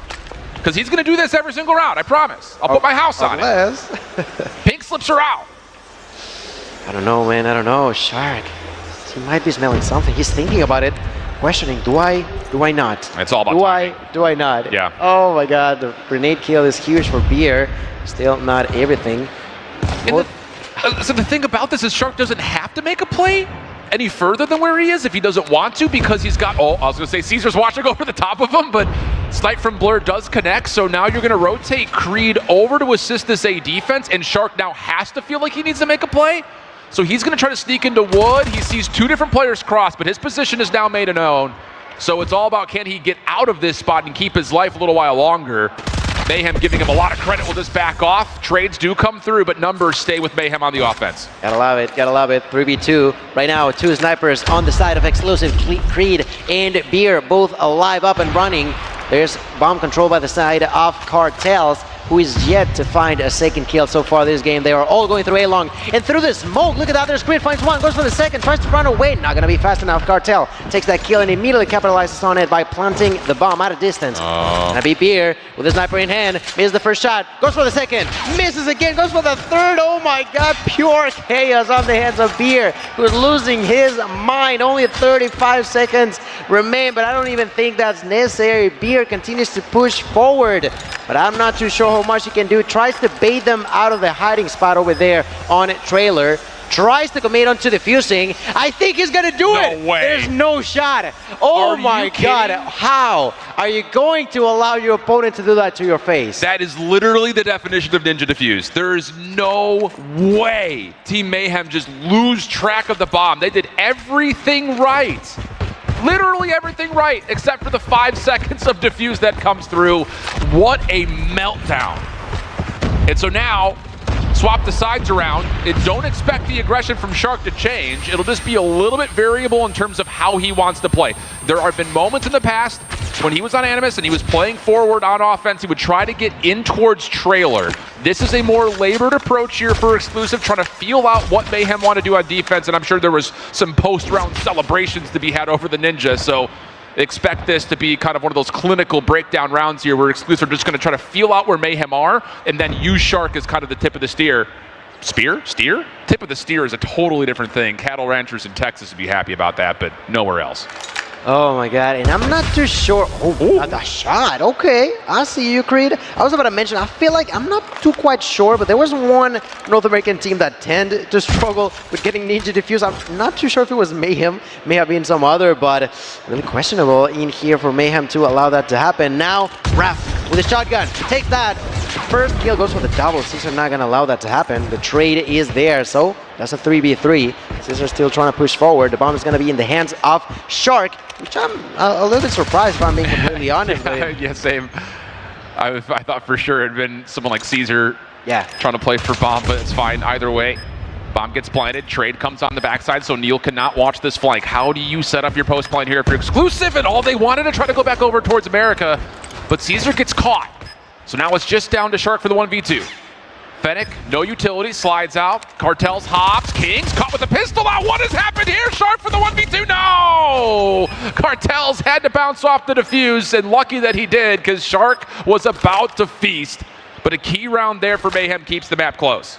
Cartels with a smooth slide confuses the aim of the opponent, could not trade back into his body. Takes that kill, defuses that bomb, and brings the third round in favor of Mayhem. Ladies and gentlemen, this is not over till it's over, and there we go. round is going to be Beer, the one picking up the bomb, which makes a lot more sense than Shark, which is the historically hyper-aggressive player that likes to be in your face. King. Oh my God, Cartels with a double, nearly a triple onto Caesar. Answers back, not going to be enough, and all of a sudden Neil is completely on his own, Chip. Well, I was just about to say, I like this from Exclusive. You're hitting something a little bit unorthodox.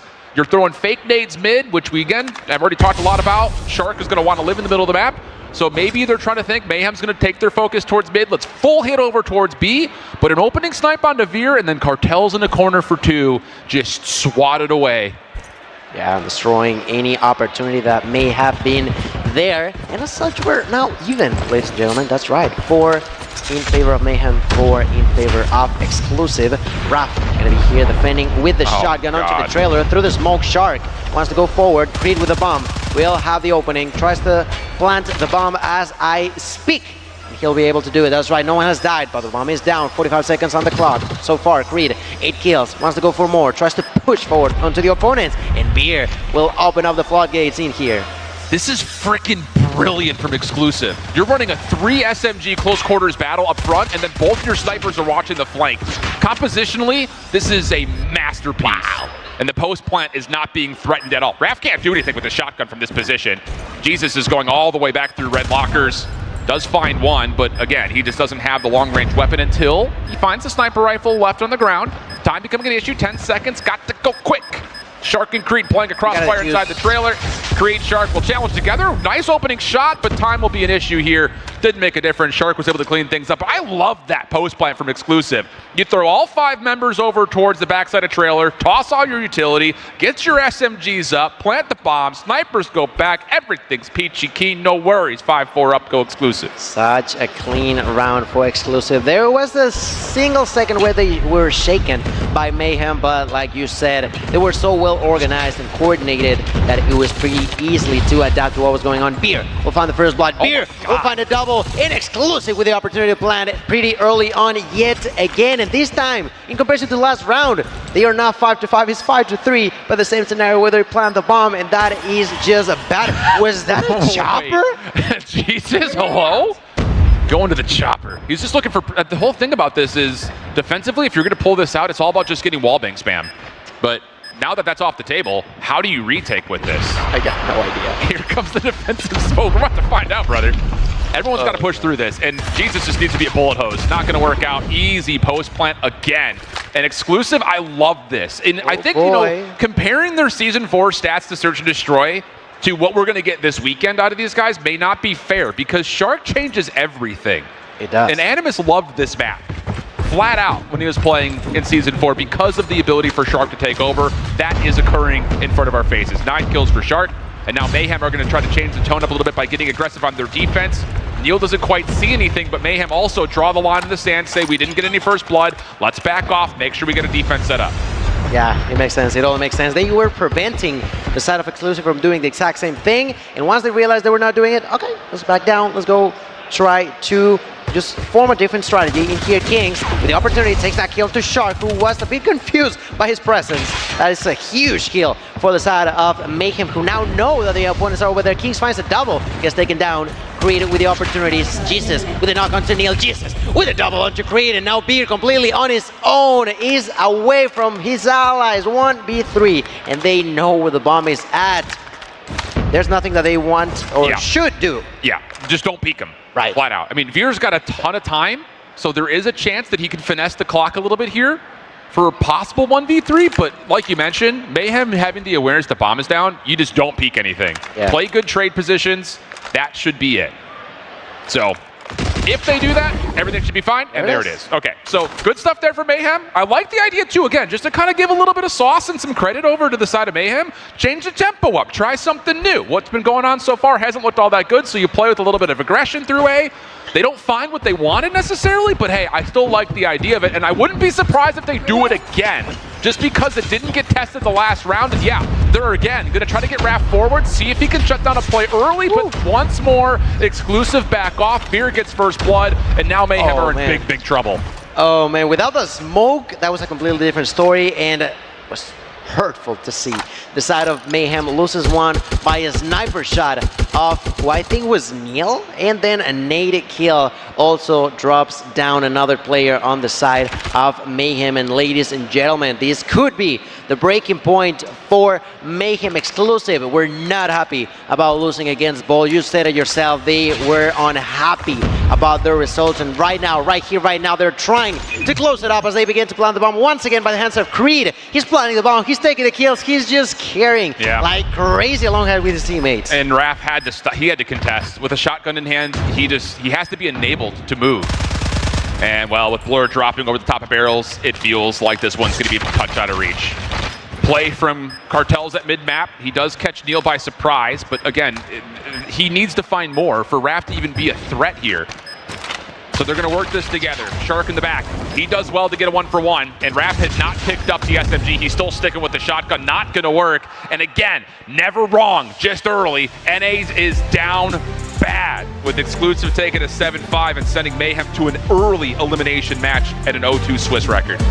Let me tell you this much. I believe I saw, if I'm not mistaken, Pierre over there just waving goodbye to the opponents as they won the match. I turned around, he was like doing that band thing, you know, like he likes to do unto his opponents. He was like, I gotta do it myself. And then right after, of course, you gotta be saying that it was a GG, because it was great. It was great to see the side of Mayhem constantly try to adapt, but the same way that we witnessed on, what, not witnessed, but knew about that hard point. It was close. Yeah, and I think, again, just kind of speaking to that, we didn't get to see it, but that was a great map for Exclusive. I thought they did another, looking at how the veto process went, I think Exclusive came back together and said, okay, let's take a breath here. We got our first series out of the way. Let's play to our strengths and also consider who we're playing up against to take away some of theirs. So it was a very even map pool. But I love the fact that Exclusive get the takeoff that they want, and then more importantly, I think firing range, no matter how long Exclusive lasts, whether it's through today or into tomorrow, I think firing range is going to be an issue for a lot of teams, simply because Shark plays the map so vastly different than anybody else I think that's out here. Yeah, you couldn't have said that more perfect in there. It's just crazy to see it. does not show a single piece of fear.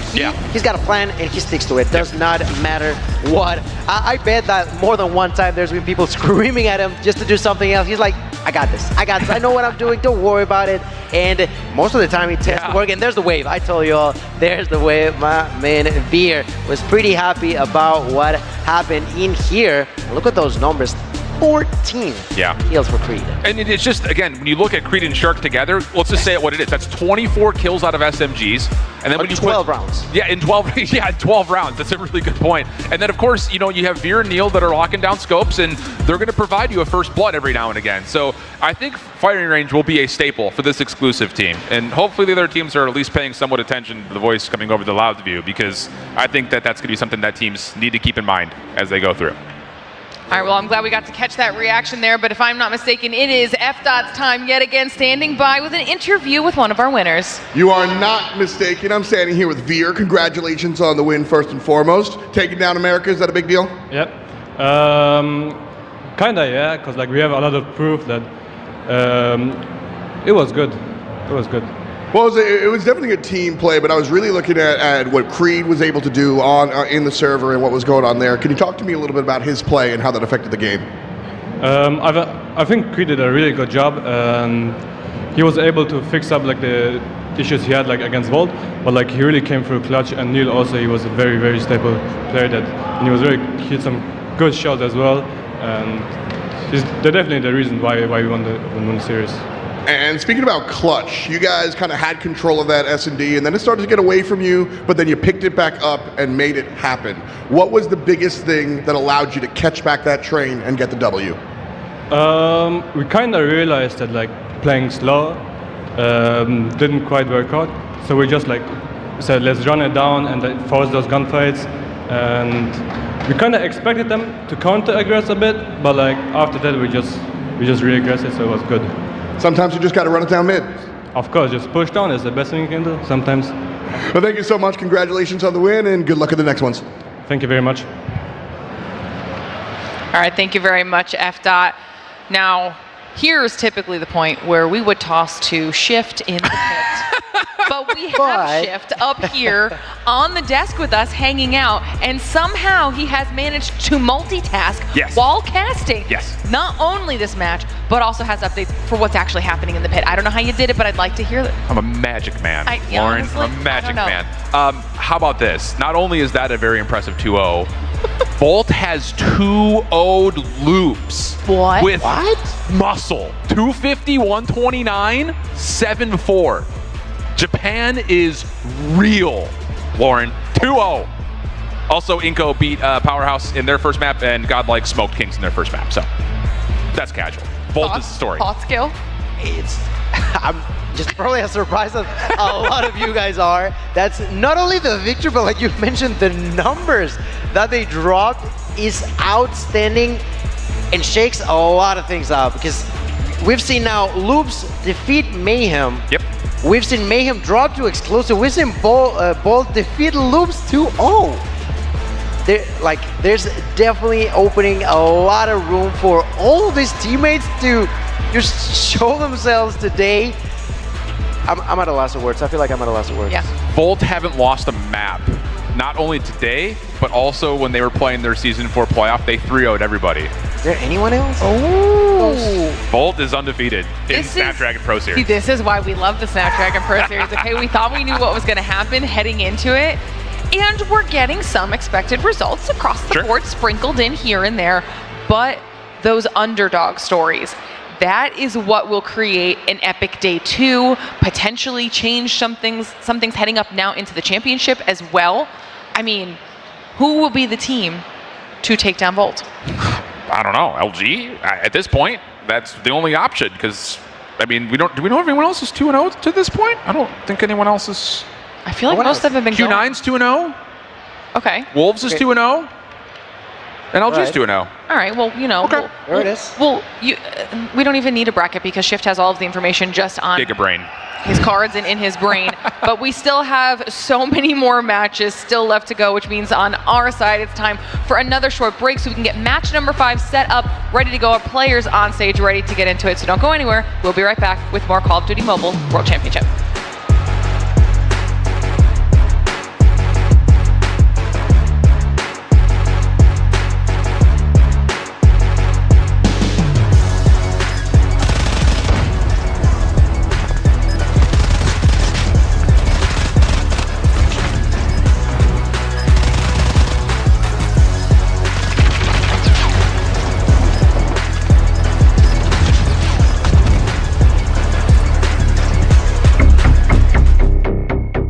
Snapdragon Pro Series powered by Samsung Galaxy is brought to you by Snapdragon Elite Gaming, Samsung Galaxy S23 Ultra, Monster Energy, DHL, and the United States Air Force.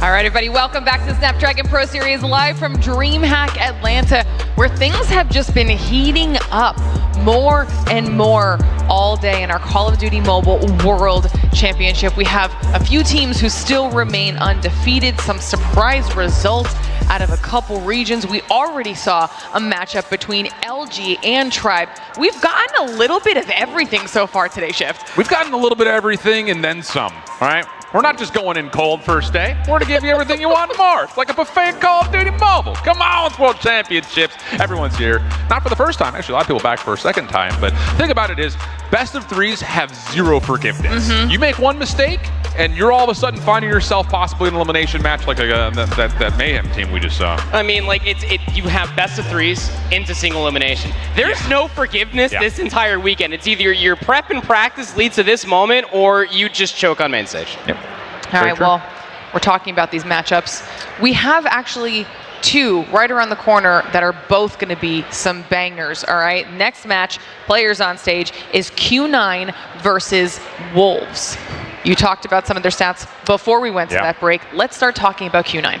I think the thing about Q9 is they technically come into this tournament as the #1 seed from China, but are they? Because Wolves have taken the edge in the series every single time, except for that grand final when I think a lot of people who watched it said Wolves kind of kicked their feet up a little bit because they already qualified for Worlds. Right. So, you know, hey, you're a top 2 seed from China. Like, does it really matter to get the #1 seed? You know, suspicions aside, I think it'll be really telling here to see if Q9 can flip the script, which has been one-sided by Wolves. I think it's one of those things that, again, when you already have the idea that you're qualified for World Champs, and then you start practicing the best things that you need to work on. We've been talking about this in esports, specifically Call of Duty, for many, many different years. Obviously, you want to be the #1 team in all the different categories, but when you are on LAN and you're in a situation where you need that practice on that one specific thing, what better way to look at it than in between the #1 and #2? And I think the thing on top of that, last little point, Wolves are your CDFI champions over Elevate. Q9 didn't even make it that far into the bracket, so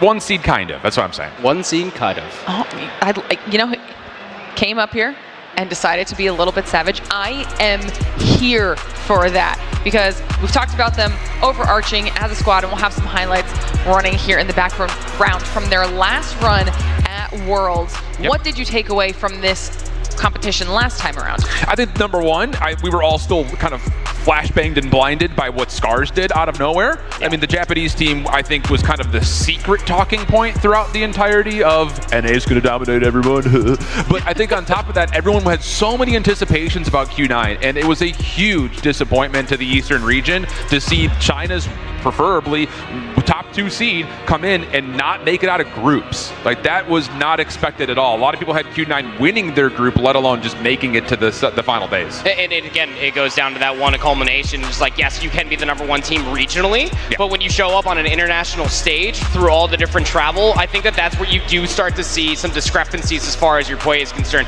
You can have the best maps ever, but if you mechanically don't show up on the day, as this is a day-to-day esport, well, you might just be a little screwed as far as your bracket is concerned. Well, is there a situation, because we've talked about this a lot throughout the day as well, and we've seen it in an individual case, but are there any players that we need to be keeping our eyes on? Oh, for Q9 in particular, you mean?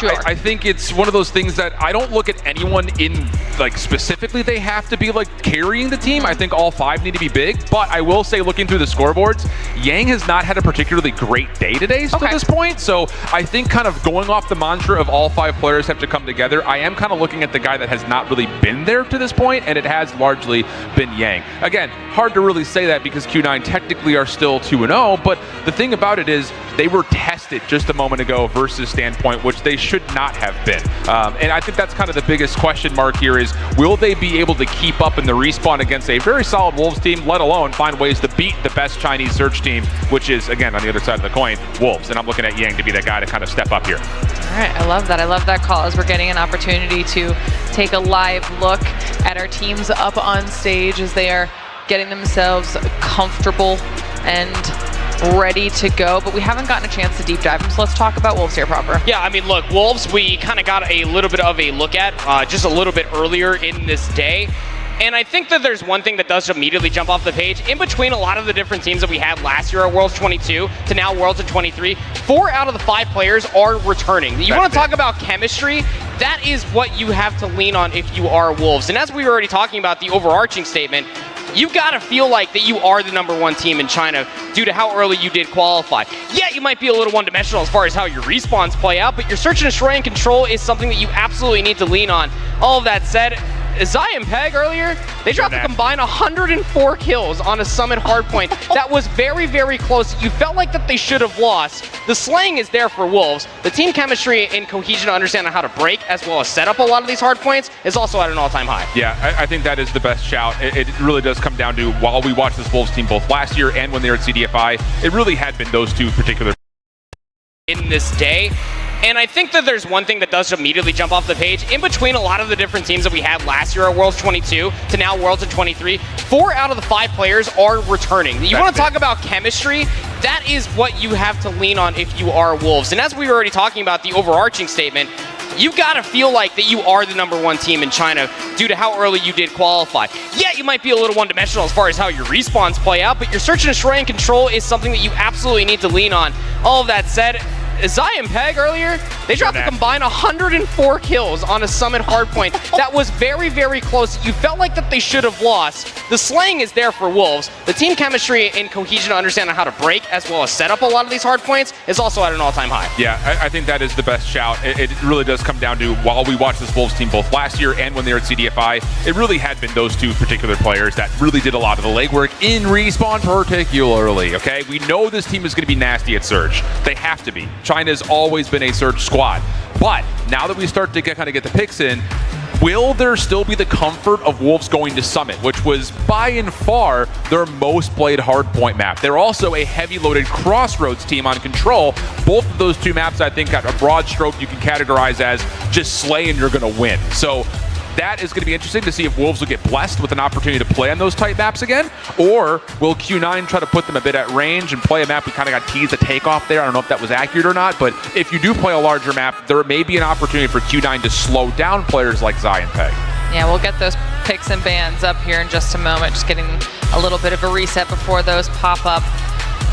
But if it is what we saw with that little bit of a tease there in the beginning proper, what are your expectations, at least for starting things off on the hard point? I think that this is going to be a big pace check when it comes down to these two teams. Like Alan was talking about already, when we did have a look at these teams as far as CDFI is concerned, it's always been about just the pace in between the two. Slaying is one thing, but it's about finding the right kills in key situations. You could drop 85 kills, but if you're not finding those kills around the hard point,